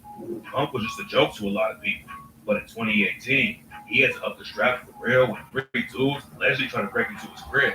His manager called the cops and told him that they tried to get in and send a shot through the door. But it turns out that story was all cap. When the cops started asking Pump about the situation, his story made no sense. So they left and came back with a warrant to search the place. Outside in the bushes, they found an empty gun. Inside the crib, there was ammo that matched it. They figured out Pump was the one who shot the door from the inside, but there was no evidence anyone was actually trying to break in. Pump got booked for discharging a weapon inside and was sentenced to house arrest. But he made it clear to everyone he wasn't worried about the charges when he spit a freestyle in handcuffs.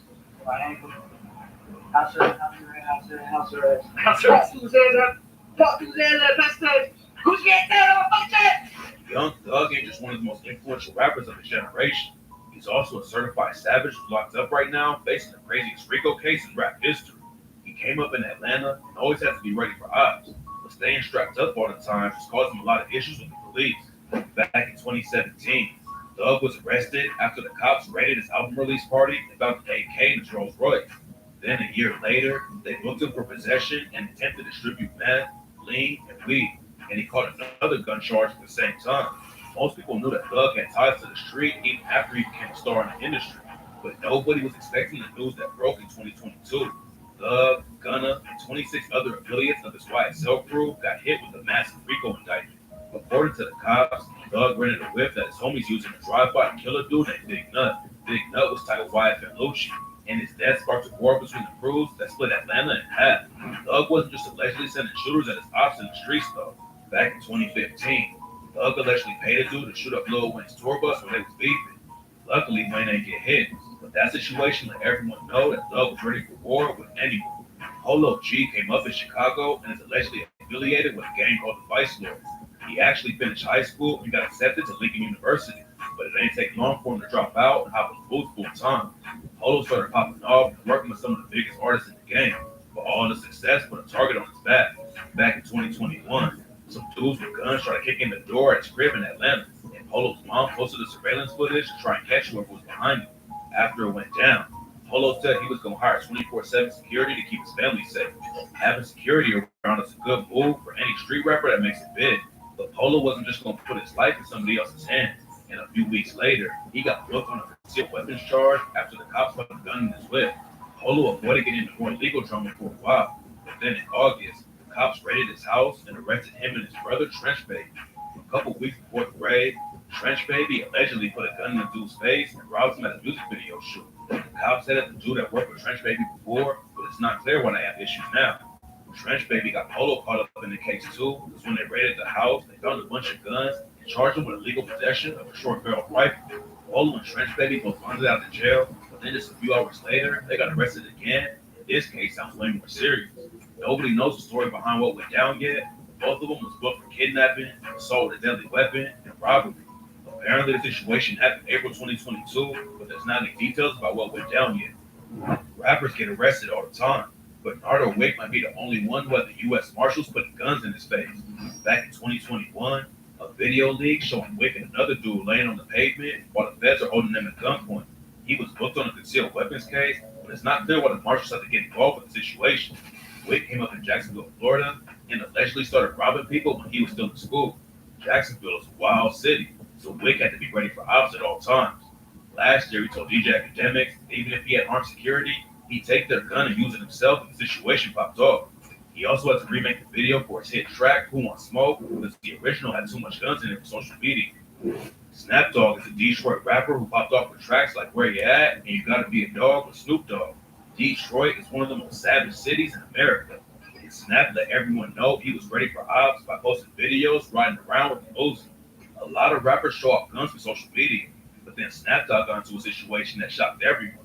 When he was on IG Live hanging on the block with some homies, Snap spotted an op and started letting off shots, but the live was still going. Getting into a shootout on IG Live is a whole different level of crazy. But later, Snap posted a video and let everyone know that the whole thing was staged. He's known for posting wild clips on social media, and this was just another time he was trying to go viral. Boosie Badass is one of the most influential dudes in the Southern rap game. He inspired a whole generation of new artists, and the big reason they rock with him so heavy is that he's really about that life. Boosie's always been ready for ops, and he told DJ Vlad, I got my first gun, my first real gun at like 14. having a reputation for being a savage got him a lot of respect in the streets and the rap game, but it also got Boosie wrapped up in a murder case that almost cost him his life. Back in 2010, Boosie got hit with the murder charge for allegedly killing a dude named Terry Boyd. Boyd was the brother of Boosie's baby mama, but the cops accused him of paying a teenager named Marlo Mike a couple of racks to kill him. Marlo was dealing with some pretty wild mental health issues as a kid and told his mom that he heard voices in his head. But instead of getting help, Marlo got active in the streets and killed 9 people by the time he was 15. He told the cops that he took Boyd out for Boosie. But when the trial started, he took his statement back and said he only made it because the cops threatened to arrest his mom and stepdad. When Boosie first got arrested, the cops was trying to target like 5 murders, but they didn't have any evidence against him. And after Marlo Mike took his statement back, the jury handed down a not guilty verdict after thinking for less than 10 minutes. Beating a murder case gave Boosie even more clout. He still spent a few years in prison on drug charges, but now he's facing another serious situation. Back in May 2023, Boosie got pulled over and hit with a gun charge in California, and the story of how it went down was wild. The cops was watching an Instagram video of a known gang member when they spotted Boosie with a pistol tucked in his waistband. They switched over to watching Boosie's Instagram and saw that he was in a crib hood, and that's when they brought in the helicopter to track him down. The helicopter team found him and started following Boosie after he hopped in the whip. When the driver blew a red light, the cops on the ground pulled him over and found 2 guns in the car. What's crazy is that the state ended up dropping the charges. It seemed like a huge win at first, but just a few minutes later, the situation got way worse for him. Right after the state level charges got dropped, the feds rolled up on Boosie and hit him with a Fed case over the gun. Now he's facing up to 15 years in prison if things go bad. Trap Boy Freddy's a Texas rapper who was beefing with Mo3 before he died. He'd been in the streets for a long time and spent years going in and out of jail for organized criminal activity, weapon and drug cases, and assault. When he was a teenager, Freddy was so heavy in the streets that he got arrested 12 times in 6 months.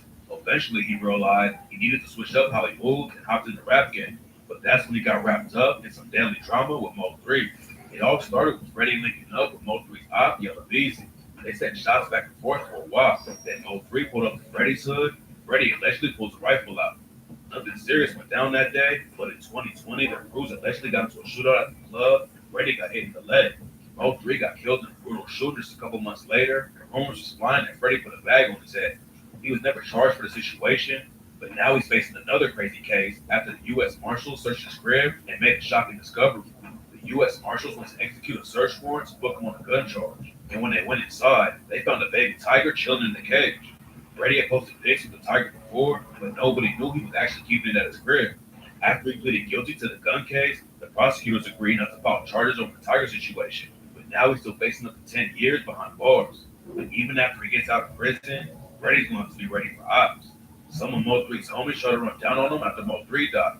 They reported Freddy walking away from them while they were trying to get him to run the fade, and a lot of people clapped Freddy for ducking the smoke. In the video, you can clearly see him clutching though, and a dude named OG Percy said that Freddy knew they were trying to trap him on camera. Roddy Ricch came up in Compton, repping the Park Village Compton Crips. He left the streets behind to become one of the hottest artists in the game, but he's still ready for smoke if any ops try to press him. In 2022, he was supposed to perform at the Governor's Ball in New York, but there were some issues when he rolled up to the venue. A security guard saw Roddy stashing the gun under the seat in his whip, so he called the cops over, and they ended up booking him just a couple hours before he was supposed to be on stage. Roddy missed out on one of the biggest performances of his life, and what makes it even worse is that they ended up dropping the gun charge the very next day. He got out of jail that morning, and when he performed at Summer Jam that night, Roddy let the cops know exactly how it felt and said,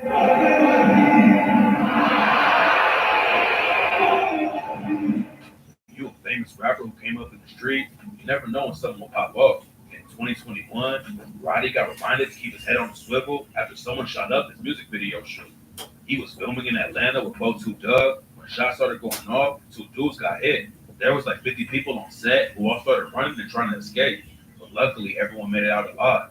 This next rapper is lucky to say the same after he was nearly killed at a bougie after party in LA. Kodak Black might be one of the biggest artists in the game right now, but he never really left the streets behind. He's been in and out of jail his whole life, and it don't look like that's going to change anytime soon. Back in 2015, he popped off with his breakout hit, Skirt, but that same year, he got hit with assault, robbery, kidnapping, and false imprisonment charges after he allegedly forced a bunch of people into his whip that he thought broke into his house. Then in 2016, cops caught him buying weed from his plug. When they tried to pull him over, he tossed a Glock 23 out the window and got hit with the gun case. Kodak got booked on another violent crime in 2017 for punching and kicking a woman at a club in Miami. Then just a few months later, the cops hit him with some crazy charges over an IG Live session. The cops spotted Yak in his crib surrounded by guns and drugs. And what made the situation way worse is that his young kid was right there next to him. They booked him for grand theft of a firearm, possession of a weapon, child neglect, 2 parole violations, but his lawyers were able to get all the serious charges dropped. Even though he was making millions in the rap game and could have rolled with armed security 24/7, Kodak still wanted to be ready for the ops. And in April 2019, he was booked on another gun case after the cops found him trying to sneak a Glock into Canada. He bonded out and went back on tour, but less than a month later, U.S. Marshals hit him with a federal gun case for lying on paperwork while buying the strap. This time, Yak got hit with a 3-year sentence, but ended up getting pardoned by Donald Trump in 2021. It seems like catching the Fed case made him switch up how he moved and stop carrying guns everywhere, and it almost got him killed last year. Kodak was at Justin Bieber's party in Hollywood when a fight broke out on the street. Someone started letting off shots. Yak ended up getting hit in the leg. Luckily, he survived the shooting and made a full recovery, but he probably went back to staying strapped after that situation. According to rumors, the dudes who pressed Kodak were members of a Toronto crew affiliated with Drake called Boss Gang.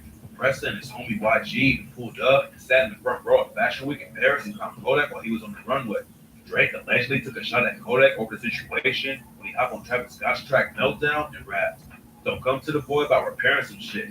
Don't come to the boy about sparing some shit. You lucky that Vogue was suing, because I would have been with the Wassels in Paris and shit." Then Pressa posted a pic with Drake and wrote, "Brody would have been in Paris with the Wassels and shit." The Wassels are one of the most savage crews in Toronto, so if Yak is really beefing with them, he better be ready for smoke at any time, especially if he plans on doing any shows in Toronto. Almost get killed in an after party is crazy, but this next rapper allegedly had a bunch of his own guns stolen. PGF Niqqa is a Chicago rapper who blew up in 2022 off the track What Up. He popped off fast and signed a deal with Alamo Records, but Niqqa made it clear he was still really out there in the trenches. There's even a video of him allegedly getting into a shootout in the middle of the street, but another rapper from the city claims Niqqa ain't really about that action. A dude named Lil Dre was cool with Niqqa and the other guys in PGF back in the day, but something went down behind the scenes that sparked the beef. Lil Dre claims he walked into their spot and stole a bunch of guns right in their face. He claimed their whole crew on social media, posted the straps he stole, but Niqqa called cap on the story. According to him, Dre came into the crib and stole the guns without anyone seeing him do it. Then he hopped online and started acting like he actually robbed him. It's not clear what actually went down, but even if Dre took a few guns, Niqqa still had way more. He kept posting them online and let everyone know he was still ready for ops. Now he's facing a bad case and he's been in the prison for a decade. Back in August 2023, He does shit. Come on, bro. Man, that nigga is waiting, bro. I watch too much shit, though. I got. But Niqqa might actually end up doing serious. I had some cookies I don't want no more. Game is West Coast legend. He decided to rap after he got shot in the trap house. Even after he blew up in the industry, his street ties are so strong. Make me some. Make me some. While he part of his career, the game struck wild beat from Big Bang and led to a shootout in New York City. The game was supposed to be Virginia. Jackson and Jiggy made together are considered classics by a lot of people. The game was back to 50 to the so 50 kicked him out of the room live on Hot 97. He broke up with his homies to check him. The situation escalated. Both sides started letting off shots. He put a bullet in the leg. Luckily, nobody got killed over the situation. But that wasn't the only time Game was ready for ops. Back in 2007, he was booked on a weapons and assault case. It's not clear what actually went down, but the Game allegedly got into it with a dude on the basketball court and pulled a gun in his face. He pleaded no contest to a felony, but got off easy, which was 60 days in jail. Even if he's not strapped up, Game is still ready for ops though. Hey, Holmes, I'm taking that 500K. I ain't taking that dinner, I'm taking that 500K. You feel me? Hey, it's love though. You feel me? Yep. Hey, Holmes, I'm taking that 500K. I ain't taking that dinner, I'm taking that 500K. You feel me? Hey, it's love though. You feel me? Yep. Hey, Holmes, I'm taking that 500K. No filet cheeseburgers, no tomato, extra pickle, 2 large fries. Yeah, 2 large fries. Them bitches hot. Yeah, they still all them some. No, they was What do they still hot for you? I got you right now. Cause you know how burger filet is, man. How they do it. I gotta see that motherfucker. Yo, see this nigga? Yo, right, you see this nigga? What? Hey, what you doing?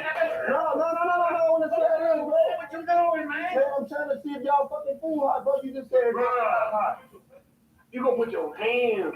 No, my friend. I'm testing it out. You can kill it. Goddamn, bro. Hey, bro. Hey, go. Hey, bro. No. It's a prank. Bro, y'all real fool right there. Bro, y'all real fool right there. Y'all real fool right there, bro.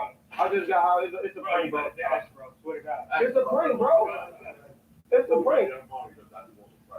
He has in the house with paranoid shit. He didn't even tip. This bitch ass house, man. It's my bitch ass. Filet cheeseburgers, no tomato, extra. Hold on, pause that. Let me call Tay. Tay, I'm at No Jumper, bro, and you telling me they played this song. I'm like, yeah, Tay Savage, I'm speaking highly on your name, and I'm telling them that you pushing a piece. They, oh, you must ain't heard Goofy, J man. He just dropped a song called Goofy. And I said, he ain't dissing Kiddo. Did he say names? And they like, no, he ain't say Kiddo. And then they played the song, and you was dissing the Dead, bro. Let's start there. Oh, I didn't diss the Dead. I heard some shit about, it said fat head. It was a lot of whoops in there. No. All I said is, how that switchy dress you up, see you with fade. He said he's smoking Welch. He said he killed Huncho, whoever Huncho is. We pushing peace for the people that want peace. The people that want war, bro, that's just what they want, bro. Hold on, pause that. Let me call Tay. You smoke drinks like this all the time? The Tysons? Yeah. Nah, this is like some special shit. How you get that big ass blunt, okay?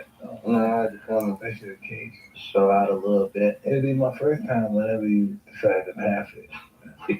You said what? Pass it. Hell no. Who do you think we are, nigga? I can do whatever I want. Bullshit. Ladies. What? We can be friends. Shoot, show that I cake, can eh? be friends with me and I want what you got. Pass it. Nah. I want it myself. You fight with anybody? I mean, I done got into it with a few They people. get me. Quiet as a church mouse.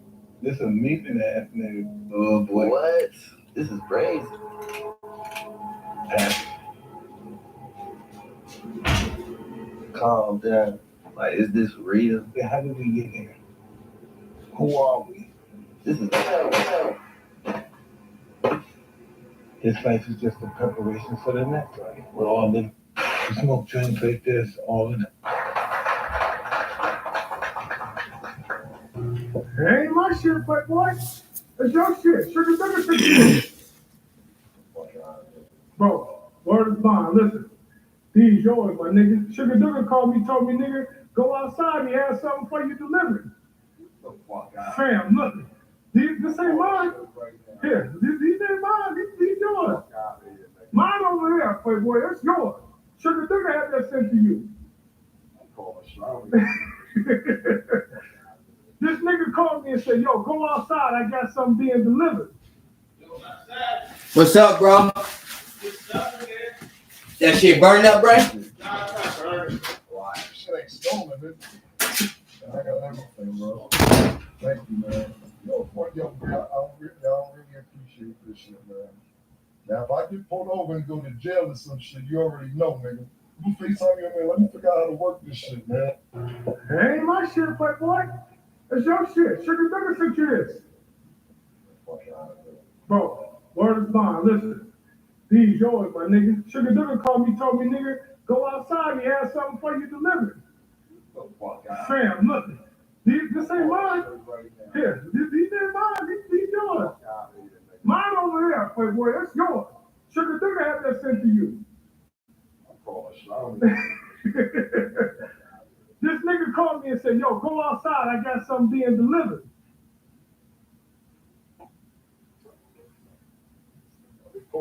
Appreciate this shit. This shit ain't stolen, is it? I got everything, bro.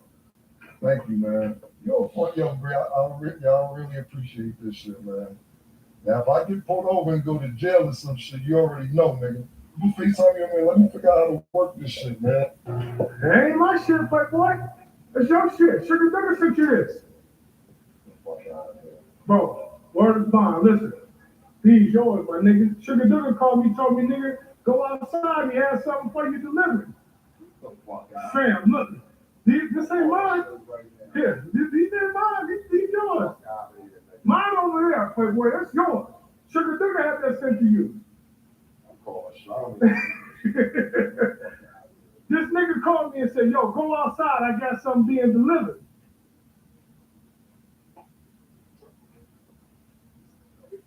Appreciate this shit. This shit ain't stolen, is it? I got everything, bro. Thank you, man. Yo, bro, y'all really appreciate this shit, man. Now, if I get pulled over and go to jail or some shit, you already know, nigga. You FaceTime me, man. Let me figure out how to work this shit, man. It ain't my shit, playboy. That's your shit. Sugar Duggar sent you this. Bro, word is bond. Listen, these yours, my nigga. Sugar Duggar called me, told me, nigga, go outside. He has something for you delivered. Fam, look, this ain't mine. Here, these ain't mine. These yours. Mine over there, Playboy. That's yours. Sugar Duggar had that sent to you. This nigga called me and said, yo, go outside. I got something being delivered.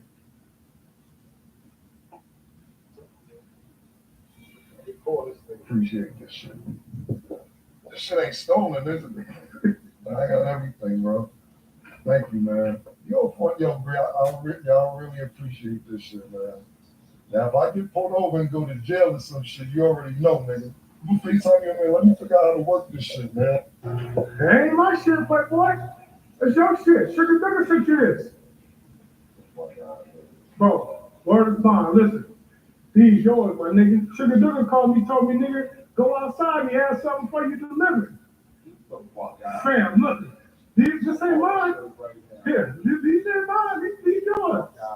Mine over there, Playboy. That's yours. Sugar Duggar had that sent to you. This nigga called me and said, yo, go outside. I got something being delivered.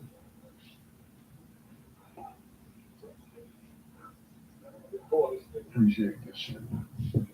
This shit ain't stolen, is it? I got everything, bro. Thank you, man. Y'all really appreciate this shit, man. Now, if I get pulled over and go to jail or some shit, you already know, nigga. You FaceTime me, man. Let me figure out how to work this shit, man. That ain't my shit, Playboy. That's your shit. Sugar Duggar sent you this. Bro, word is bond. Listen, these yours, my nigga. Sugar Duggar called me, told me, nigga, go outside. He has something for you delivered. Fam, look, this ain't mine. Here, these ain't mine. These yours. Mine over there, Playboy. That's yours. Sugar Duggar had that sent to you. This nigga called me and said, yo, go outside. I got something being delivered.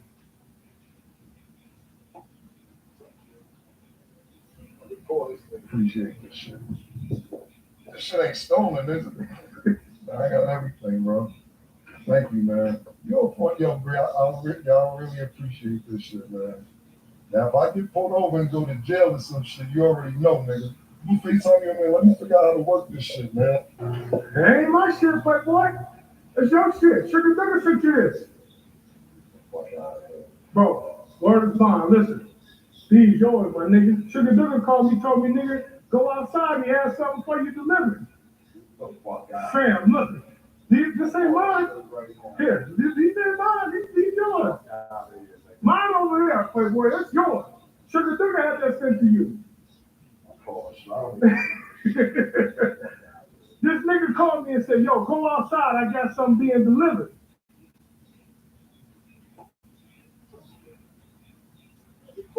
Appreciate this shit. This shit ain't stolen, is it? I got everything, bro. Thank you, man. Y'all really appreciate this shit, man. Now, if I get pulled over and go to jail or some shit, you already know, nigga. You FaceTime me, man. Let me figure out how to work this shit, man. That ain't my shit, Playboy. That's your shit. Sugar Duggar sent you this. Bro, word is bond. Listen, these yours, my nigga. Sugar Duggar called me, told me, nigga, go outside. He has something for you delivered. Fam, look, this ain't mine. Here, these ain't mine. These yours. Mine over there, Playboy. That's yours. Sugar Duggar had that sent to you. This nigga called me and said, yo, go outside. I got something being delivered.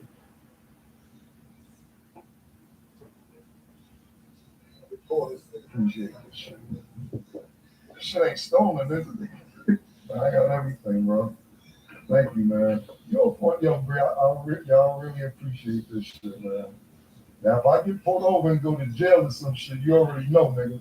You FaceTime me, man. Let me figure out how to work this shit, man. That ain't my shit, Playboy. That's your shit. Sugar Duggar sent you this. Bro, word is bond. Listen, these yours, my nigga. Sugar Duggar called me, told me, nigga, go outside. He has something for you delivered. Fam, look, This ain't mine. Here, these ain't mine. These yours. Mine over there, Playboy. That's yours. Sugar Duga had that sent to you. This nigga called me and said, yo, go outside. I got something being delivered.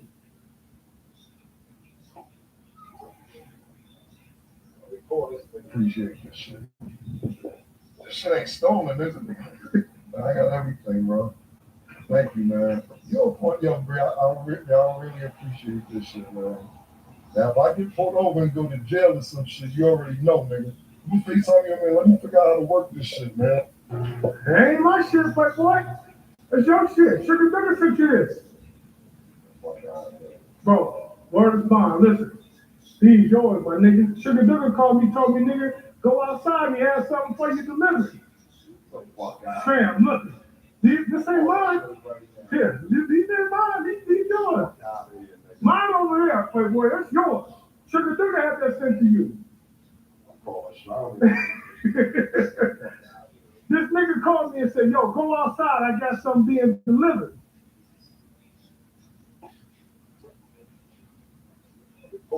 Appreciate this shit. This shit ain't stolen, is it? I got everything, bro. Thank you, man. Bro, I really appreciate this shit, man. Now, if I get pulled over and go to jail or some shit, you already know, nigga.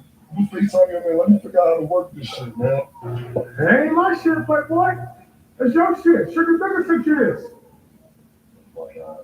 Bro, word is bond. Listen. These yours, my nigga. Sugar Duga called me, told me, nigga, go outside. He has something for you delivered. Fam, look. This ain't mine. Here, these ain't mine. These yours. Mine over there, Playboy. That's yours. Sugar Duga had that sent to you. This nigga called me and said, yo, go outside. I got something being delivered.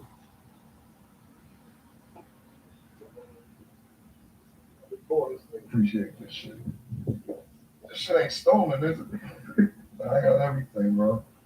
Thank you, man. Bro, I really appreciate this shit, man. Now, if I get pulled over and go to jail or some shit, you already know, nigga. You FaceTime me, man. Let me figure out how to work this shit, man. It ain't my shit, Playboy.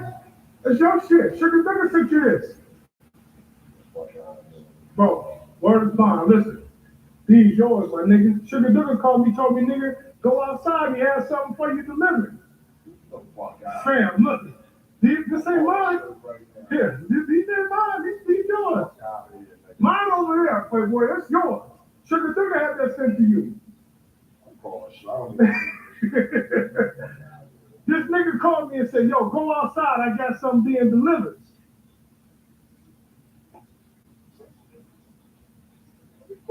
Appreciate this shit. This shit ain't stolen, is it?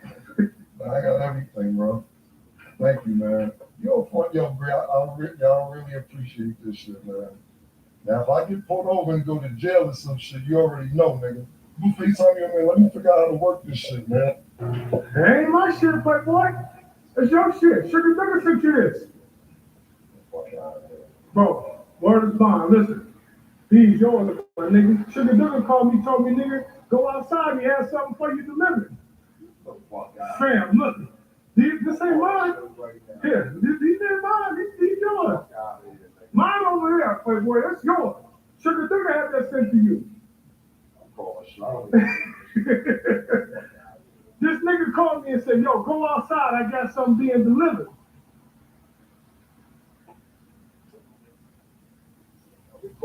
Appreciate this shit. This shit ain't stolen, is it? I got everything, bro. Thank you, man. I really appreciate this shit, man. Now, if I get pulled over and go to jail or some shit, you already know, nigga. You FaceTime me, man. Let me figure out how to work this shit, man. It ain't my shit, Playboy. It's your shit. Sugar Duga sent you this. Bro, word is bond. Listen. These yours, my nigga. Sugar Duga called me, told me, nigga, go outside. He has something for you delivered. Fam, look. This ain't mine. Here, these ain't mine. These yours. Mine over there, Playboy. That's yours. Sugar Duga had that sent to you. This nigga called me and said, yo, go outside. I got something being delivered.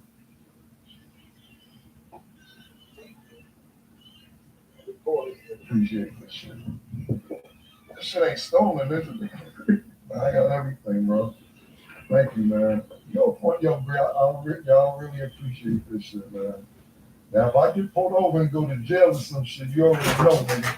You free Tony, man. Let me figure out how to work this shit, man. It ain't my shit, but it's your shit. Trigger Nigga shit. Bro, word is bond. Listen, these yours, my nigga. Trigger Nigga called me, told me, nigga, go outside. He has something for you delivered. Fam, listen. This ain't mine. Here, these ain't mine. These yours.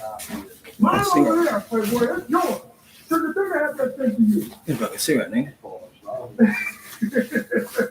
This nigga called me and said, yo, go outside. I got something being delivered.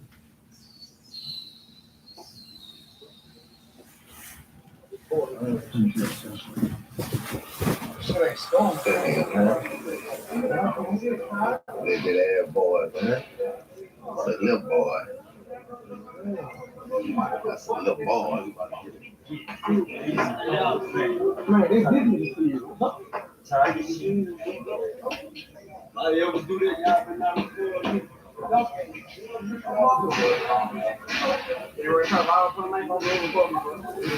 No one say that word. Put it up right there on brushing. We're right there with the key cup and make a coffee shit.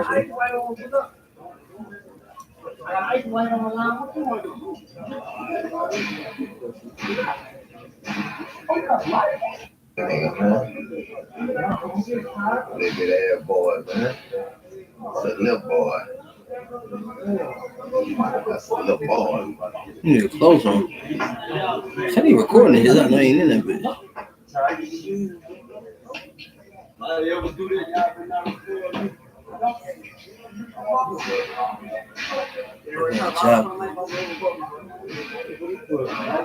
Yes. Whoa, yes. Oh, crash on you, shorty. I'll say shorty. So he can actually fight little shit. I'm showing him my shit. Yeah, no, just kidding. Baby, that boy, man. That's a little boy. My HOA president called the cops on me for being too loud. Me, my mom, and my sister. My dad, I wasn't really expecting a lot from people. So, you know, when I was growing up, I only got money from my mom, maybe one or two of my aunts and my grandma. So, me going to jail at 18, everybody left me in jail. My thought was $9,000. So when I got out, that sounded like 3 years later. Shit turned around. Everybody wanted shit. I told people, yo, I was acting different. I'm like, yeah, I ain't never seen a person else come to and ask for money. And He said, I'm for my family and my folks, but I do all that damn probation, shorty. You like 20 years of probation. like it's throwing me off. So I just cut it down and focus on the people that ain't really making my life all about money and the needs for me. I turned it down to the people that really like turn shit down, right? Like get rid of like. They on camera, shorty. Get rid of niggas that coming around for nothing. Yeah, basically, I be telling all my homies now too. I'm 37 too, so all my Oh, said he on the phone, lazy on the phone. at this point, we just hanging, smoking, chilling. Oh, we gonna free things, shorty. You can't get in my hood, shorty. Oh, you from there? I'm from there, shorty. You blow up in the bitch. I can't see it. My point. You had mentioned that you were robbed by Little B. Yeah, the little mother robbed me. I was with a little brown skinned baby bop on 4-9. Little melon in the bag on 4-9. I'm chilling on 4-9. We probably smoking the gas on 4-9. Lil B do what? He knock on the door, acting like he's somebody else, right? I do an exchange with him up. What Lil B do? Smack the money out my hand on 4-9. Money file on 4-9. Now we scrambling at the door. Do your homework on this a killer I'm whooping with. This a known killer. This Lil B on 4-9. He up that on 4-9. What J Name do? Ah! Nah, I'm bullshit. It ain't different. I'm fake bobbing and weaving, trying to shut the door on 4-9. I slammed door. I picked up some of the money and not all the money that he smacked out of my hand. So I got robbed a little bit, but not all the way. Let's start there. It hit different. If you ask me, am I a bitch? A little bit. Catch my drift? You had mentioned that you were robbed by Little B. Yeah. Now I'm getting ready to go back to jail, so it'll be about. Why do you keep saying it? Oh, I got some crooked people in my life. Some crooked people that work with the law, right? And they're crooked. You're not going back. Oh man, they so crooked and lying. There's not no place for I that, hate bro. crooked ass people. I mean, but sometimes it's part of life. You know, it happens. Yeah, man, but you don't feel back to You jail. can't stop it, man. It's gonna happen. And you're from where you from. You know how to go. So ain't no denying where the fuck you from. We got from where you He from, tripping. girl. We got Oh, he really that big for like he is for he big as motherfucker. He not even sure that camera call he that big as I'm gonna beat his ass and baby snaps out. I'm in real life. You better go withdraw that 100. Take that shit out, cause I'm gonna beat your ass and baby snaps out. You better watch that motherfucker make you sleep for you watch your shit.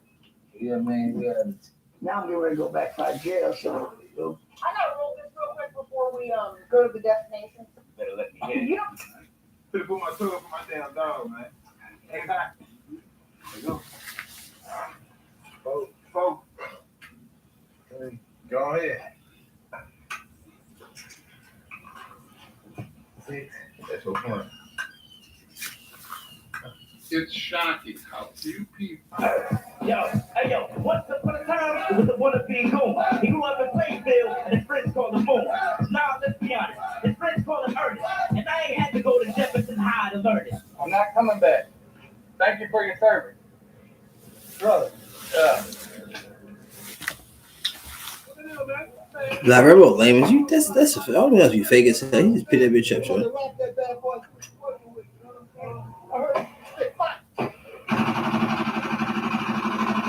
He bust that motherfucker, shorty. Oh my god, that shit busting, nigga. You hear me? Pick the motherfucker up. Oh, I can't let that bitch up. I gotta don't stop like this. You bullshit. You talk like this. You bullshit. I don't fuck with that. I'm really like this. Man, I talk like this. You bullshit. You bullshit. Oh, he gonna call me that shit. Little Reese was just passing out food, J man, right? But put it like this. Hold on, wait, hear me out. Go ahead. Your cousin was just passing out some food, right? Yeah. He running to him up from Brick Squad, Wiggle World, right? Same age as us. Shorty out there sleeping in the tent. Really out there sleeping in the tent. You see what I'm saying? And Lil Reese could have done some shit like, man, fuck you, shorty. Smacked his plate out of his hand, walked off on him, right? Gave him $40 too. And take her 2 plates. You got somebody else in the tent with you, gang? My cousin do be going real sometimes, bro. So it's like, this the lane we in though, J man. We in that lane to be doing like that now. Oh god, job. Passing out food. I'm going that. Hey, fuck you, brother. Oh god, I'm about. You want me now? Yes, I'm about 30 Popeyes. Look, look.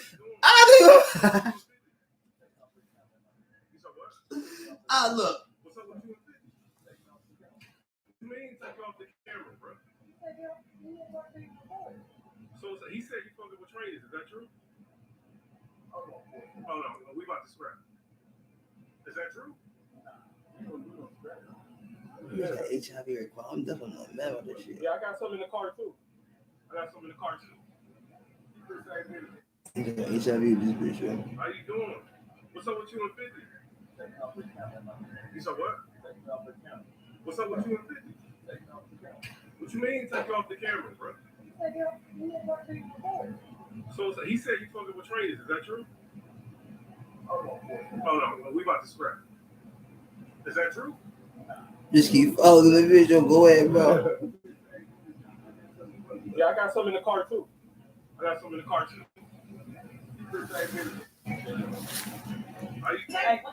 hey, you saw your big neck ahead? They look like very good. Everybody, you know how to my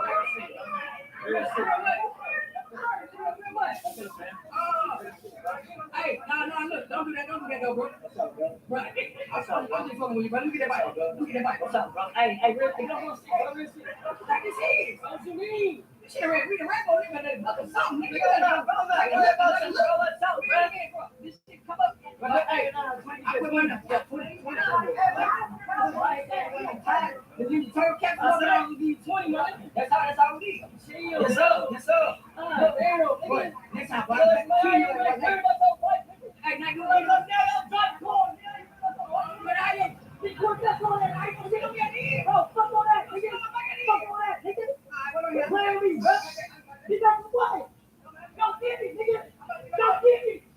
Hey, what's up? I put it high you saw your big neck head. The fuck no, bro. He ready. Me and my car in the highway. He's trying to leave. Me and my car in the highway. He's trying to Oh leave. hell, no, ain't not that.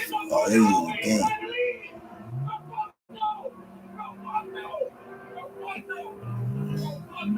Oh, he in the game, and anyway, took his car. Oh god. Let's go right there, Jordy. Oh man, his game thinking that shit gangster, Jordy.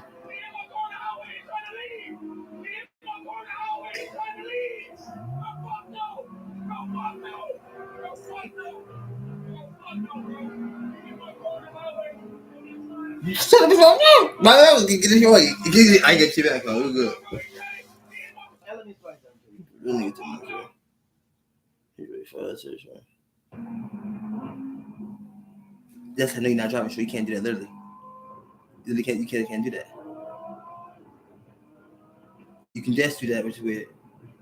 Let's do this, guys. Oh look, you need to make her bro. Oh, you're actually doing this though. No, yes, he is. He's actually doing that. How you actually driving? He's like, he's not. Yeah, bro, I'm about to do that day. I'm gonna say stay in car.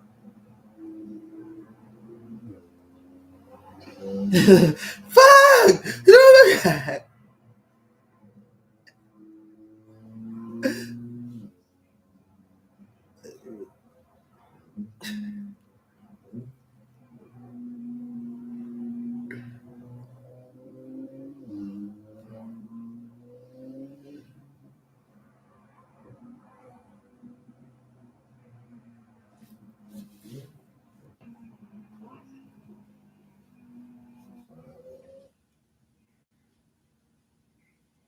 Shit, but we do it all.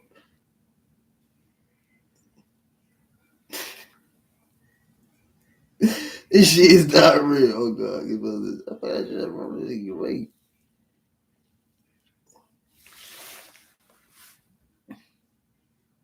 Oh, you gonna get caught, Jordy? Oh god, fuck you doing? I'm gonna fuck with you. This shit easy, Jordy. Dude, hey, do this shit. We actually ain't day, dude. Oh god, yes, we this shit on top. We just get this shit and go. Oh god, we made this shit. What the fuck we do? Y'all made this shit. Oh, this is the shit we make, dude. Oh, you gonna hear what you say? Yes. What the fuck?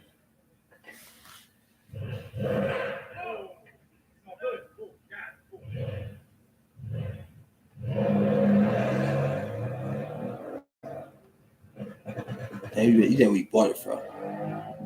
That's weird.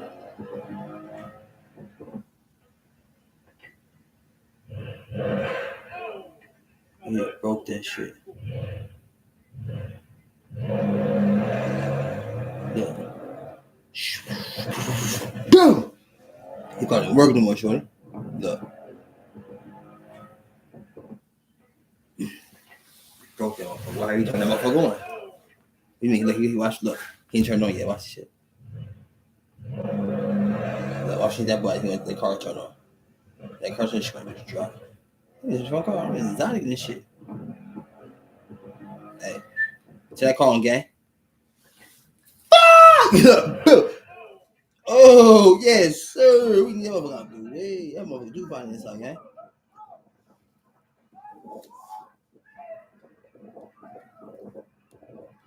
Who the fuck drives MD M4s? What was five? What name is that, bro?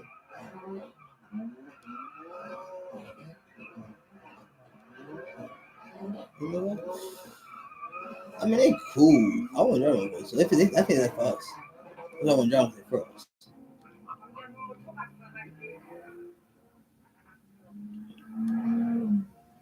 I'm assuming you're saying those. So shit, y'all drive for bitch. Y'all want to do it. Shit, we're for us, nigga. That's our man Brado, nigga. Y'all probably drive like Aquas. Y'all probably like Aquas. Or with those. With those, you can probably get informal. But we crash. We just don't drive y'all shits, regardless. We just don't support y'all by anything y'all got it. So y'all make fun of yourself. Y'all gotta pay for it. All right. I got a broken car, bitch. Like, you can shit this shit. Where you buy it from? You ain't gonna pay for it. Why? Tough out of the car. What you bought for Cape, right? Yeah. What's the English shirt involved? You don't like it more. you can't buy no BMWs at all. You got a car now? How? You don't buy a car. Oh, girl, ever get a shit car? Yeah. Yeah, we're on the phone.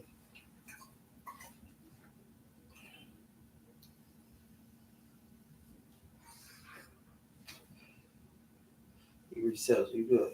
He poor. I doubt it. He rich as shit, shorty.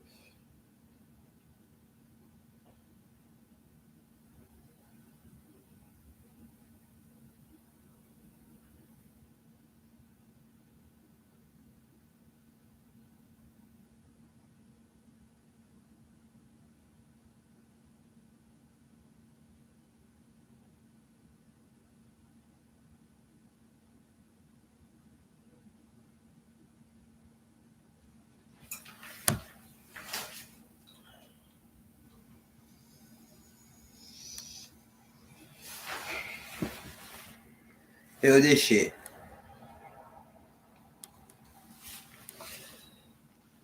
This shit ain't gonna stop. This shit man up. We ready to do this.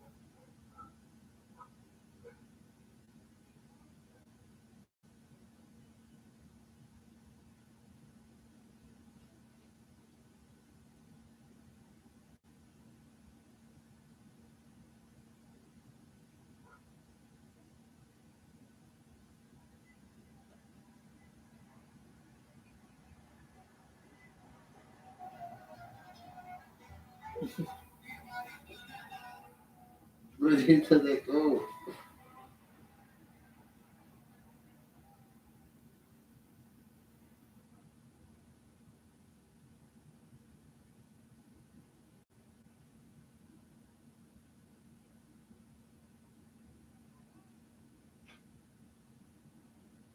I know about this. Door's not that explored. You know, Door's not that fucking like excited. You understand that? That shit's full. Bitch, turn that off. You see that shit? Door's not that explored, bitch. Shit, bro. I didn't see you talking to the screen. Wait a minute. Oh. I ain't just called about 5 minutes or so.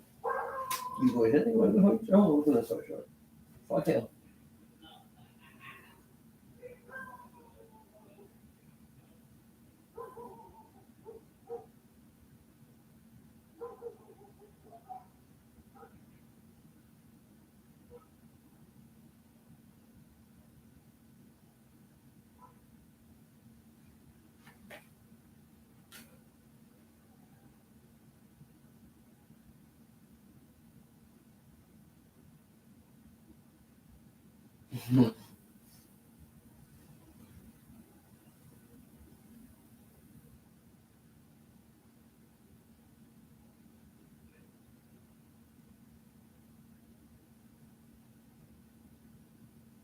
We've got kids here. We got 102 kids.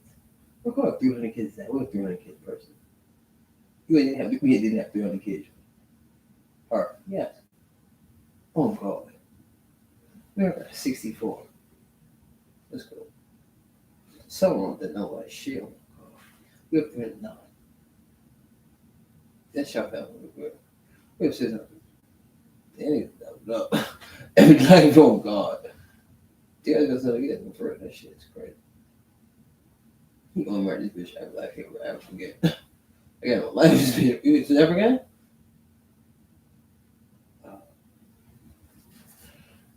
I'm right side of this bitch. I'm gonna be saying, what's going on? Well, yeah, so I got to jump there. What's your name, bro? Right.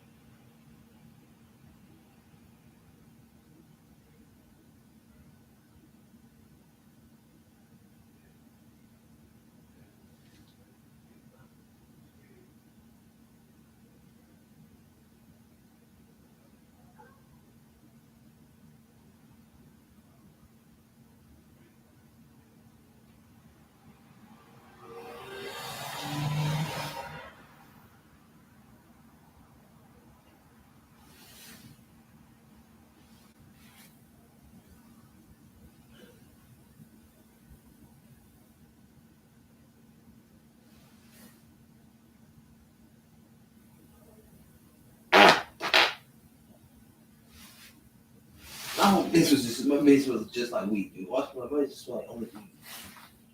Yeah, it's like weed. Yeah.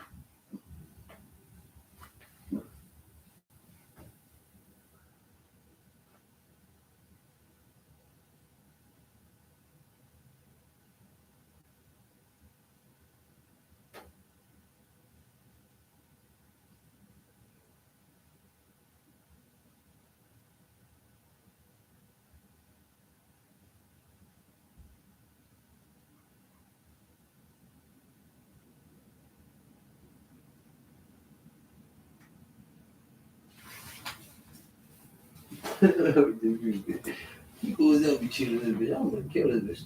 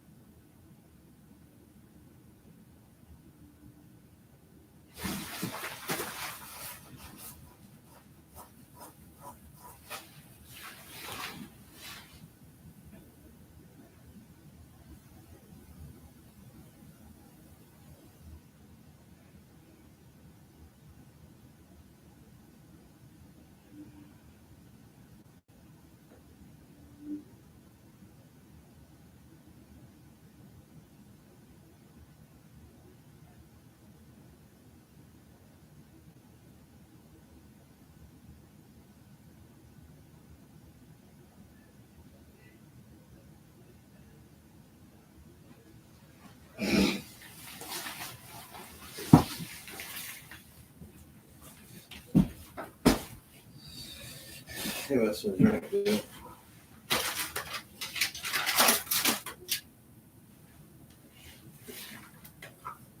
No, I'm probably gonna go out and get that shit, dude.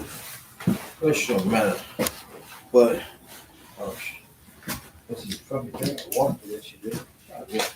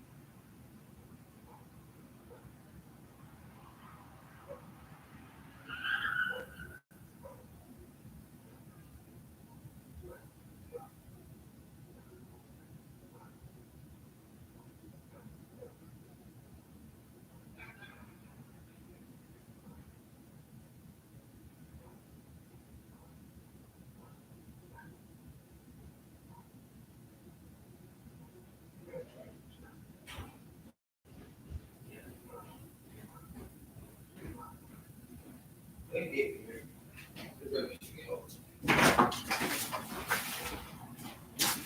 think he's dead, Troy. You right. You look like you are dead, person. Remember, you seen it though? No. You said no. What is this movie called Hocus Pocus? I did how I was like, nigga, like, oh, boom, caught his head. That was me checking my shit right. I'm telling you. I said, oh yeah, man, I'm dead as hell, shorty. Look at this, I escaped from prison. How pretty is if we chop shit off? Look at some shot. Man, you see that motherfucker gone. Straight up. Fuck that nigga. Don't eat a nigga, but don't mistreat a nigga either. This motherfucker off you, bitch, on gang. Fuck all that. Dog, how you gonna cheat me and you dead, shorty? You walk up to this bitch, shorty. That's the first thing when you see me. I'm gonna get you out. Or you scared me in the corner, bitch. I ain't gonna explain. How they gonna eat me? I'm gonna eat you for real. Hot. How fuck that? How you really out that bitch? What you mean? You found me. They did and woke up. Got you out with that bitch. Nah, shorty. I tell you I was looking at this, shorty. I was out. We could die, come back to life, die. I'd be die for every kid we had. Let me die for a parent. We like, ooh, let me die for a kid. Like, ooh, this.